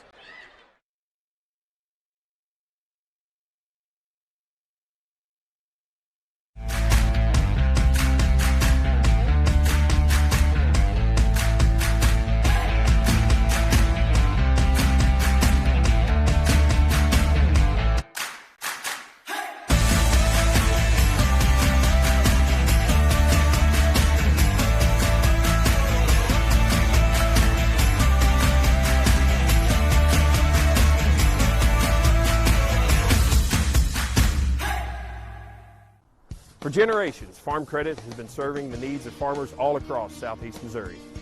We understand the challenges that year in and year out farmers face.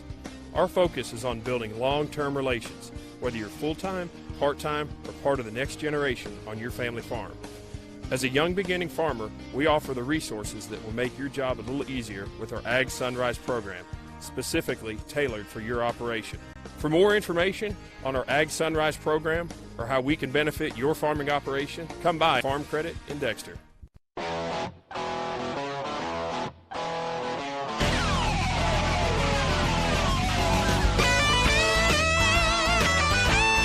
We're right here at King Jerry Lawler's Hall of Fame Bar and Grill on world-famous Beale Street, and as you can see, oh my gosh, we have the best barbecue ribs in Memphis.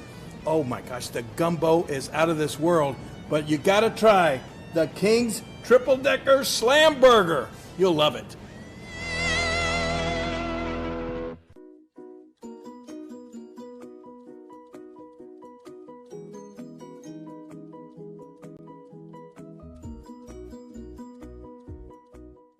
The team at Burns, Taylor, Heckmeyer, Green, and Edwards have been serving Southeast Missouri for nearly 40 years. When you have been injured on the job, call Burns, Taylor, Heckmeyer, Green, and Edwards. When you need someone to fight for your rights, call Burns, Taylor, Heckmeyer, Green, and Edwards. When you need dedicated, aggressive legal representation, choose local attorneys. Call Burns, Taylor, Heckmeyer, Green, and Edwards.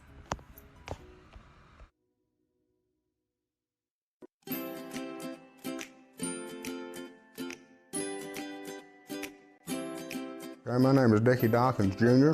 Well, I'm kind of old school, but I do have the online banking, which at first I thought, it wasn't really that big a deal, but now I absolutely love it. I wouldn't be without it. With the online banking, I can check to see where I'm at all times, and it's just a very convenient thing to have. I am Dickie Dawkins Jr., and I am First State Community Bank.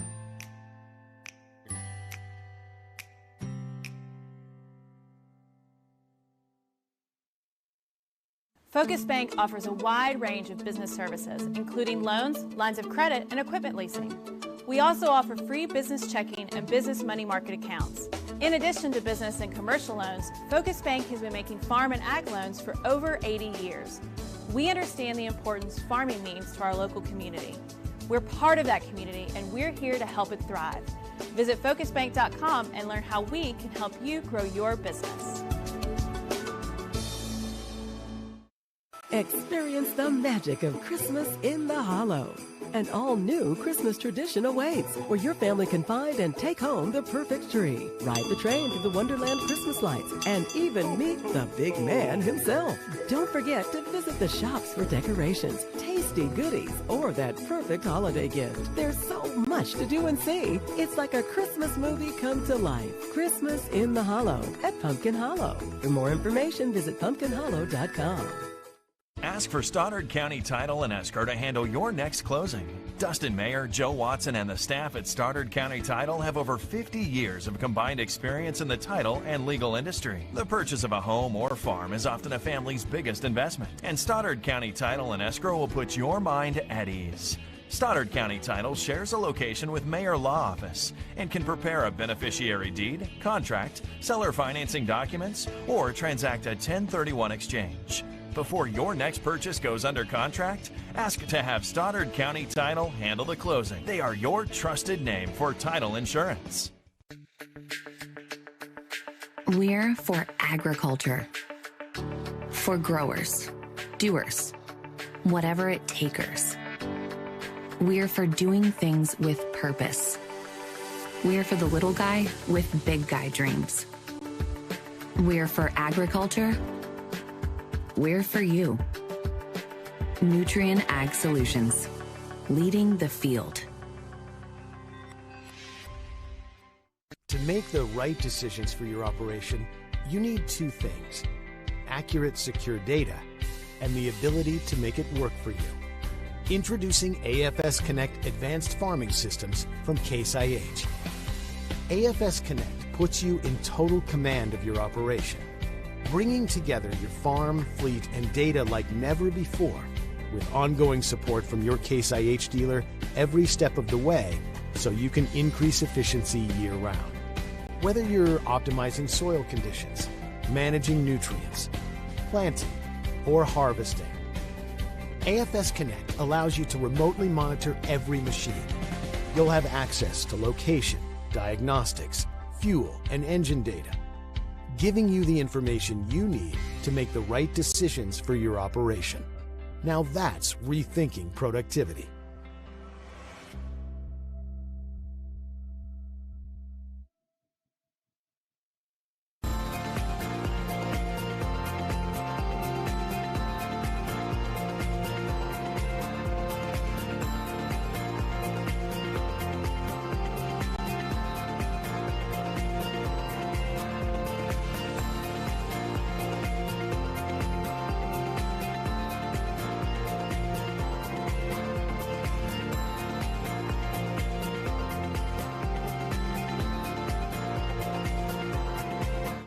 Juju Promotions in New Madrid is your one-stop shop for all your personalized merchandise.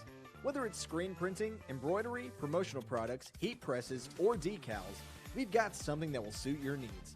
So you, your school, or your business will always be looking its best. There's tons to see, from apparel to accessories. So what are you waiting for? Stop into Juju Promotions today in New Madrid, Missouri. And don't forget to like us on Facebook.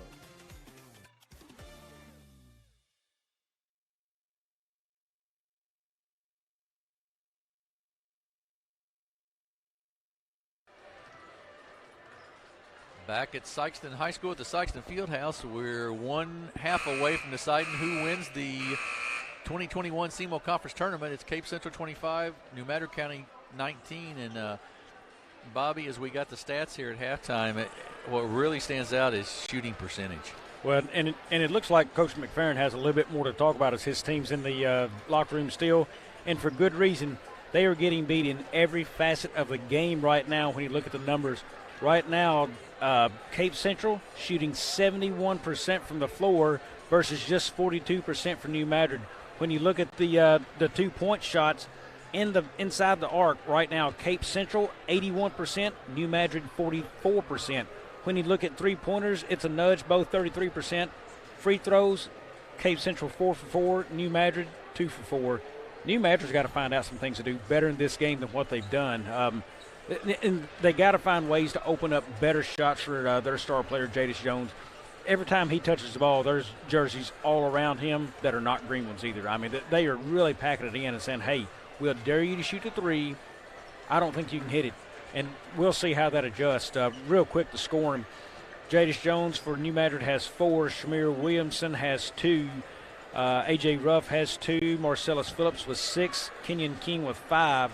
And then you hop over to Cape Central. Maurice Boyd has 2 points. Jonathan Bratner has 2. Clayton McClard has 3. Tyson Williams has 2. Cameron Harris has 6. And the big man, Cameron Williams, he has owned this game. 10 points, 4-5 shooting, and he's also 2 of 2 of the line. He has played a great ball game so far, and I think only 1 personal foul, I believe, in this game. I believe that is right. I believe that's correct.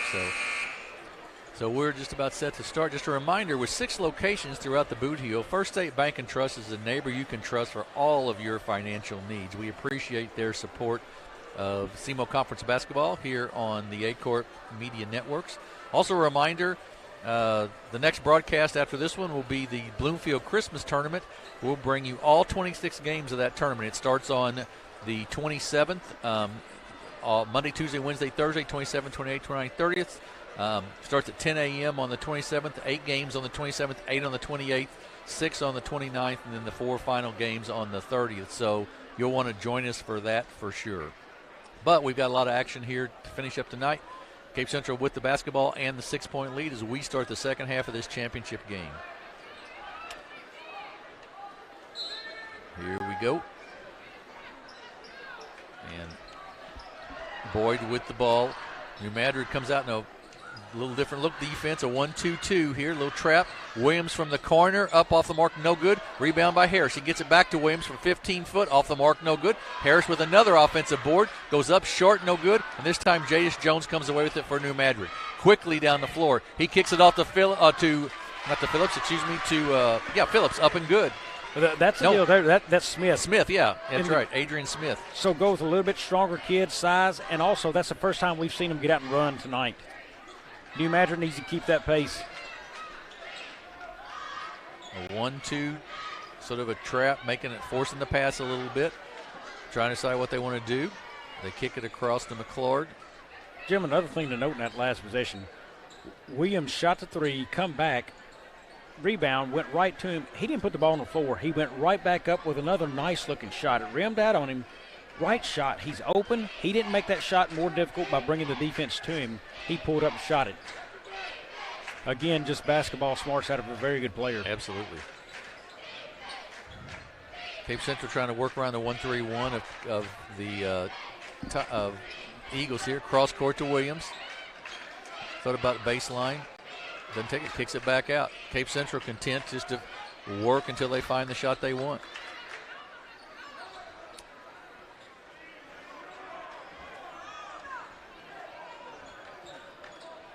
In the corner, Harris. The high post is there. To Williams, the high post. He kicks it back out, and they'll reset some offense. Not exactly riveting TV, I know, but Coach Church is like, we've got a 4-point lead. Just you can wear yourself out on defense. We'll just handle until we get a layup or the shot we want. Good discipline by the Tigers right now.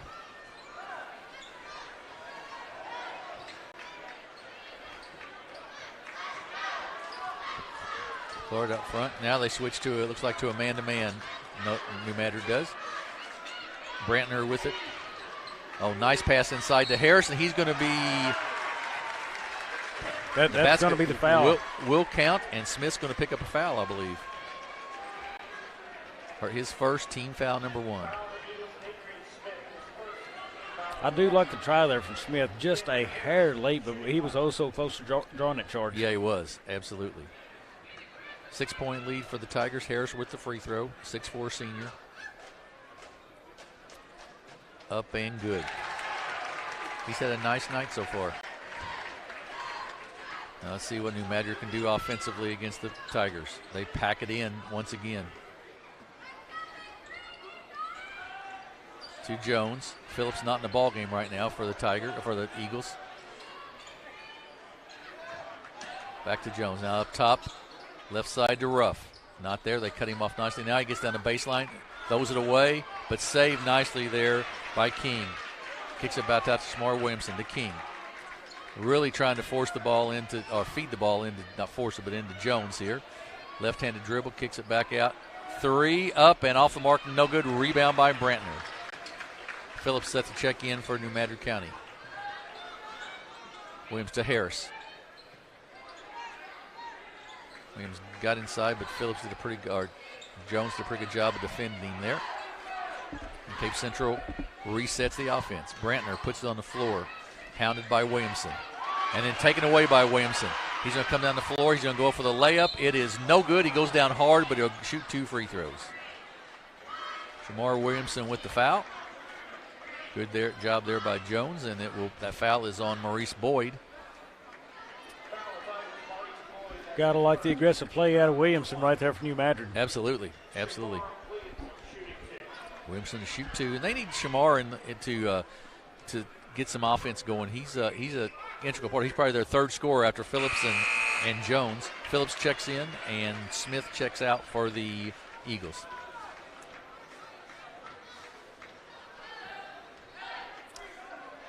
Williamson with the second, 6'2" senior. New Madrid trails by 7. Keep it at 7. Nice rebound, though. Jones up and good. Jadis Jones on the offensive board. Didn't get blocked out, and he puts it back left-handed, gets the basket, and it's 28-23. Brantner with the ball in the backcourt. Gets it across the timeline now. And he's going to be called for an offensive foul. Pushed off. Used that right arm too much as he was dribbling down the floor. And really didn't need to do that. I mean, right. You know, the guy's on your hip. You're not defended strong enough to push off right there. Right. If he's on your hip, you got him beat. If he's in front of you, you know, it's a little different story. Exactly right. 5-point game. New Madrid with the basketball. Little runner in the lane, up and good by A.J. Ruff. Took it to the basket aggressively and got the basket. Maurice Boyd's going to be fouled that time by Keon King. Trying to ratchet up the defense a little bit there. Got a little too physical. I think it only ratcheted up the New Madrid crowd over there on that call. Yeah. McClard in the backcourt. Gets it across, loses it.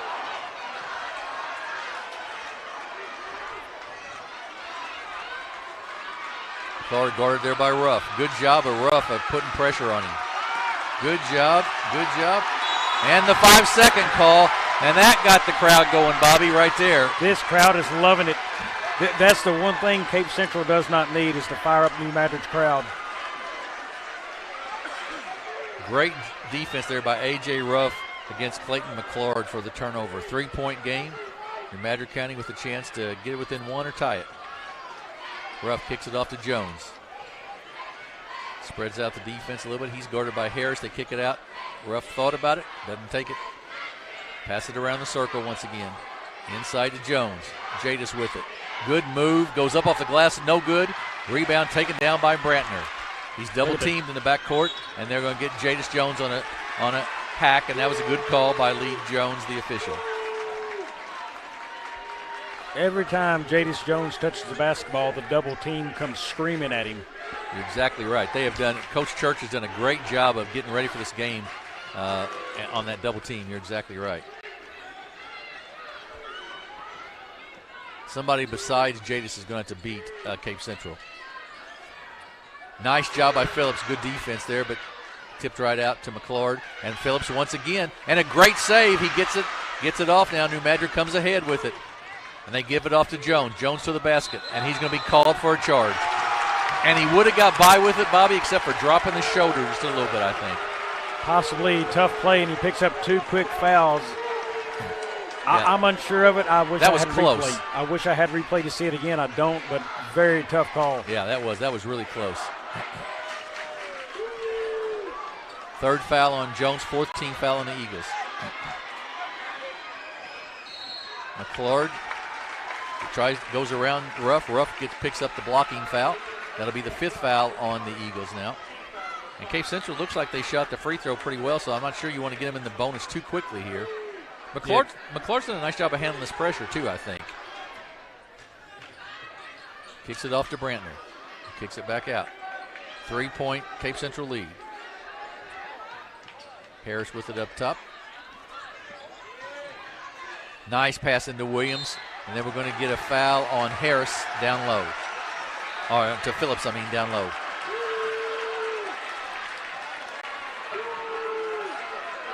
Second foul on Phillips, 16 foul on the Tigers, and it will send Cameron Williams, the 6'7 junior, to the line to shoot 2 free throws.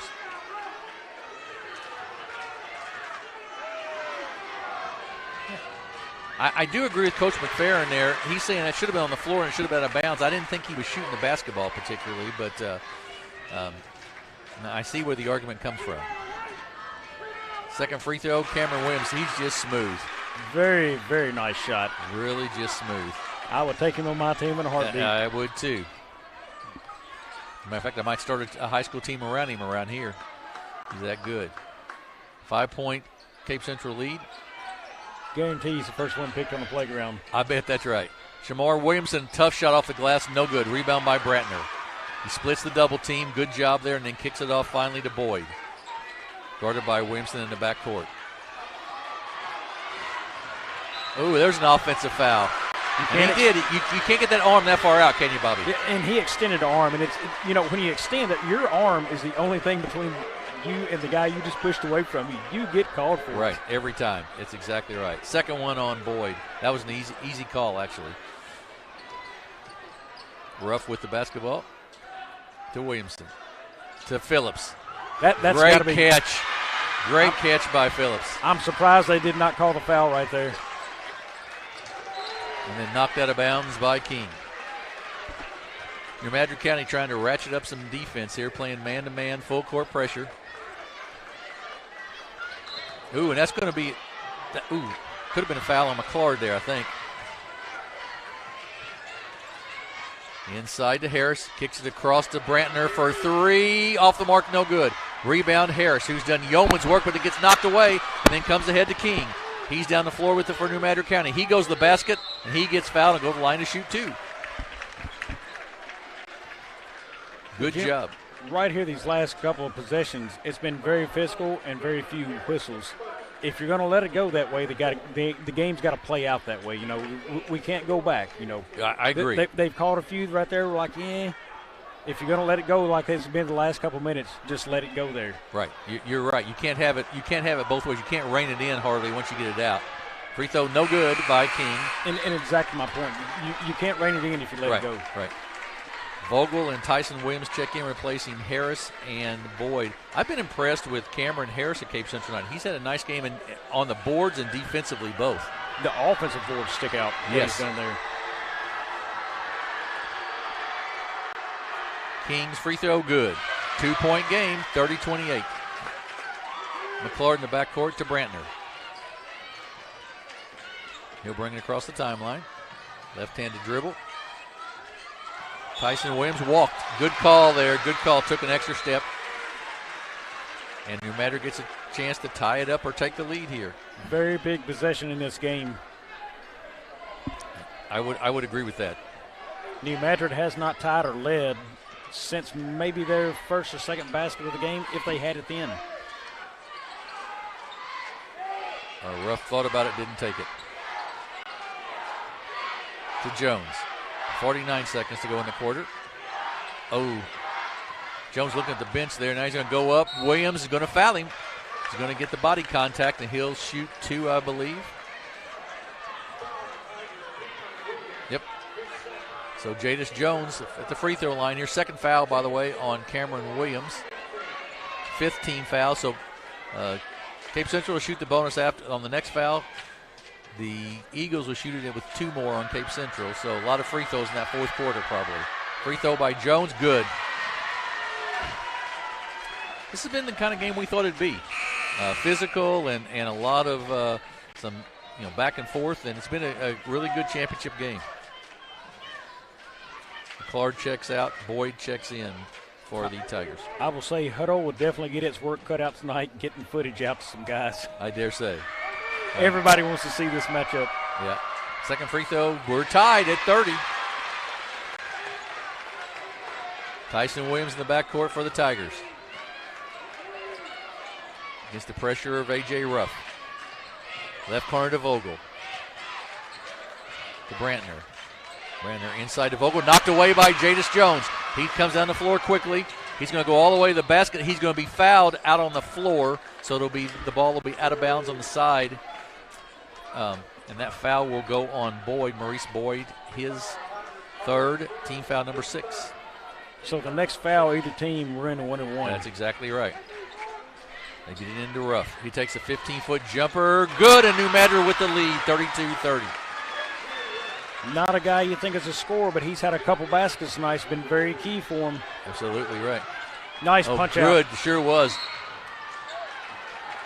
It was a great punch out, and then Ruff gets called on the foul on the reach in after it was picked up, and it'll be a 1-1 with 9.6 seconds to go.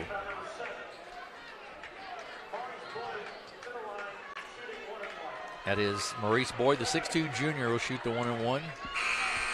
McClard will check in for Brantner.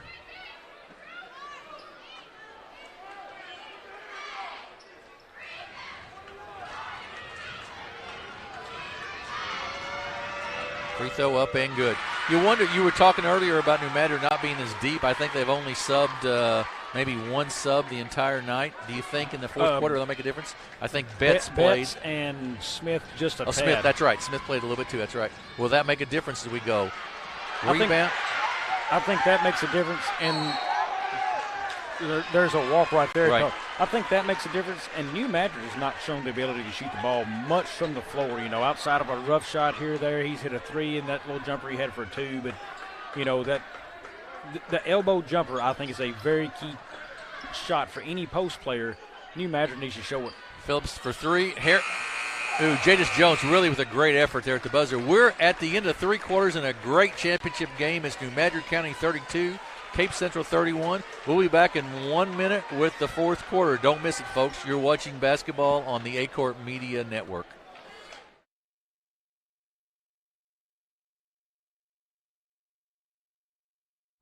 For generations, Farm Credit has been serving the needs of farmers all across southeast Missouri. We understand the challenges that year in and year out farmers face.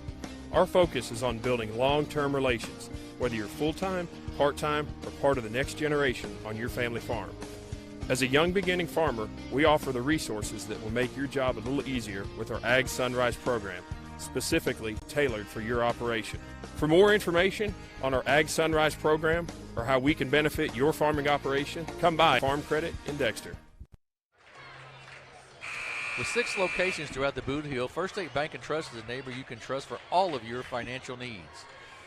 Well, Bobby, 32-31, 8 minutes to go in this ball game. It's been everything we thought it would be, and you were talking during the timeout. New Madrid's not been able to turn any kind of up-tempo because Cape Central's done such a good job defensively, haven't they? Yeah, and I thought that would be where the separation would happen. I thought New Madrid might be able to get out and run the floor a little bit more, play a little bit higher tempo if they wanted, but to credit to Cape Central, they don't get beat back. I mean, they're always back. They run the floor hard, and they're strong down low. I mean, much to the credit of Cameron Williams, we've talked about him all night, but much to their credit, they have been extremely, extremely strong. Well, Cameron Harris as well. Yeah, and you look at their bodies, you know, those boys spend some time in the weight room. I mean, no doubt. Absolutely. And Brantner, another big kid, you know, just big, strong physical team. I think that's one area, you know, if I'm looking at New Madrid right now, saying maybe the difference in these teams, some of those kids in the weight room, you can see some differences showing up tonight. Right.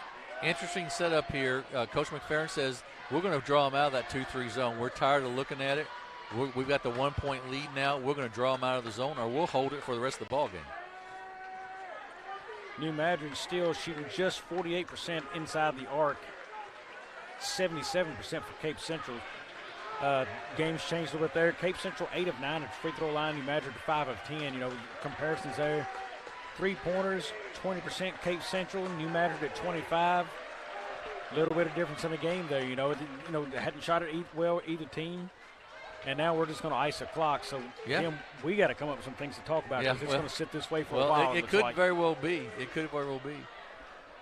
And just like we said earlier, folks, it's a quick reminder that the next broadcast on the network will be the Christmas tournament from Bloomfield. All 26 games will be there. With Jim, there's been a lot of debate, you know, over the last year. Should we have a shot clock in high school sports? Correct. It eliminates this from the game. That's what I like about a shot clock. Here's the problem. Somebody's got to be at the table. You've got to have an extra person at the table. You've got to have cameras now to have on the clock to make sure it's started, stopped at the right time, what you're doing. It would add a different element to the game. How many times would you use a shot clock in high school basketball? How many times would that actually ever happen? Right. So, not very often. And one thing that comes into play also is it's one thing to do that at a Class 5 school, but at a Class 1 school, it's all you can do to get enough people to work the games anyhow. Yes. You know, so you're right. It becomes a problem, I think.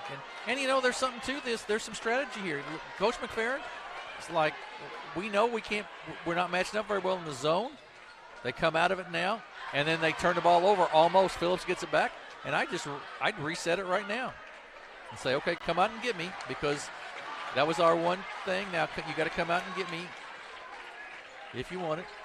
I think right here, New Madrid stretch 4. I think Shamir Williamson is faster off the dribble than a guy guarding. Yes, then Brantner, I would agree. Brantner might be a little stronger, but I think Try to get around him and make the defense move down low. Right. Well, JD Slash, nice well up top there. And they have switched to Cape Central's move to the man-to-man, which is what New Madrid County was hoping for, I think.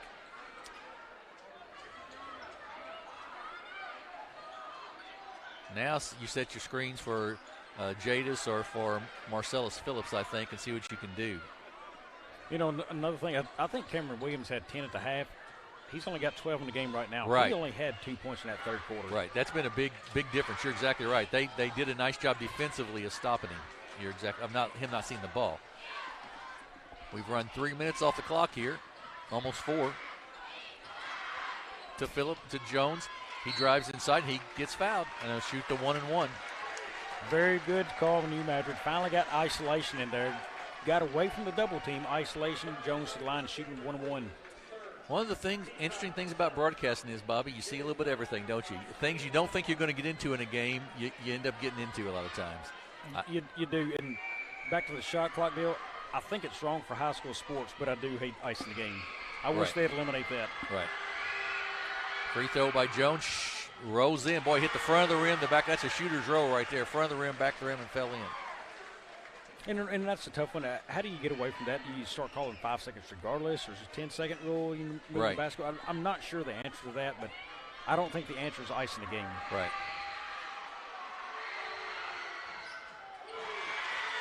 Well, it takes the ice in the game potentially takes away. I guess there's both sides of it. It takes away if you're more athletic. Does that help you or hurt you if you're icing the game? I don't know, but 34-31 either way. The Eagles, after 2 free throws by Jadis Jones, the Eagles lead by 3. I can say this though safely: Linus McFerrin will do within the rules. He will do whatever he can to get a win for his team. Yes. Whatever it takes. And in this case, it was icing the ball there for 4 minutes. He will do what it takes to try to get a win for his kids. And as a viewer, that's not what I paid to see. Right. I get it. McClard with it to Vogel.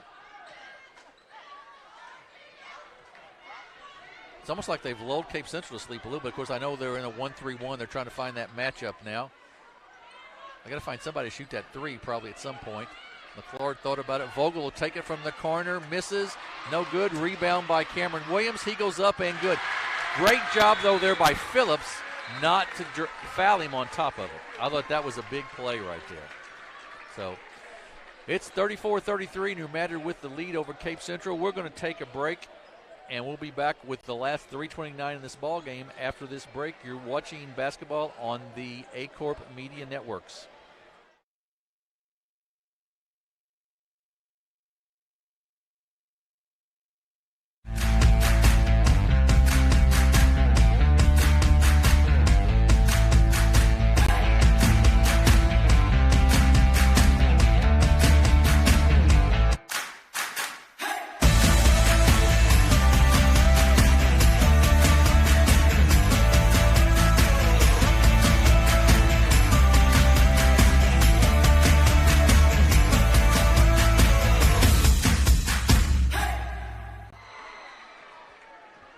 Reminder that tonight's games have been brought to you by First State Community Bank. With over 50 branches in Southeast Missouri, First State Community Bank is close by to serve your financial needs. 34-33, 4:29 to go. New Madrid took 4 minutes off the clock with a little stall to get Cape Central out of the zone defense. Coach Church takes a time out there, and I think you're probably right. I think there's a good chance we'll see a different look defense or something by Cape Central now. They know that New Madrid will hold the basketball otherwise for the last 3:29 of the game, so they've got to probably try to play a little man-to-man, I would guess, wouldn't you? Yeah, I'm guessing that was a defensive timeout just to try to see what they can do. But again, they're playing off of them right now. 1-point game. Yep. They're sort of going back to that 1-2-2 zone a little bit. Looks like, even with the 3 minutes to go. Right here, you can still isolate the high post if King gets out of there. Right here, he can be isolated. Back out to Williamson. Brantner on him. Ruff into the lane, goes up, off the glass, no good. Rebound taken down by New Madrid County, and McClard takes a timeout as he was double teamed in there by Jarius Jones and by A.J. Ruff. And that's the third timeout taken, I believe, by the Tigers. We'll keep it right here, I think. So it's been it's been a really interesting game, very physical. The referees have sort of let them play a little bit. Great shooting percentage by Cape Central, and they continue to shoot well, and then here in the fourth quarter, really the slowdown. But and just one shot right here, this possession can flip the script of the game. Then Cape Central can go to sort of stall and ice in the game, make them come out and play the defense they want, and New Madrid has to get back aggressive scoring. So it's a tight contest right here. Strategies can totally change in just 1 second. You have to believe that at some point Cameron Williams touches the ball in this possession for Cape Central. You would hope right here. I mean, he's been their most important guy. Get him the ball, let him get a good look, which anywhere on the floor that he's open, I mean, he's going to have a good look. He's got such a good shot. New Madrid's going to full court press, man-to-man full court press here. 2:41 to go in this championship game. 34-33, New Madrid with the lead. They get it into Brantner. Good catch there, and he gives it off to Williams. Ahead to Boyd. Boyd kicks it out to McClard as they reset against the man-to-man. And Ruff steals it from McClard. Just picks his pocket. Ruff's going to pull it back out now, and they'll reset the offense once again. Shamar Williamson guarded by Brantner up top to Ruff. I don't believe Ruff will go down that lane again and shoot that shot. I believe that will be either, if he goes down the lane, it'll be a dish to Phillips or to Jones. And on that, Williamson goes down the lane and gets the basket and gives the Eagles a 3-point lead. Williamson's been very quiet all night until then. McClard with it. The 1-3-1 zone of New Madrid County has given Cape Central some problems and really stopped Williamson inside. You mentioned the defense; they've really dropped down nicely to guard against Williams catching the basketball. Well, you got Phillips back now. Phillips' hands out front. McClard ties it up with a long three. Great shot by McClard to tie it up. Coach Church is going to take a timeout here. I think we'll take one as well to get our breath and get back to this last minute 39. We're tied at 36. We'll be back with 1:39 left in the game. We're on the A-Corp Media Networks.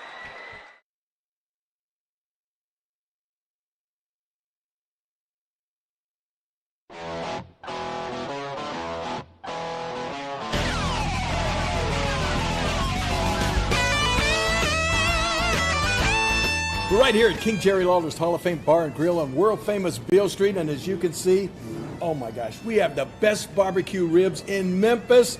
Oh my gosh, the gumbo is out of this world, but you gotta try the King's Triple Decker Slam Burger. You'll love it. Back at Sikeston High School, the Sikeston Fieldhouse, with the 1:39 to go in the ball game in this championship of the 2021 SEMO Conference Tournament. We're tied at 36. We're just trying to look over some quick stats here. And well, Jim, the shooting percentage for Cape has gone down to 62% now, but nothing bigger than Clayton McClard. He is 2 for 3 from three-pointers, and that was a big one. It absolutely was. The only 2 3-pointers they've made all night, and I think New Madrid County's only made one. Keon King, maybe the only one who made one there. So we've only had 3 3-pointers made all night. Really, games been played in the paint. And he sort of figured that with Jadis Jones and Marcellus Phillips and Cameron Williams on these two teams. You figured that'd be it. 1:34 to go. Tie ball game right now. New Madrid's only shooting at 58% from the free throw line, and Cape Central is sitting at 89%. That's a stat to keep an eye on. Cape Central now able to go back to their 1-2-2 zone because we have a tie ball game now. So New Madrid has to attack, sort of, and they're looking to. They give it to Shamar Williamson to Ruff. Ruff to Jadis Jones. Jones at about 15 foot on the baseline, kicks it back out to Williamson. Williamson cut off nicely there, double teamed, then kicks it out to King. 1 minute to go here in this championship game. Do we get overtime or do we see a winner?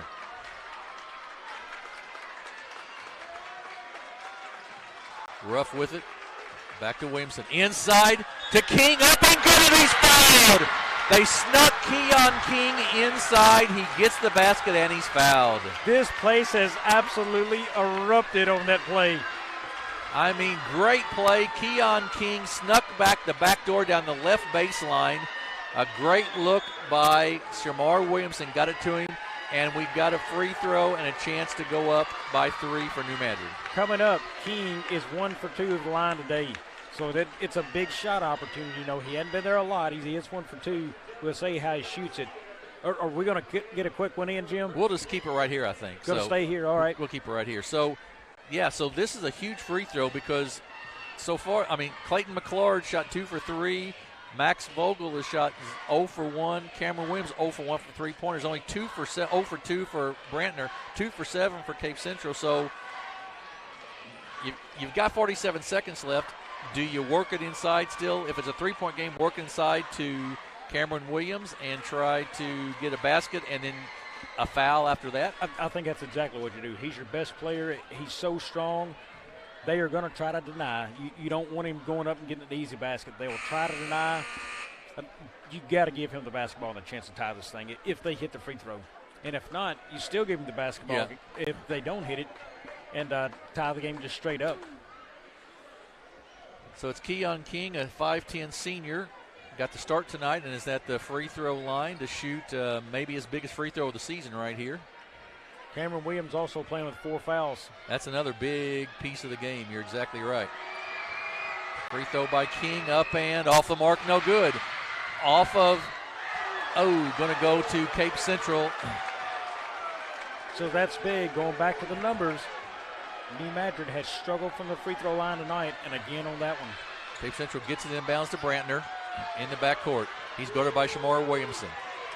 Brings it across the timeline. Good screen set there by Harris. Brantner puts it on the floor, drives all the way to the basket, loses it, but he'll go to the line to shoot a 1-on-1 as he was fouled with 35.6 seconds left. No need to panic, New Madrid. You're still up 2 right now with 35 seconds on the clock. Right. Even if Brantner makes it. And I'll guarantee you, Coach McFerrin's going to call one shot. I would think that's right. He's going to want the chance to either win it or go to overtime. Right. I would agree with that. Clayton, Jonathan Brantner, the 6'4 senior's free throw, good. 38-37. And Cape Central, the shot, I think that's 9 of 10 from the free throw line now for them tonight. They have really shot it well. And if you're Cape right now, if you miss this, you can foul New Madrid quick. I would try to get them to the bonus because they have not shot it well from the line. Right. Except Jones, he has very well, 4 for 4. Second one by Brantner, also nothing but net. 2 clutch ones by the senior, and we're tied at 38. And Coach McFerrin's going to call a timeout there. I tell you what, we'll take a quick break as well with 35.6 left. We're tied at 38. We'll be right back for the finale of this one on the A-Corp Media Networks.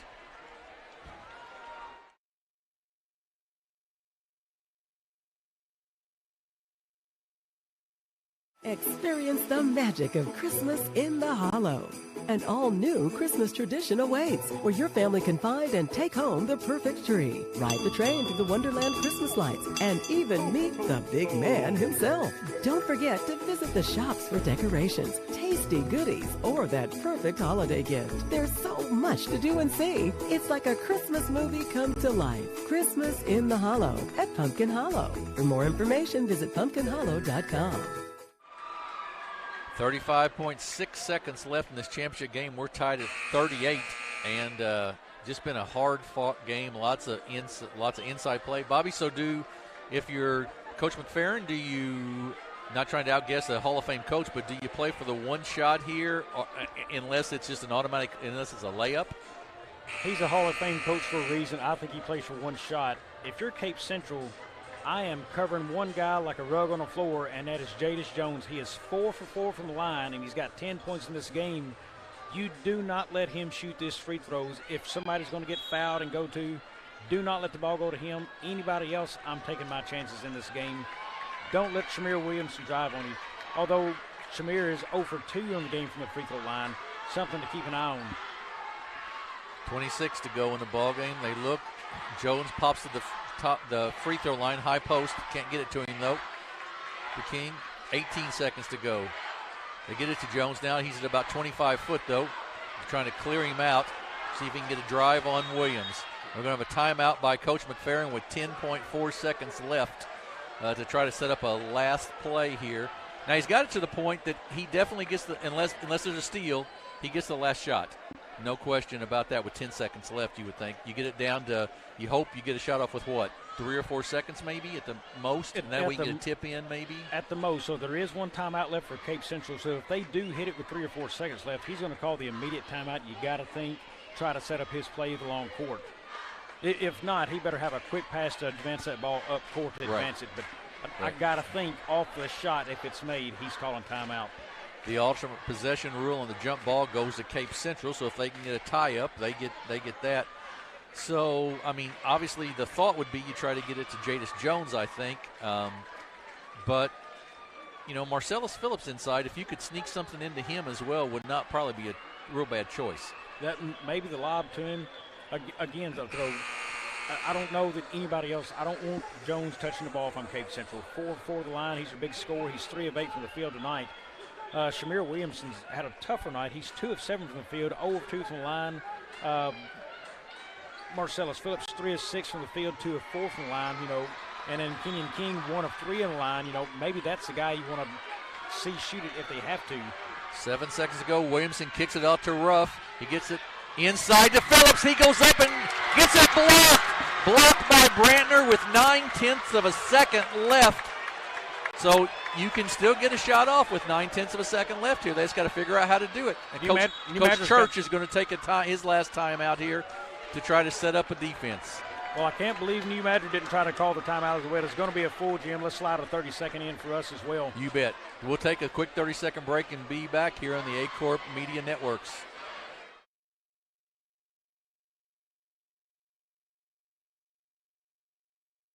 Focus Bank offers a wide range of business services, including loans, lines of credit, and equipment leasing.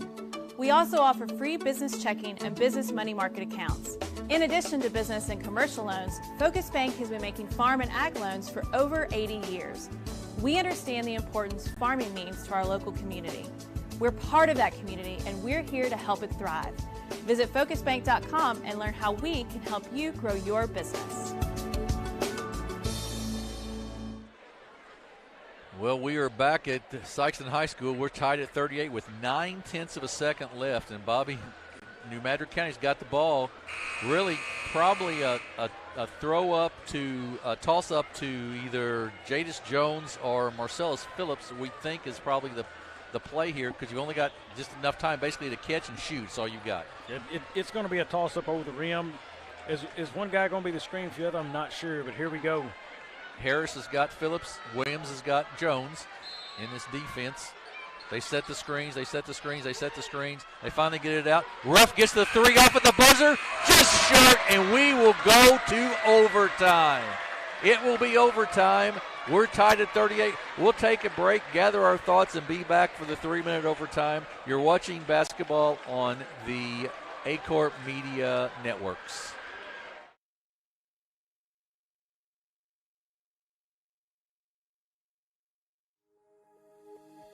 Powell Funeral Home in Canton, Missouri is here to provide comfort in your most trying time. We'll be with you every step of the way, from planning to final arrangements. With live streaming options and a quality that gives your loved ones the care they deserve. With a modern facility and the willingness to make a difference. Because there is a difference, there is Powell Funeral and Cremation Services. Well, because if nothing else, you may get hacked as you're doing that. We are back 4 minutes, actually, in overtime, not 3. My mistake on that. We are tied at 38. Bobby, it's not been a real high-scoring game, but, man, it's been a good one. I mean, just a lot of back and forth and everything. It's been a good game. Been a good one. Something to keep an eye on this quarter. Cameron Williams, 4 fouls. I believe Jadis Jones has 4 as well. So both big men for each team sitting on 4 fouls. Only one's really in danger. 3 on Maurice Boyd and 3 on Brantner as well. But really the eyes are on the 2 men at center court right now of how many fouls they have. And we are, as we reset the time and everything, we're just about, I think, ready to go in this overtime. Everything you'd want in a championship game of a conference tournament, I would think. Overtime's 3 timeouts. Each team gets a timeout here in the overtime. So Cape Central's got 1 now. The New Madrid County's got 2. Which could come into play as we go along. Jim, all the stats in this game still favor Cape Central, but the one that means the most is still tied up on the board at 38-38. Exactly right. Cape Central wins the tip, and then it's knocked away, stolen by Ruff. He gets it up the floor. He goes left-handed off to King, up, and they're going to call a charge. Ooh, that was close. King is down. That was a tough call. I don't know if it was a charge or a block, but that's always a bang-bang play, but it goes on King, his second, team foul number 5. Actually, he did miss the layup either way, so Cape Central will have the ball. The possession arrow goes to the Eagles right now. Boyd will bring it up against King.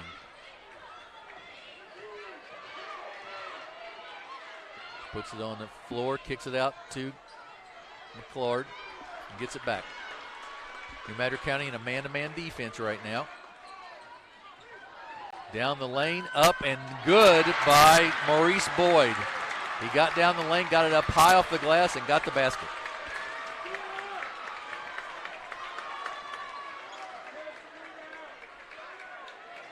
Two-point lead for Cape Central. They remain in that. No, they're playing a man as well, I believe. Jones is with it, guarded by Williams. He gets hacked, and is that going to be on Williams? If it is, that'll be number 5. We'll see who the call is on. It's a big call right here. Nope, it's going to go on McClard, his first. Team foul number 9, and it'll send Jadis Jones to the line to shoot 2 free throws. Jadis Jones, the 6'5" sophomore, 10 points on the night.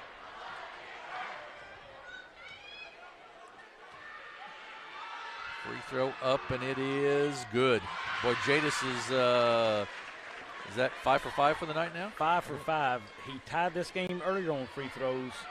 He's got a chance to do it again. Yep, 3 minutes exactly to go in this overtime. Left-hander eyes the basket. It's up, and it is good. Boy, nothing but that nice stroke there, shooting it. We're tied at 40. A little push off by Boyd, no call.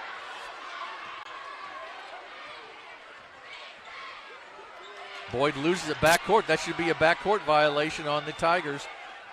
And it is as he picks it up, but over and back as he lost control of the dribble, and the Eagles will get it back on the turnover.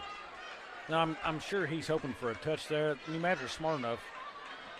Just letting the ball roll out there. I mean, how far do you let it roll down toward the goal? Coach McFerrin is going to take one of his 2 timeouts here. We'll take one once again. We're tied at 40 with 2:42 to go. We'll be back in just a minute here on the A-Corp Media Networks.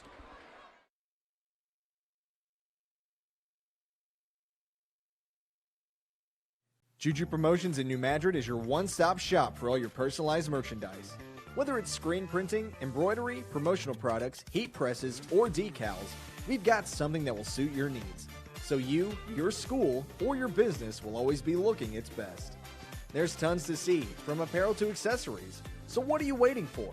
Stop into Juju Promotions today in New Madrid, Missouri. And don't forget to like us on Facebook.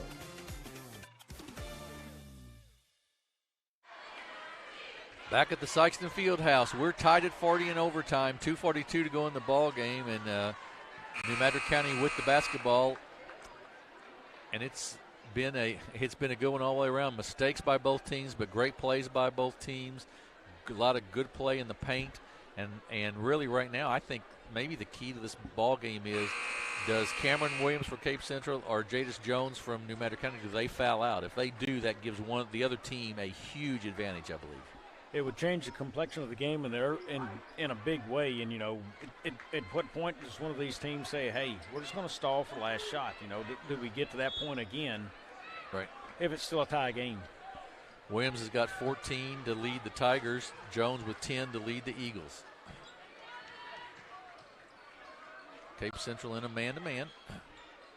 Shamar Williamson up top, kicks it off to Ruff. He lobs it inside to Phillips. Back to Ruff. Trying to sneak the back door there, nothing there, so they'll reset some offense. Jones on the right block, Phillips on the left for the Eagles. Trying to post up against Williams is a trick. Phillips pops to the high post now. 2 minutes to go in the ball game. Phillips at the three-point line. Jones is really working down there, but Cameron Williams is doing a great job. He is. He's just muscling him up. Jones makes the catch here, but really can't get inside with it. And they have to kick back out and reset. Yeah, Cameron Jones is doing a fantastic job defensively, as is Cameron Harris on Phillips. I mean, there's a lob over the top. The catch by Phillips, he misses. It's on the floor. It's loose, still loose, and it's going to belong to the Tigers. Timeout. Great call. Oh, he called a right timeout? There. Okay. No, I believe he's. Timeout on the floor. Okay. Yeah, Coach Church got a timeout there, so that'll be his last one. 1:31 to go in the ball game. We'll take one last break here, and we'll be back. You're watching basketball on the A-Corp Media Networks.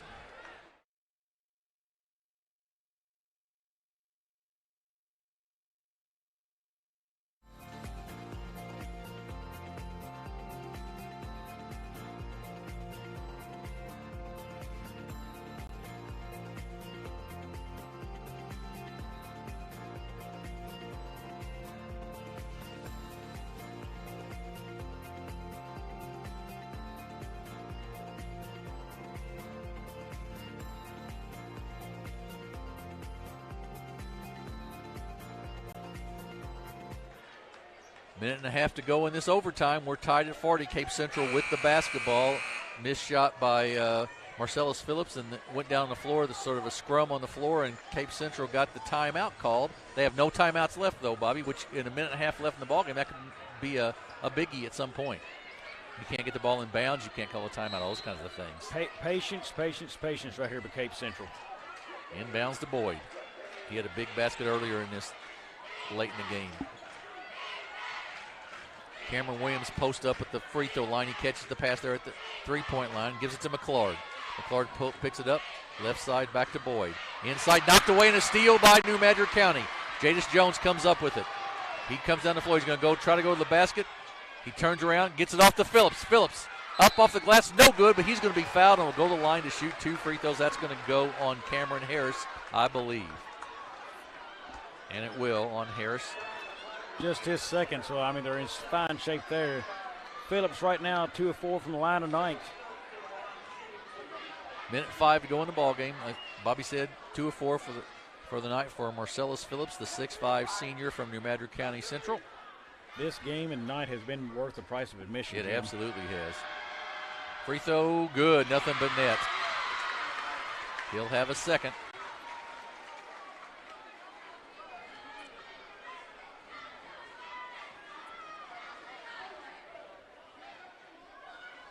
Defense would totally change for New Madrid now. They can sink back. That's exactly right, and protect against Williams. Second one good. Yeah, you got to figure Cameron Williams is going to see the ball somehow here. Brantner with it, inside to Harris. Harris looks nothing there. Harris drives on the baseline, goes up for the jumper. It's no good, but he's going to be called for a charge, and it'll be New Madrid's basketball leading by 2. I believe that's going to be a double bonus right there. But no, it's not an offensive foul. Right, offensive foul, player possession, so player control. So Williamson off to King in the backcourt. 54 seconds to go. At some point, that was a bad move. They let Jadis Jones, who's been hot from the line, get a hold of that ball. That is not what Cape Central needed. No, because Williams is out front. He's got to foul him or let Jones get to the line. He got bumped. Oh, and he's going to get carded for a charge now on Clayton McClard. There's no need, and now Jadis Jones is out of the game. That's right. That is the 5th on Jadis Jones. That is right. Should have never went to the basket. That is your best player. That is your best player. You didn't need to score to win, and now he's out of the game, and he's your best free throw shooter. Right.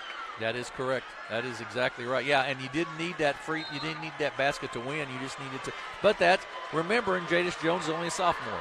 You know, that's the thing. We forget because he's such a good player, I think. But the bad thing, that happens in front of his bench. Right. Right in front of the coaches. I mean, that's got to be called off and said, hey, we don't need to score unless it's from the free throw line. A steal, rough to the basket, gets fouled by McClard. An intentional foul they're going to call. So there'll be 2 shots and the ball. Game changer right there. Your best player is on the bench. Right. They get the steal on the inbound, and then that foul. That's on McClard. Yeah. Everybody moves back. Lee Jones just saying, yeah, that was intentional. He's telling them you got to go, guys. Right. So Ruff will get 2 free throws, and New Madrid County will get the basketball with 36.1 seconds to go in the ball game. And Coach Church is saying, how is that intentional? He was going to block it. I see Church's argument, but I think the swing of the arm probably was the defining factor there a little bit. I don't think Ruff's been to the game line tonight. He misses that free throw. He'll have a second one. Still, they're up. Remember this, if he misses this one here, this may be the kid you want to foul on the inbound and make him go back to the line. Exactly right. He's a sophomore, very young. I mean, this is probably the kid, I would say, the remaining players on this floor, or 34. Newsom, who just checked in. Braden Newsom, who just checked in. That's right, who hadn't played all night, would be a good person to foul probably, and he missed them both. That's the one you want to go foul for Cape. Yep, probably right. It's in his head right now. You got to go to him. 2-point game, 42-40. Cape Central with no timeouts left. New Madrid County with one. King will inbounds and Coach McFerrin will take a timeout, his last timeout here with 36.1 seconds to go. And the man guarding A.J. Ruff right now, McClard, he only has 2 fouls, so he's got fouls to give without fouling out of the game. The only guy in trouble right now is Cameron Williams. But, I mean, that's the scenario sitting up right now. Right. Somebody's going to go to the line sooner rather than later to give you a chance to recover. Yeah, I would think if I'm Coach McFerrin, I'm saying in a nice way, I don't want Braden Newsom, who's just in the ball game, I don't want Braden Newsom to see it because I don't want him shooting the free throws. So do you try to keep it out of Ruff's hands somehow, if you can? If you're the Eagles, try to put it in somebody else's? Well, if I'm a Hall of Fame coach, like I know he is, he probably knows what just happened in that game, and Absolutely. He's telling that kid, hey, you've got this. If they foul you, put you on the line, I know you're going to hit him. He's smart enough to know to help that kid's mental state right now. King to inbounds. He gets it inbounds to Williamson. Williamson guarded out front by Boyd. 30 seconds to go. They're going to have to trap. They do trap. They're going to try to foul. No timeouts left. Ruff gets it back to King. Inside to Newsom. Newsom loses it. Harris gets it back. Brantner up for Cape Central. Quickly up the floor. Off to McClard. Back to Brantner. Brantner drives in. 12-foot jumper blocked by Phillips. Blocked by Phillips. And Williamson will go to the line to shoot 2 free throws. How about the last 20 seconds? Wow. Oh, man. Marcellus Phillips, the 6'5 senior, with a huge block on Brantner. And Shamar Williamson, with 9 seconds to go in the ball game, has 2 free throws coming. You can tell that a lot of people in the stands right now are late for bedtime because they are grabbing the coach and getting ready to walk. Absolutely. But he needs to knock down both to make it a 2-possession game. That's right. Williamson has 2 free throws here. 0 for 2 in the night. 1 for 3 now in a 3-point lead. He'll have a second one. Still a 1-possession game. Yep. But a hit free throw here is almost a dagger. That's exactly right. Yeah, that's right. With 9 seconds left, you just play solid defense if you're New Madrid County is all you do. Second free throw coming by Williamson. No timeouts left, so they got to go either way. He makes them both. Boyd will bring it down. 4-point game. That's it. You just want to play good defense if you New Madrid. McClard trying to get something to happen. And a steal by Williamson, and that's going to be the ball game. New Madrid County Central wins the 2021 SEMO Conference Tournament. What a ball game, Bobby. It took overtime to do it, and a lot of credit, number one, right now to Cape Central. I thought New Madrid had a chance to, put it on them a little bit more than they did besides overtime. They played a great game. I wondered how well Cameron Williams could handle Jadis Jones. He handled him extremely well tonight. He did. He faced him up high, kept him pushed away from the goal every time he got it, shut him down there, had some blocks in the game. He played an outstanding game. Both teams really did. Some things happened at the end, kind of jostling around, but, man, what a fun night in Sikeston, Missouri. It really was. Just a great basketball game all the way around. You couldn't ask for better for a championship game. New Madrid County wins 44-40. Let's go through some quick scoring and stuff here, and we'll call it a night. Real quick, Cape Central was led in scoring by Cameron Williams. He had 14 on the night, 5 of 8 shooting from the floor and 4 of 4 to the line. Also, Cameron Harris had 9 points in the game, 3 of 3 shooting from the floor and 3 of 3 from the line as well. Tyson Williams had 2 in the game. Clayton McClard had 6 in the game, his 2 of 3, both 3-pointers in the game for him. Jonathan Brantner had 4 points in the game, and Maurice Boyd had 5. On the flip side for New Madrid, Jadis Jones, leading scorer for New Madrid, he had 12 in the game on 3 of 8 shooting and 6 of 6 of the line. That's where he shined tonight, and, hey, that's where big boys are born, when you can knock down shots when you need them the most at the line. Did foul out of this game, but it didn't matter. His team won it. Also, Shamir Williamson, he is 2 of 7 from the floor for 6 points in the game, 2 of 4 from the line, or make that, he did hit those final, 2 of 4 from the line. That's right. 2 of 4 from the line. A.J. Ruff, he had 6 big points on 3 of 7 shooting, and 0 for 2 from the line tonight. Marcellus Phillips, 10 points in the game, 3 of 8 shooting, and 4 of 6 from the line. Nice shooting for Phillips down the stretch, too, as he hit a couple big free throws. Kenyon King, 8 points in the game, and that rounds out the scoring for New Madrid. So they didn't win in any fashion. They shot free throws worse. They shot the three-pointer worse. They shot the two-pointer worse inside the arc, and they shot a total from the floor worse. They still walk away from this game winners. I mean, that's hard to do, but, you know, the difference may be they hit 13 free throws. Well, and 35 shots that they put up versus 22 for Cape Central. There's the other difference. Yes, got more looks at the basket. Absolutely. You know, getting more looks, your offense just ran a little bit more efficient and manage the clock at times better when they needed to. Big free throw shooting at the line, though. I think, you know, you look at what Jadis Jones did at the end. You look at Marcellus Phillips. They shot a combined 10 of 12 from the free throw line. That is big time basketball at this level for big men. You can't say enough about their play in Cameron Williams as well for Cape Central. The big boys come to play tonight, and we got to see all the action we could ever ask for out of them. Absolutely right. So the summary of tonight: Poplar Bluff wins the 5th place game. In the 3rd place game, Charleston beat Jackson, and then in this championship game in overtime, the New Madrid County Eagles 44, the Cape Central Tigers 40. We'll be back on the air.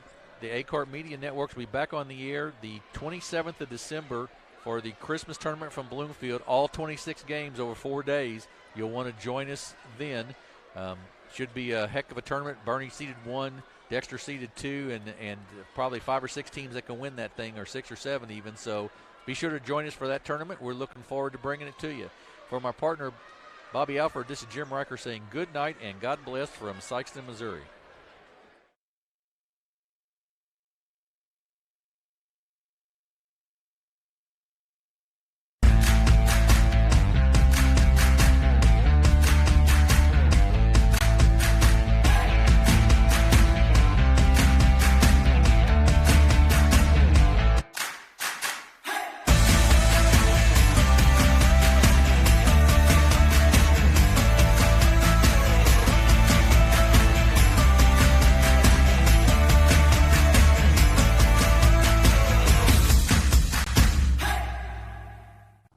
For generations, Farm Credit has been serving the